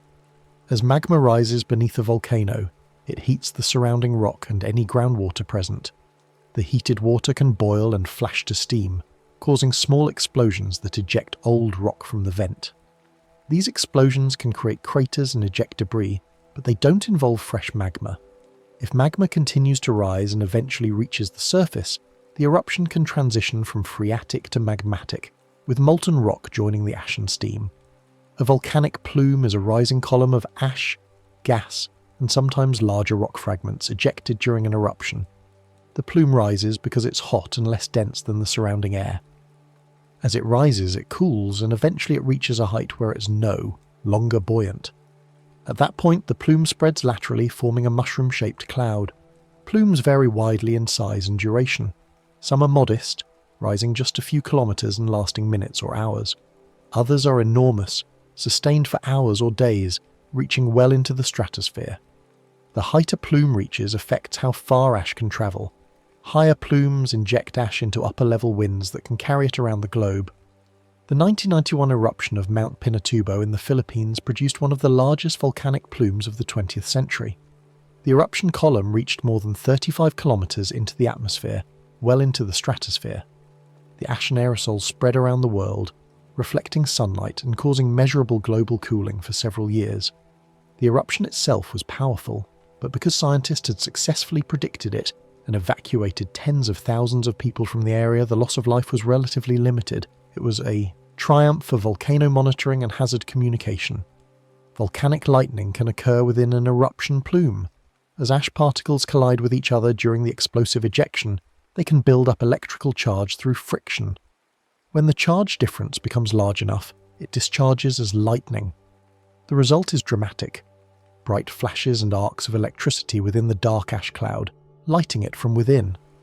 It's a phenomenon that photographers love, but it's just physics, the same process that creates lightning in a thunderstorm, playing out in the chaotic environment of an eruption column.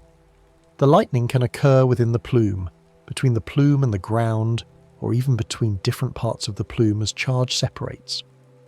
The ash particles act like the ice crystals in a thunderstorm, colliding and transferring charge until the electrical potential is large enough to overcome the resistance of the air. The discharges can be frequent during vigorous eruptions, creating almost continuous lightning within the ash cloud. Lava domes form when thick, viscous lava piles up near a vent rather than flowing away. The lava is too stiff to spread, so it mounds up, growing slowly as more lava is extruded from below. Domes can grow for months or years, adding material little by little. The outer surface cools and solidifies, but the interior remains hot and somewhat mobile. As the dome grows, the solid carapace can fracture and shed blocks of rock, or the dome can partially collapse, sending avalanches of hot rock and ash down the volcano's slopes. Despite the potential for sudden collapses, dome growth itself is usually a slow process, one that can be monitored and studied over time. The dome growing at Mount St. Helens after the 2004 eruption provides a good example. The dome grew slowly and episodically, with periods of active growth separated by pauses. At times, fresh lava would push up through the centre of the dome, tilting and fracturing the older, cooler rock. At other times, the dome would simply sit there, steaming and cooling. Scientists were able to monitor the growth closely, measuring the deformation, tracking the seismicity, and assessing the hazards. The growth continued for several years, eventually building a dome hundreds of meters high within the crater left by the catastrophic 1980 eruption. Even energetic eruptions follow consistent physical rules. The explosions, the ash clouds, the flows of lava, all of these are expressions of thermodynamics, fluid dynamics, material properties. There's no mystery here, no supernatural force, just heat, pressure, chemistry, and the behavior of matter under extreme conditions. Understanding these rules allows scientists to make sense of what they observe, to compare different eruptions, to develop models that can, in some cases, help predict future behavior. Now we zoom out to the planetary scale, considering how volcanoes fit into Earth's long, steady cycles, how they're part of the larger system that keeps our planet geologically active, that recycles crust and mantle, that shapes landscapes and influences climate over deep time. Volcanism is intimately linked to plate tectonics, the slow movement of Earth's lithospheric plates. Plate motion is driven by mantle convection, the gradual flow of warm, slowly deforming rock in the mantle. Hot material rises, cooler material sinks, and this circulation, operating over millions of years, drags the plates along. At convergent boundaries, where plates collide, one plate descends into the mantle in subduction zones. This process recycles oceanic crust back into the mantle, taking with it sediments, water, and altered minerals. Eventually, much of that material will be melted and brought back to the surface through volcanic eruptions, completing a cycle that can take hundreds of millions of years. The recycling is not perfect or complete. Some material gets carried deep into the mantle and may remain there for a very long time before being incorporated into rising plumes or mantle currents. Other material is returned to the surface relatively quickly. The system is complex with multiple pathways and timescales, but the overall result is that material circulates between the surface and the deep interior, mixing and being transformed along the way. Volcanoes are one surface expression of this deep recycling. They bring material from the mantle to the crust, releasing heat, building new land, contributing gases to the atmosphere.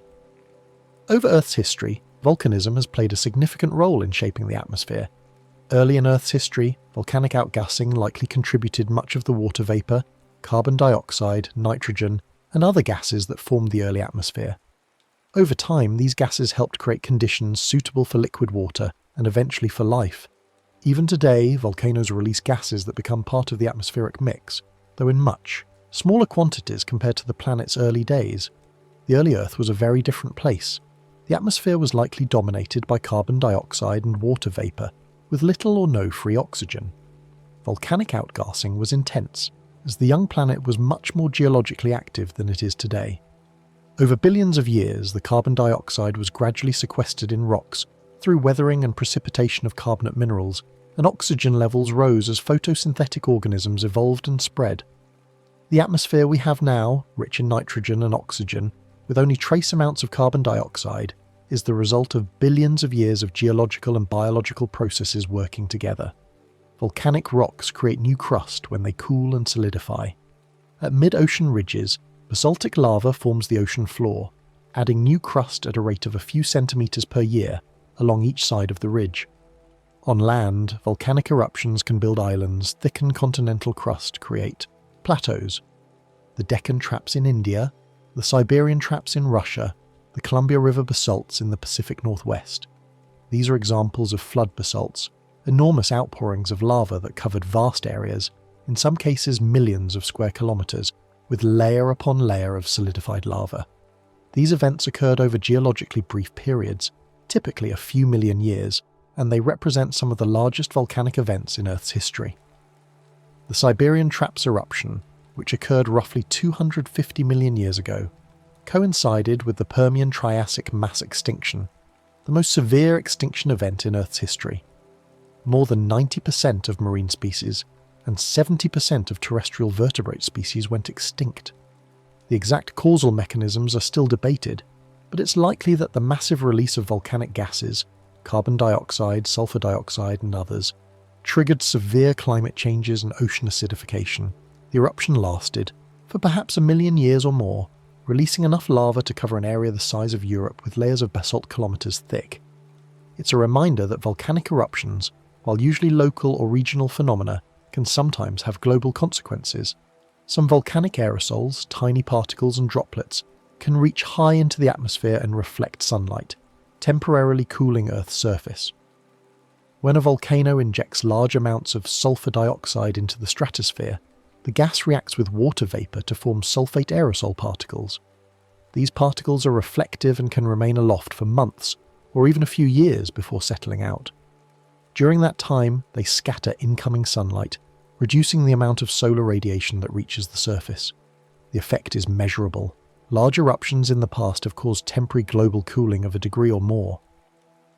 But the particles eventually settle, the air clears, and temperatures return to their previous levels. It's a temporary perturbation, not a permanent change, though it can have significant short-term effects on weather and climate. The 1815 eruption of Mount Tambora in Indonesia was one of the most powerful eruptions in recorded history. It injected massive amounts of sulfur dioxide into the stratosphere, and the resulting aerosol clouds circled the globe. The year 1816 became known as the Year Without a Summer in parts of Europe and North America. Temperatures dropped, crops failed, and there were widespread food shortages. The cooling lasted for several years before the aerosol settled out and normal conditions returned. It's a sobering example of how a single volcanic eruption, however distant, can affect people on the other side of the world. Over geological time, Earth's surface changes gradually through countless small steps. Mountains rise and erode, continents drift, ocean basins open and close. Volcanoes are part of this ongoing transformation, adding material here, releasing heat, there, reshaping the land in episodes separated by long intervals of quiet.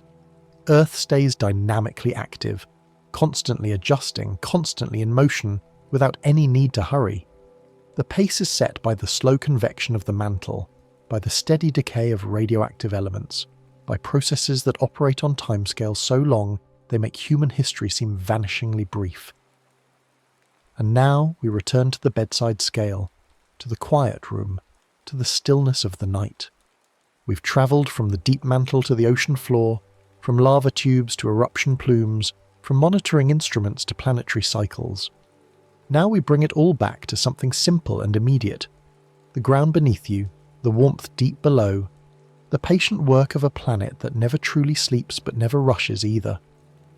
Most nights the ground beneath you feels completely still.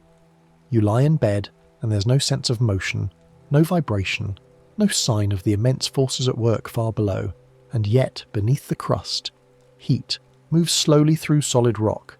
It doesn't race or surge, it diffuses, spreading outward at a pace determined by the thermal properties of the rock. This is conduction, the slow transfer of heat from warmer regions to cooler ones, atom by atom, grain by grain. It's so gradual that you could watch for a lifetime and never see a change, yet over millions of years, it reshapes the planet. Mantle convection is the long-term flow of warm material deep inside Earth. The rock in the mantle is solid, not liquid, but at the temperatures and pressures found there, over geological time, it behaves like a very slow fluid. Warmer rock rises, cooler rock sinks, and the circulation continues, driven by the heat coming from the core and from radioactive decay in the mantle itself.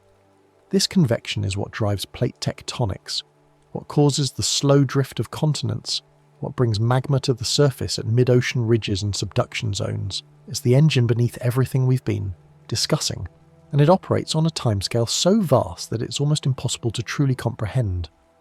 The mantle convects at a rate of perhaps a few centimetres per year, similar to the rate plates move, because the two are linked. Over millions of years, that slow circulation has mixed the mantle, redistributed heat, controlled the planet's thermal evolution. Volcanoes are one way Earth releases heat without constant surface disturbance. Instead of the entire surface being molten, instead of heat escaping everywhere at once, it's concentrated at specific points, plate boundaries, hotspots, rifts.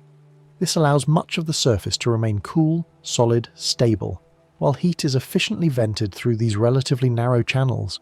It's an elegant system, a balance between the need to lose heat and the need to maintain a solid surface capable of supporting complex geology, oceans, atmospheres, life. Many volcanic landscapes, after the eruption's end, become peaceful places. Forests grow back. Rivers return to their old courses or carve new ones through the fresh rock. Animals recolonize. The evidence of past violence, the ash, the lava flows, becomes substrate for new ecosystems. Lava becomes rock, hard and dark, providing raw material for soil formation. Rock weathers under the patient assault of water, air and living organisms, breaking down into minerals and particles. Those particles mix with organic matter, leaves, roots, fungi, bacteria, and become soil.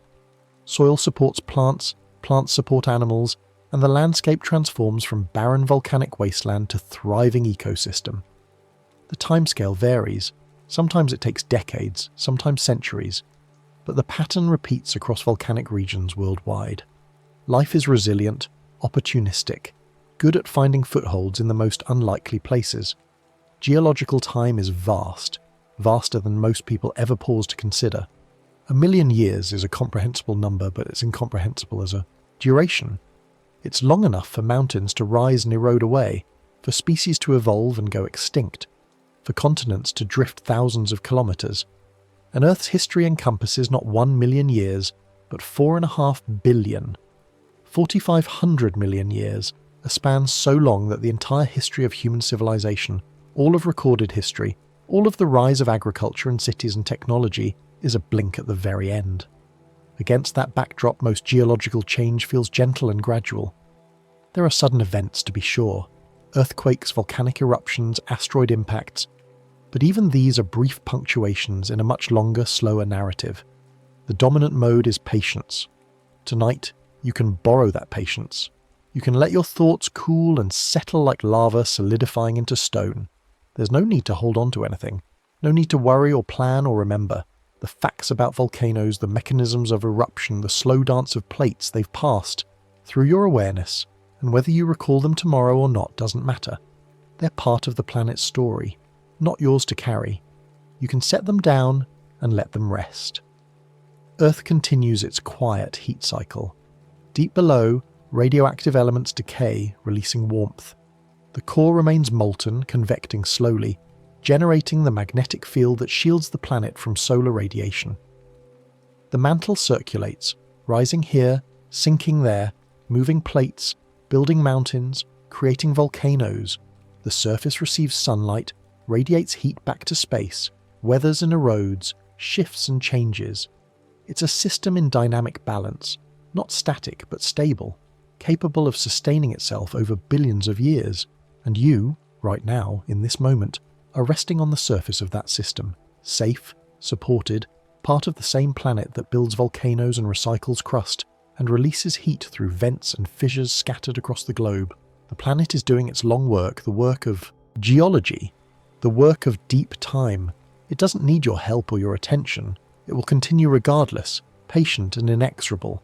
And you're allowed to do the simplest work of all, the work of resting, of breathing, of letting your body and mind settle into the quiet that the night offers.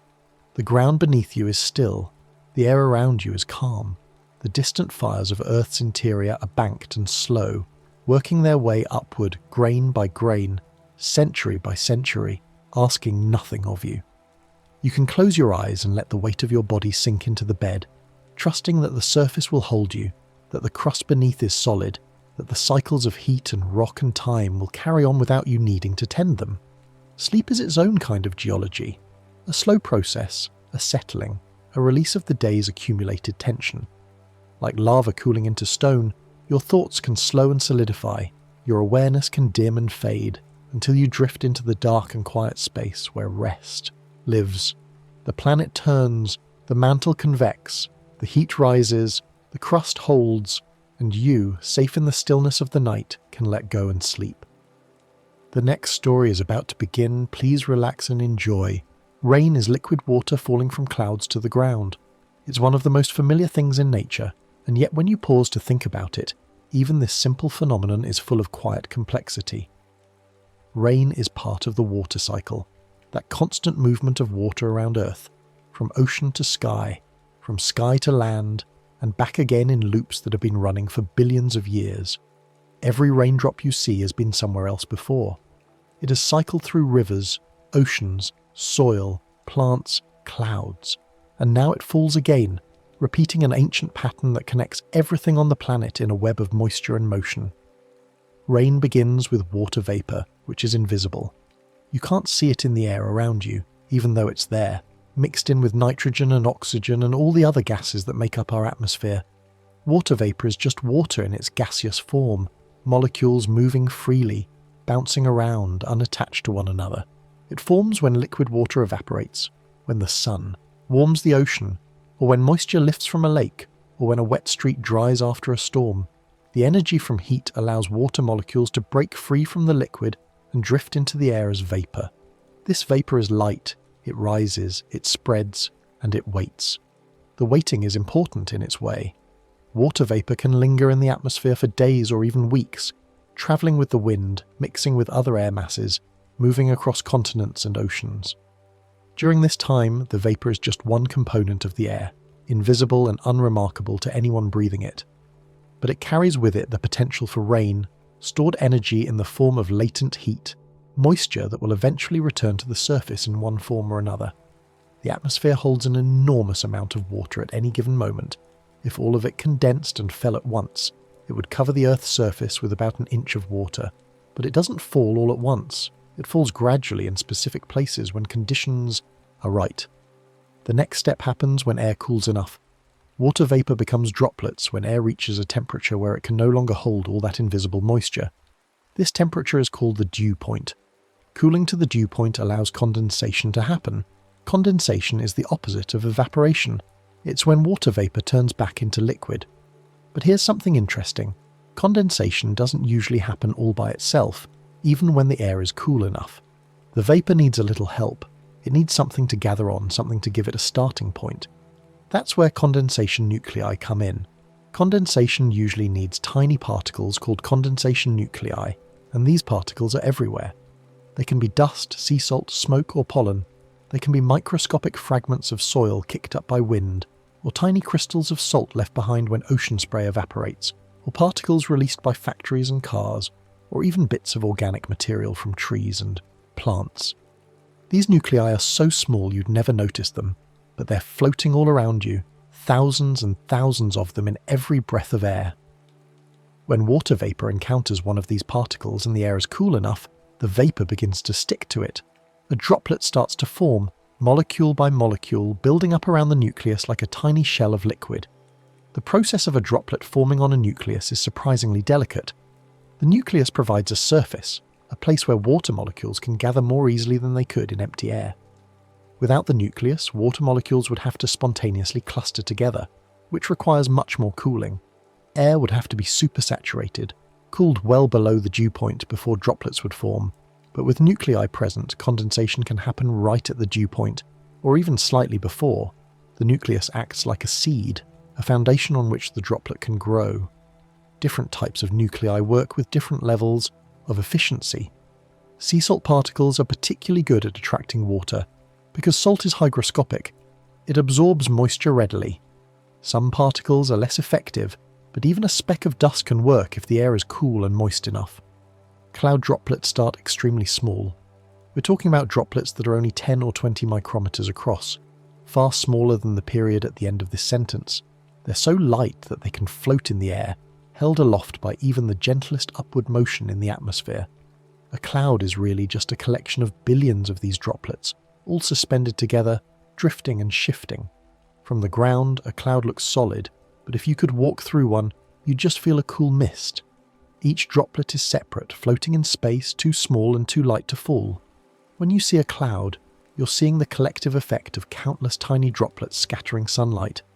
Each droplet acts like a tiny lens or mirror, bouncing light in different directions. White clouds are white because they scatter all wavelengths of visible light roughly equally. Darker clouds appear dark because they're thick enough that light can't penetrate all the way through them. The base of the cloud is in shadow. But whether a cloud is white, grey or nearly black, the droplets inside it are all transparent. The colour is an optical effect, a result of light interacting with vast numbers of droplets. But many droplets must grow before they can fall as rain. The challenge is that these tiny cloud droplets are in a kind of equilibrium. They're small enough that they don't fall, but they're also not growing much just by sitting there. For rain to happen, droplets need to get much bigger, hundreds of times bigger. They need to become heavy enough that gravity can pull them down through the air, even against the upward currents and the drag of the atmosphere. Rain happens when droplets become heavy enough to overcome rising air and drag, and there are a few different ways this growth can happen depending on the type of cloud and the conditions inside it. One common way droplets grow is by colliding and merging. This is called collision coalescence. Imagine millions of tiny droplets all drifting around inside a cloud. Some are moving up, carried by rising air. Some are starting to fall because they're slightly bigger. As they move, they bump into each other. When two droplets collide, they can merge into one larger droplet. That larger droplet is now a bit heavier, so it falls a little faster, and as it falls, it collides with even more droplets on the way down. Each collision adds more water, and the droplet grows. In warm clouds where the temperature is above freezing all the way through, this process can make raindrops efficiently. The droplets don't need to freeze. They just keep colliding and growing until they're big enough to fall all the way to the ground. The efficiency of collision coalescence depends on several factors. Droplet size is important. If all the droplets are exactly the same size, They'll all fall at the same speed, and they won't collide as often. But in real clouds, there's always a range of droplet sizes, and this creates different fall speeds, which creates more collisions. The strength of the updraft matters too. Strong updrafts keep droplets suspended longer, giving them more time to collide and grow before they fall out of the cloud. The concentration of droplets also plays a role. More droplets mean more potential collisions. In maritime clouds over the ocean, where condensation nuclei are less abundant and droplets tend to be larger on average, collision coalescence can produce rain quite quickly. In continental clouds over land, where there are more nuclei and droplets tend to be smaller, the process can take longer. In colder clouds, ice can help form precipitation too. When temperatures inside a cloud drop below freezing, ice crystals can start to form. These crystals are different from liquid droplets.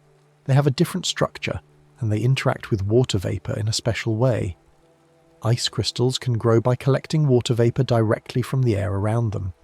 Water vapor molecules can stick to the surface of an ice crystal and freeze onto it, adding layer after layer. This is called vapor deposition, and it can make ice crystals grow much faster than liquid droplets can grow by condensation alone. The reason ice crystals grow so efficiently has to do with a subtle difference in saturation. At the same temperature below freezing, the saturation vapor pressure over ice is slightly lower than the saturation vapor pressure over liquid water. This means that in a cloud containing both ice crystals and supercooled water droplets that are still liquid even though they're below freezing, the air can be saturated with respect to the water droplets but supersaturated with respect to the ice crystals. In this situation, water vapor will preferentially deposit onto the ice crystals and the crystals will grow rapidly. Meanwhile, the supercooled droplets might actually evaporate slightly to maintain equilibrium. This process, called the Bergeron process or the ice crystal process, is very important for precipitation formation in clouds that extend up into freezing temperatures. Ice crystals can also collide with droplets and other crystals. When an ice crystal bumps into a supercooled droplet, a droplet that's still liquid even though it's colder than freezing, the droplet can freeze onto the crystal instantly. This process, called riming, can make the crystal heavier and more complex in shape. Rimed crystals can look like small pellets of ice, completely coated in frozen droplets. Crystals can also collide with each other and stick together, forming larger clumps of ice called aggregates. Snowflakes are often aggregates, clusters of many individual ice crystals that have joined together during their fall. All of these processes help ice particles grow inside cold clouds, and when they get heavy enough, they start to fall. When ice falls into warmer air, it can melt into raindrops. As an ice crystal or snowflake falls from the cold upper parts of a cloud into the warmer air below, it begins to melt. The ice turns back into liquid water, and what reaches the ground is rain, not snow. This is actually how a lot of rain forms, even in the summer. The precipitation starts as ice high up in the cloud, then melts on the way down. So even on a warm day, the rain that falls on you may have been frozen just a few minutes earlier, thousands of feet above your head. The melting level, or freezing level, is an important boundary in the atmosphere. It's the altitude where the temperature is 0 degrees Celsius. Above this level, precipitation is likely to be frozen. Below it, precipitation is likely to be liquid.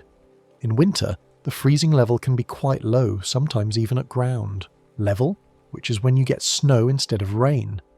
In summer, the freezing level is much higher, often several kilometers up, so precipitation melts long before it reaches the surface. Weather forecasters pay close attention to the height of the freezing level because it determines what type of precipitation will fall. Rain can fall from clouds that look dark or clouds that look gentle and grey. The colour of a cloud doesn't always tell you whether it's raining. A thick, dark cloud is often dark because it's very deep and blocks a lot of sunlight, and deep clouds often produce rain because there's more space for droplets to grow. But even a thin grey cloud can produce drizzle if the conditions are right. The darkness is about thickness and light, not always about rain itself. Rain often begins high above you and finishes its fall near the ground. The journey of a raindrop from cloud to earth can take minutes, depending on how high the cloud is and how big the drop is. During that fall, the drop is moving through different layers of air, each with its own temperature, humidity and wind. The drop might shrink a bit if it's falling through dry air and some of it evaporates. It might grow a bit if it's falling through a humid layer and collecting more moisture. It's a dynamic process. and every raindrop's journey is slightly different. A raindrop falling from a typical cumulus cloud might travel 2 or 3 kilometers before hitting the ground. If it's a small drop, falling at perhaps 2 meters per second, that journey could take 15 or 20 minutes. A larger drop, falling at 7 or 8 meters per second, might make the trip in just a few minutes. During that time, the drop is subject to all sorts of influences. It might pass through a layer where the temperature changes affecting its evaporation rate. It might encounter wind shear, where the wind speed or direction changes with altitude, causing the drop to drift sideways. It might even collide with other drops on the way down, growing slightly larger. By the time it reaches you, it has travelled through a complex, ever-changing environment. Not every cloud makes rain, even if it looks thick. Some clouds just don't have the right conditions. Maybe the air isn't lifting strongly enough to keep the process going. Maybe the droplets never grow large enough. Maybe the cloud dissipates before precipitation can develop. Clouds are constantly forming and dissolving, and only some of them produce rain. That's why you can see a sky full of clouds on some days, and still not feel a single drop. There are fair weather cumulus clouds, for instance. Puffy white clouds that form on sunny afternoons. They look substantial, and they might contain millions of droplets, but they rarely produce rain. The updrafts inside them aren't strong enough or long-lasting enough to allow droplets to grow to raindrop size. The clouds might only last for half an hour before they evaporate away. They're part of the atmosphere's constant churning, visible signs of convection, but they don't lead to precipitation. Only when conditions are more vigorous, when there's more moisture, more instability, stronger lifting, do clouds develop into rain producers. Raindrops are not shaped like teardrops as they fall. This is one of those common misconceptions that shows up in drawings and cartoons. But it's not how raindrops actually look. Small raindrops are often close to spherical. Surface tension, the force that pulls water molecules together, tries to make the drop into a sphere, the shape with the smallest surface area for a given volume. For very small drops, this works well, and they fall through the air as little round beads. Surface tension is a fascinating property of water. It arises because water molecules are attracted to each other through hydrogen bonding. At the surface of a water drop, molecules are pulled inward by the molecules beneath them, creating a kind of skin that tries to minimize the surface area. This is why water forms droplets in the first place, rather than just spreading out into a shapeless blob. The surface tension is strong enough to hold small drops in a spherical shape, even as they're falling and encountering air resistance. Larger raindrops can flatten slightly on the bottom. As a raindrop falls, it's pushing through the air, and the air pushes back. Air resistance pushes on the falling drop's underside, and this pressure can deform the drop. Instead of a perfect sphere, a larger raindrop might look more like a small hamburger bun, rounded on top, flatter on the bottom. The faster it falls, and the bigger it is, the more pronounced this flattening becomes. Very large drops can break apart into smaller drops. If a raindrop gets too big, the forces acting on it, gravity pulling it down, air resistance pushing up and flattening it, can become strong enough to tear it apart. The drop becomes unstable, and it splits into 2 or more smaller drops. This breakup helps keep raindrops within a certain size range. You don't see raindrops the size of baseballs because they would break apart long before they reach the ground. Most raindrops that hit the ground are somewhere between 0.5 millimeter and about 5 millimeters across. Anything much bigger than that doesn't survive the fall intact. The breakup process is surprisingly complex. A large drop doesn't just split cleanly in half. Often it develops an indentation on the bottom as air pressure pushes up. The indentation grows deeper, eventually forming a bag-like shape with a rim of thicker water around the edge. The bag can burst, creating several smaller drops from the thin membrane, while the rim breaks up into a ring of slightly larger drops. High-speed photography has captured this process in detail, revealing just how intricate something as simple as a raindrop breaking apart can be. The speed a drop falls depends on its size. A tiny drizzle drop might fall at less than 1 meter per second, slow enough that it almost seems to float down. A large raindrop might fall at around 9 meters per second, which is faster, but still not terribly fast. It's much slower than, say, a ball thrown by a person. The drop reaches a terminal velocity, a speed where the upward force of air resistance exactly balances the downward force of gravity, and then it falls at that constant speed the rest of the way down. Terminal velocity increases with drop size because larger drops are heavier relative to their surface area. A small drop has a lot of surface area for its weight, so air resistance slows it down more. A large drop has less surface area relative to its weight, so it can fall faster before air resistance balances gravity. But even the fastest raindrops aren't moving all that quickly compared to other things falling from the sky. A raindrop at 9 meters per second is travelling about 32 kilometers per hour, about the speed of a leisurely bicycle ride. Wind can tilt a raindrop's path so rain looks slanted. On a calm day, rain falls more or less straight down, but when there's wind, the drops get pushed sideways as they fall, and you see rain coming at an angle. Strong winds can make rain seem almost horizontal. The drops are still falling downward due to gravity, but they're also being carried sideways by the moving air, and the combination of those two motions makes the slanted streaks you see during a storm. The angle of the rain tells you something about the wind speed.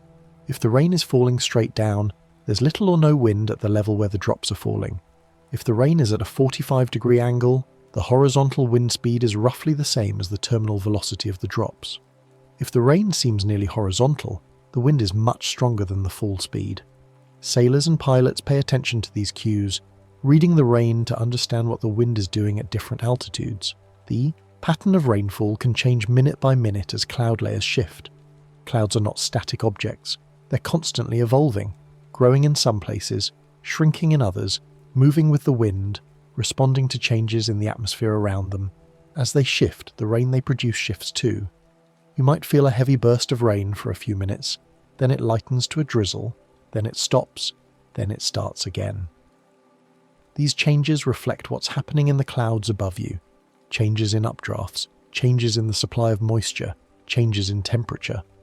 Rain is a conversation between the sky and the surface, and it's always changing. Sometimes these changes are organised into patterns. A line of thunderstorms, for instance, might move through an area over the course of an hour, producing bursts of heavy rain separated by lulls. Each storm cell in the line has its own internal structure, its own updraft, its own downdraft, its own region of heavy precipitation, and as the line moves, you experience each cell in sequence. First the leading edge with gusty winds and the first heavy drops, then the core with the heaviest rain, then the trailing edge as the cell moves away and the rain lightens, then a gap, a period of light rain or no rain, before the next cell arrives and the pattern repeats. Drizzle is made of very small droplets. Drizzle is its own category of precipitation, different from rain. The droplets in drizzle are tiny, usually less than 0.5 millimeter in diameter. They fall slowly and they don't make much sound. Drizzle often has a soft, almost weightless quality. It can make everything damp without ever feeling like a real rain shower.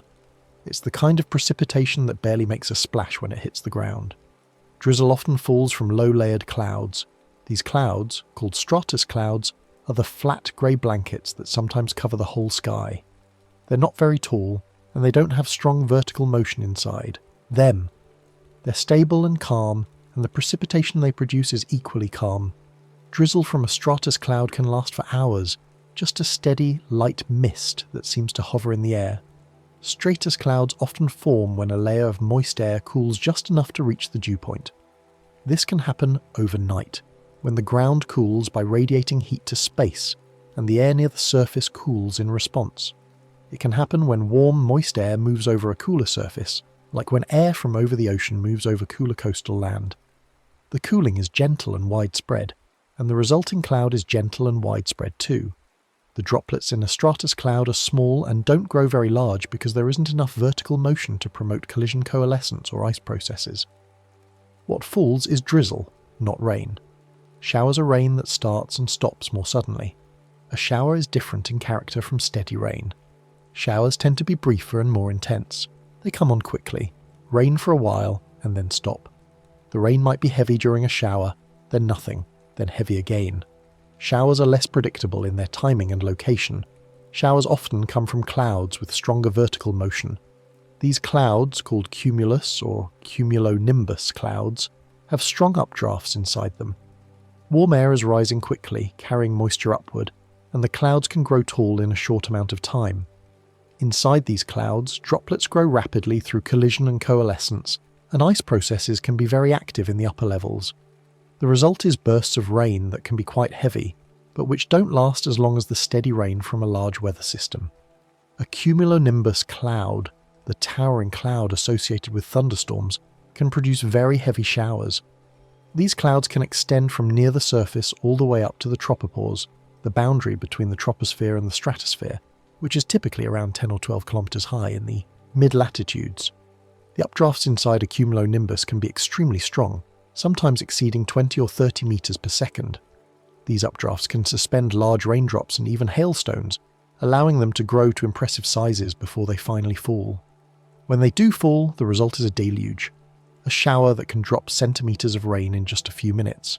Steady rain can last longer when large cloud systems pass through.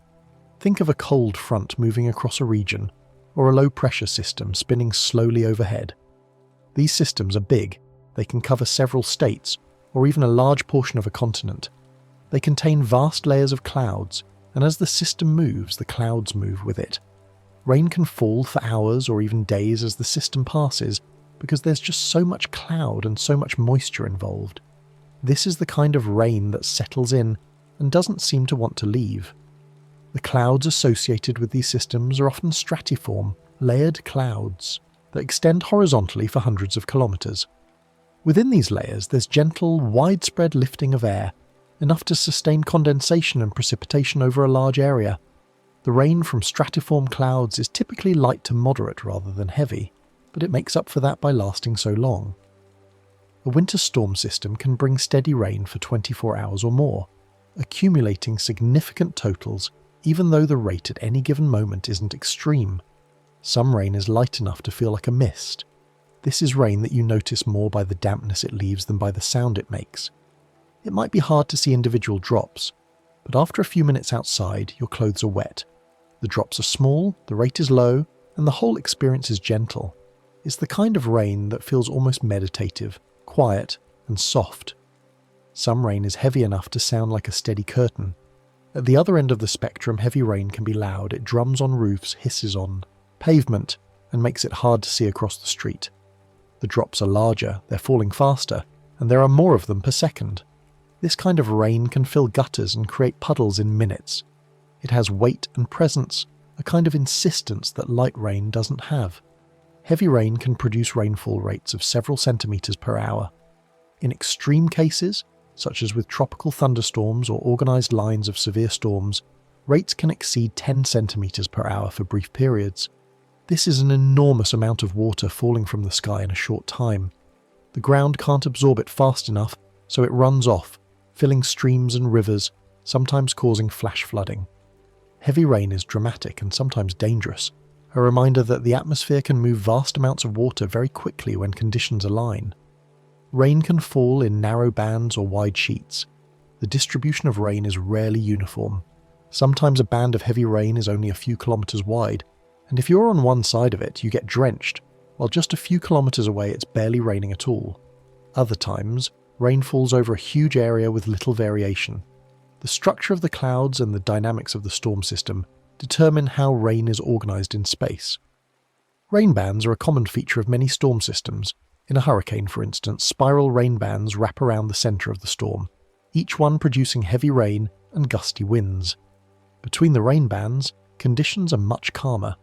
If a rain band passes over you, you experience a period of intense rain, and then it moves on, and you're in a relatively dry area until the next band arrives. Even in smaller systems, rain can organize into bands aligned with features like fronts or lines of convergence, where winds from different directions meet and force air upward. Rain can be local, affecting one neighborhood and not another. On a summer afternoon, a small thunderstorm might develop over one part of a city and dump rain there while the rest of the city stays dry.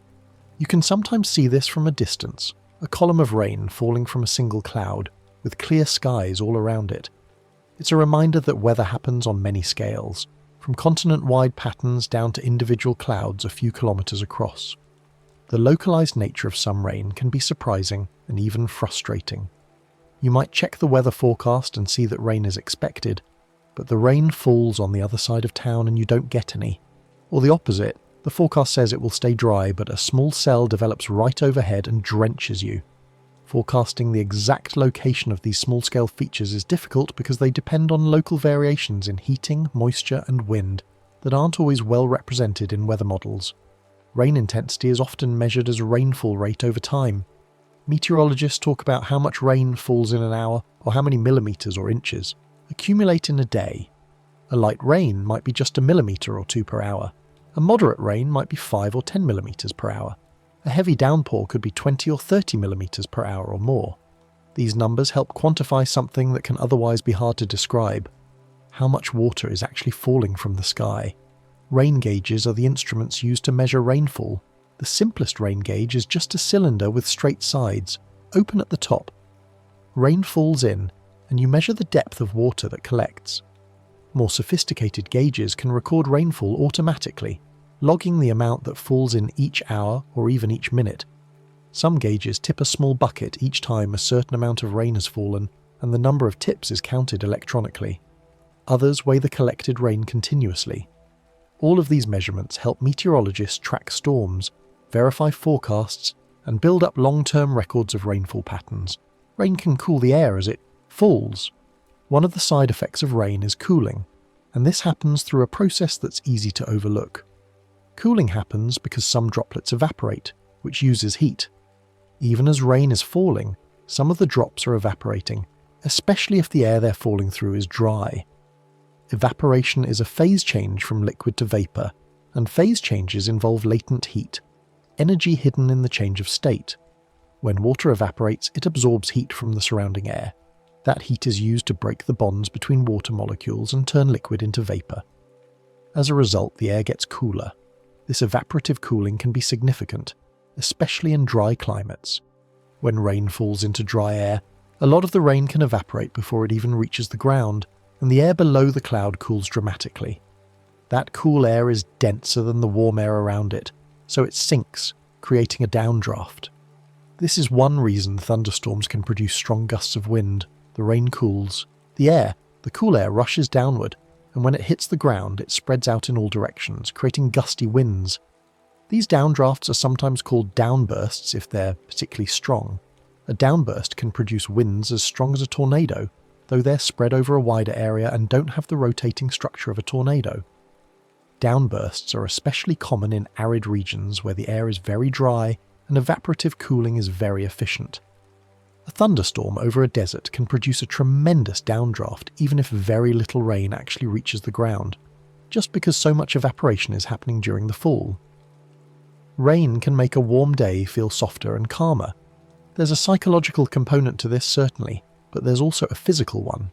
The cooling from evaporation, the increase in humidity, the change in light as clouds block the sun, all of these things combine to make the air feel different. A hot, dry afternoon can be transformed into a cool, damp one in just a few minutes of rain. The relief that rain brings on a hot day is something many people find deeply satisfying. There's a freshness to the air, a sense of things being washed clean. Temperatures drop, sometimes by several degrees in just a few minutes. The oppressive heat lifts. The air feels easier to breathe. This is one reason rain is so often welcomed after a dry spell. It's not just about the water for plants and reservoirs, it's about the immediate comfort it brings. After rain, the ground can release smells that many people notice. This smell is one of the most recognizable and pleasant aspects of rain. It has a fresh, earthy quality, and it's especially strong after the first rain following a dry spell. The rain smell is often linked to oils from plants and compounds in soil. One compound in particular, called geosmin, is produced by certain soil bacteria and released into the air when rain disturbs the soil. Geosmin has a very distinctive odour, even in tiny concentrations, and it's a big part of that after-rain smell.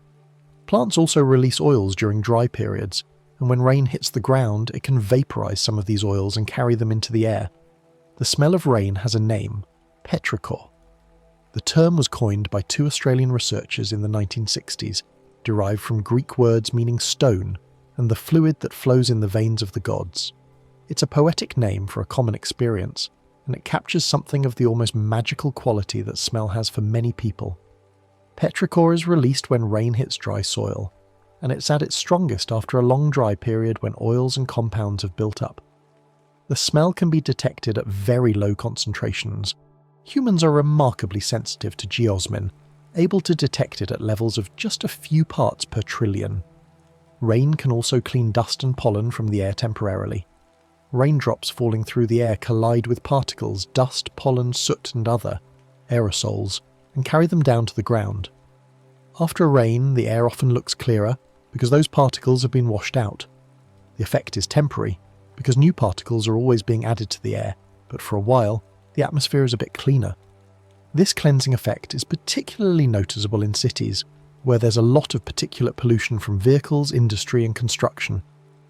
After a good rain, visibility can improve dramatically.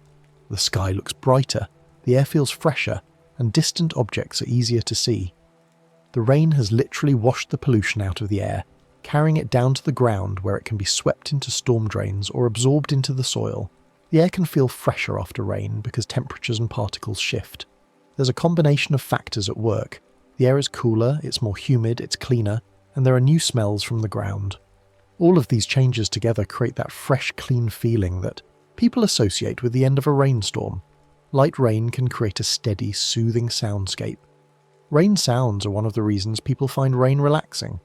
There's something about the consistency of the sound, the way it fills the space with a soft, continuous noise, that many find calming. It's not loud enough to be jarring, but it's not silent either. It's a kind of white noise, a background sound that can mask other, more distracting noises and help the mind settle. The soothing quality of rain sounds has been studied by psychologists and acousticians. White noise and similar sounds can help with sleep and concentration because they provide a consistent auditory environment. Your brain doesn't have to keep alert for sudden noises or changes because the sound is steady and predictable. This allows other mental processes to relax. Rain sounds also tend to have a pleasant spectral quality. They're broadband, meaning they include a wide range of frequencies but without any harsh peaks or jarring elements. Rain sounds change depending on what it lands on. The surface makes a big difference. Rain on leaves sounds different from rain on metal, which sounds different from rain on water. Each surface has its own acoustic properties, how hard it is, how much it absorbs or reflects sound, whether it's smooth or textured. These properties shape the sound the rain makes when it hits. Leaves soften impacts and create a gentle patter. When rain falls on a tree or a bush, the leaves catch the drops and absorb some of the impact. The sound is soft, almost muffled, with a light tapping quality. It's organic and irregular because leaves are flexible and move with each drop. The overall effect is gentle and natural, a layered sound as drops hit leaf after leaf. A forest in the rain produces a complex layered soundscape.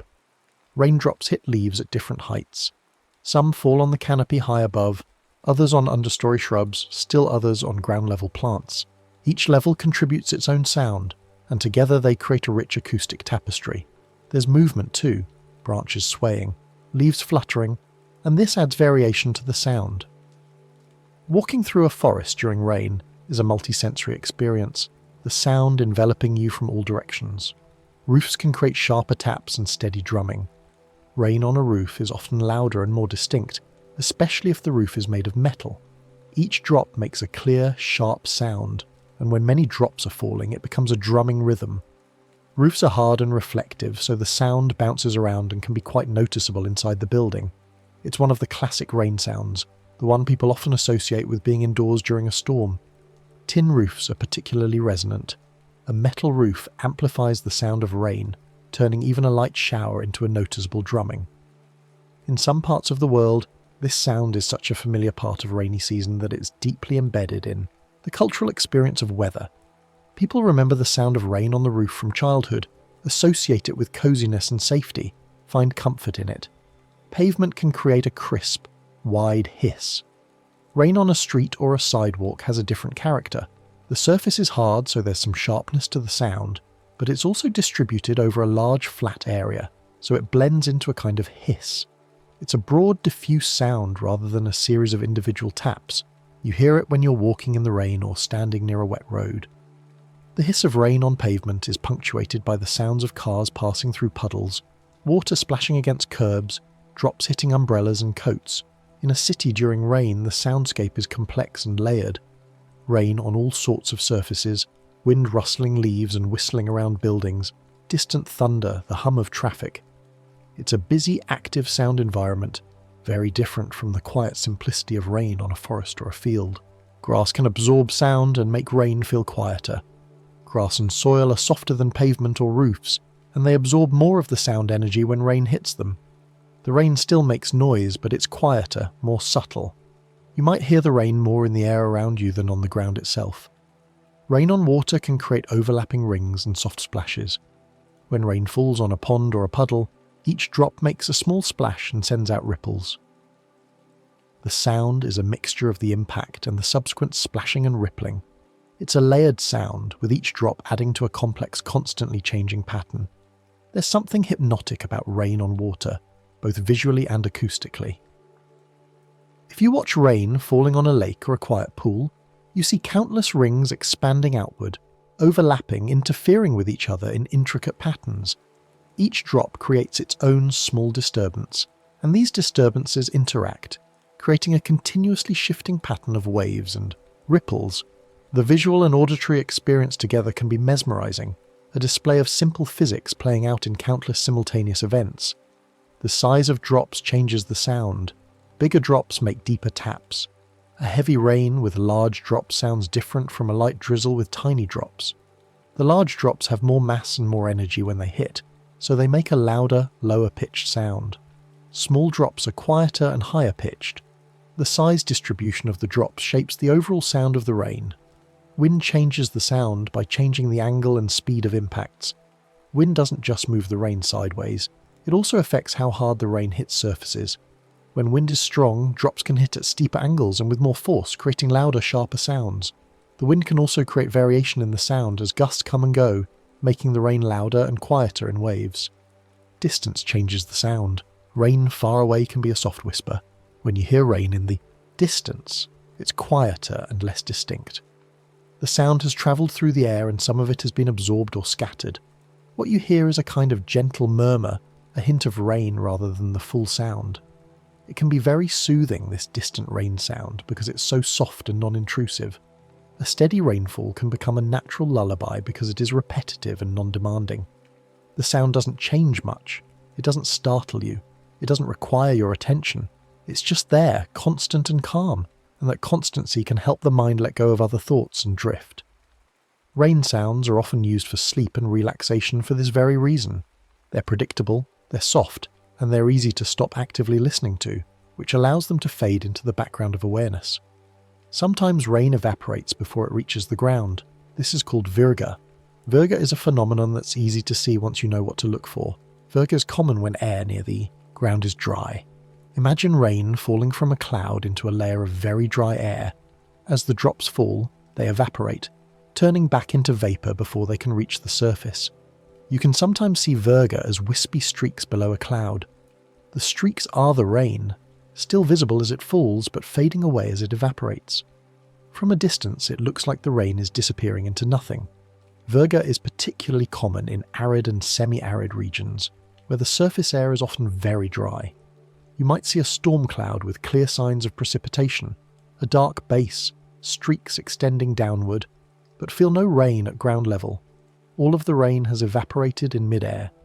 For someone hoping for rain to water crops or fill reservoirs, virga can be frustrating. The moisture is there, falling from the sky, but it never reaches the ground where it's needed. Evaporation during virga can cool the air below a cloud. Just as with rain that reaches the ground, evaporating rain absorbs heat from the air. This cools the air in the layer where the evaporation is happening.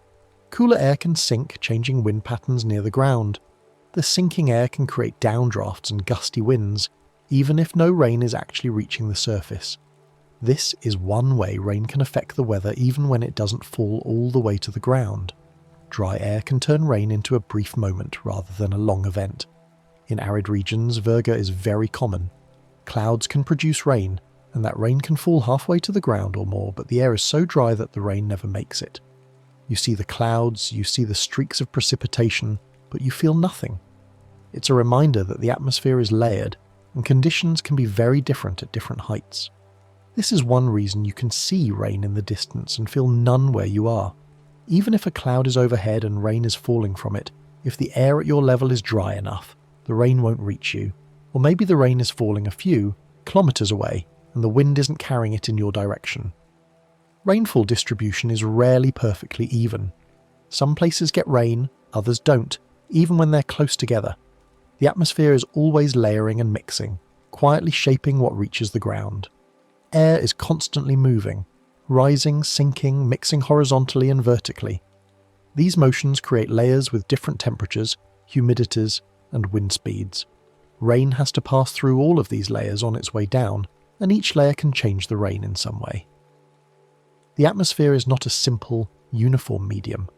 It's a complex, dynamic fluid, and rain is shaped by that complexity. Rain usually begins with air lifting upward. This is the fundamental starting point for most precipitation. For rain to happen, you need moisture in the air, you need that air to cool, and cooling usually happens when air rises. As air rises, it expands because the pressure decreases with altitude. Expansion cools the air, and cooling brings the air closer to its dew point. When the air reaches the dew point, condensation begins, clouds form, and if the process continues, precipitation can develop. Air can lift when the ground warms it. This is called convection. On a sunny day, the ground absorbs sunlight and heats up. The air in contact with the ground warms up too. Warm air is less dense than cool air, so it starts to rise. As it rises, it cools, and if it's carrying enough moisture, it can reach the dew point and form clouds.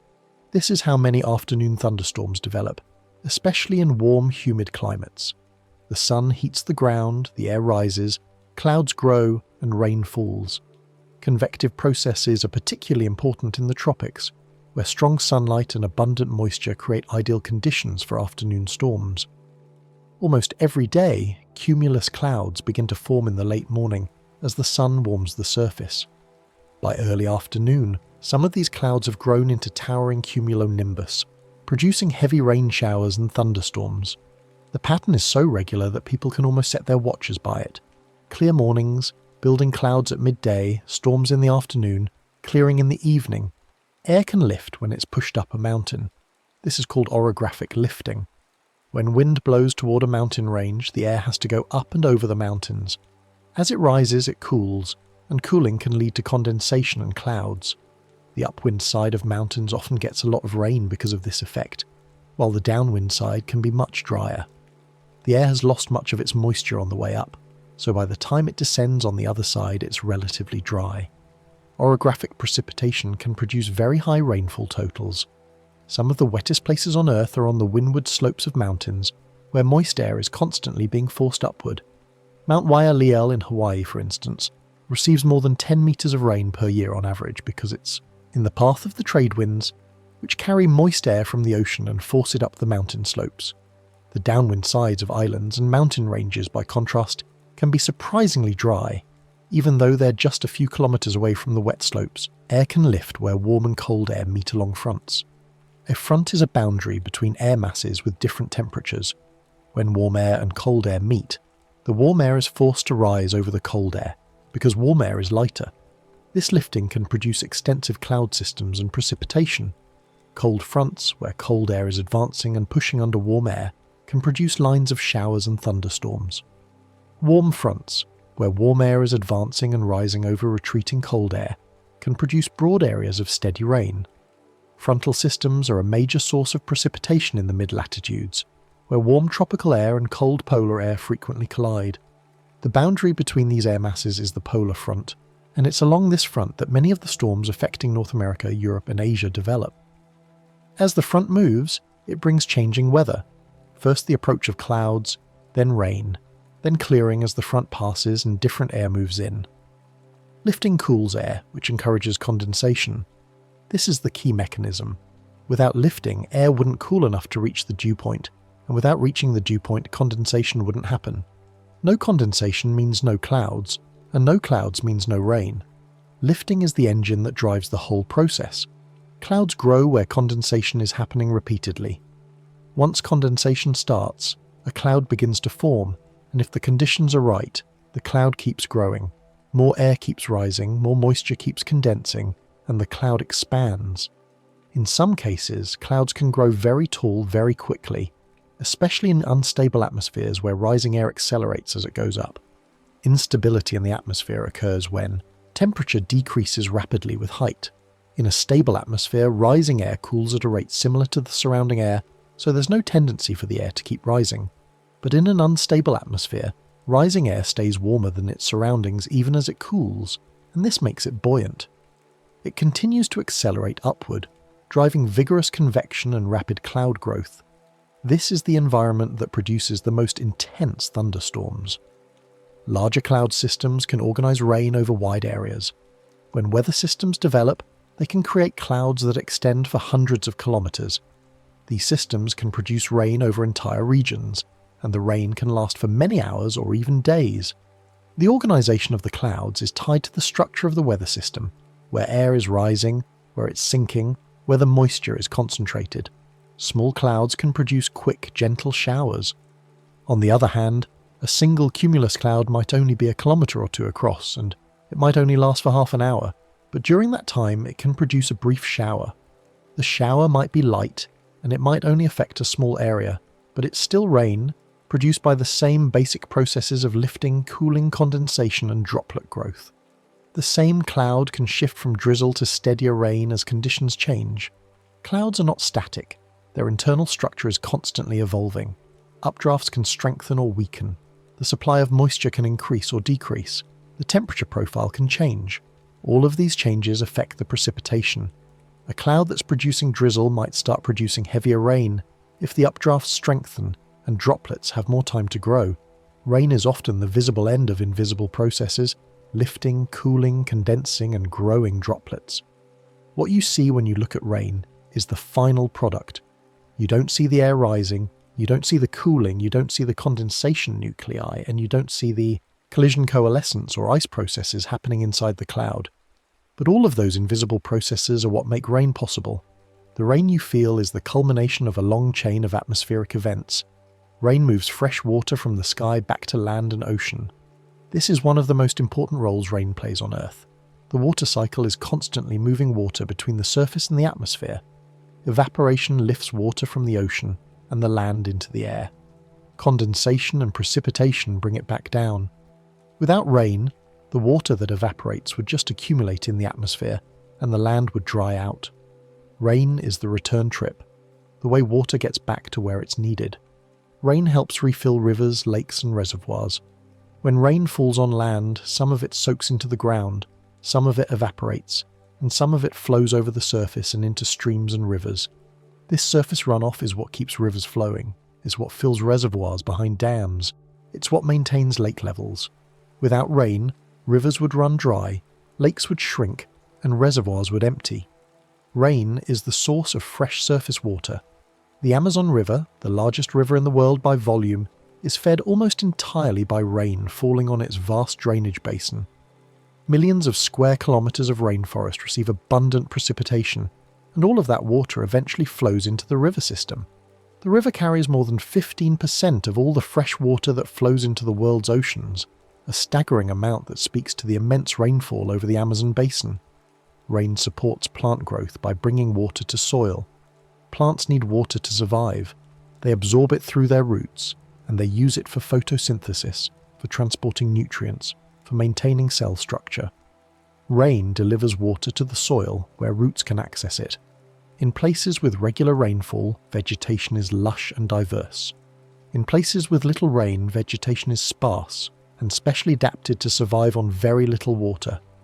The amount and pattern of rainfall shapes entire ecosystems.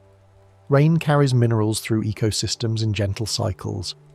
As rain falls through the air, it can pick up small amounts of dissolved gases and particles.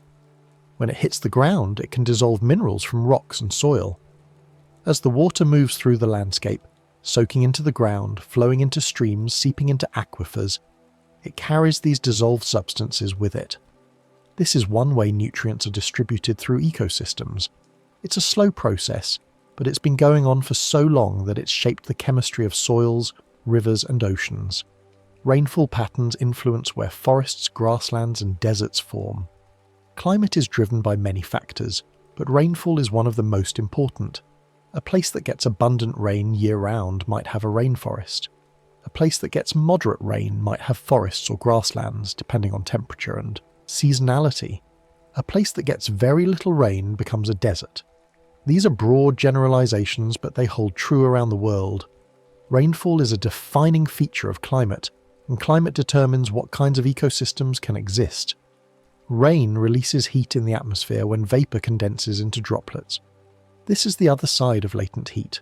When water evaporates, it absorbs heat from the surroundings, cooling them. When water condenses, it releases that heat back into the air, warming it. This release of latent heat is a huge source of energy in the atmosphere. It's one of the main engines of weather. Thunderstorms, hurricanes, and other storm systems are powered in large part by the heat, released when water vapor condenses. That released heat can help drive winds and circulation. The warming from condensation makes air more buoyant, which strengthens updrafts, which brings in more moist air from the surroundings, which leads to more condensation and more warming. This feedback can intensify storms and create powerful winds. On a larger scale, the release of latent heat in the tropics is one of the main drivers of global atmospheric circulation. It helps create the trade winds, the jet streams, and the large-scale patterns of rising and sinking air that shape weather around the world. Rain is one way the atmosphere redistributes energy. The sun heats the earth unevenly, more at the equator, less at the poles. The atmosphere and ocean work together to move heat from warm regions to cooler regions, evening out the temperature differences. Rain is part of this redistribution. Water evaporates in warm places, carrying energy up into the atmosphere as latent heat. The water vapor moves with the wind. When it condenses and rains out in a different location, that heat is released, warming that part of the atmosphere. Through this mechanism, rain helps transport energy across the planet. Even light rain is part of Earth's constant balancing act. The Earth system is always trying to reach equilibrium, balancing energy in and energy out, balancing moisture between surface and sky, balancing temperature between different regions. Rain, even a gentle drizzle, is part of this balancing process. It might seem small and local, but it's connected to the global system. The water you experience as rain has often travelled through many places before. The water molecule that lands on your hand might have evaporated from the Pacific Ocean weeks ago, been carried across continents by the wind, condensed into a cloud over your city, and now it's falling. But its journey doesn't end there. It will soak into the soil, or run into a river, or evaporate again in a few hours, and then the cycle continues.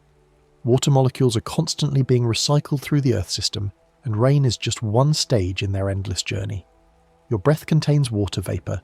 Every time you exhale, you're releasing a small amount of water vapor into the air. It's a tiny amount, but it's there. If you breathe onto a cold window, you can see it condense into a thin fog. This is the same process that happens in clouds, just on a much smaller scale. Your breath is part of the water cycle, even if it's a minuscule part. A warm shower can raise humidity in a room by adding vapor to the air. When you run hot water, some of it evaporates and mixes with the air in the bathroom. The humidity goes up. You can feel it. The air feels thicker, warmer, more moist.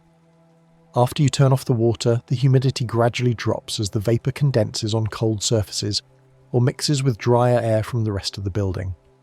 But for a while, you've created a little humid microclimate in your bathroom.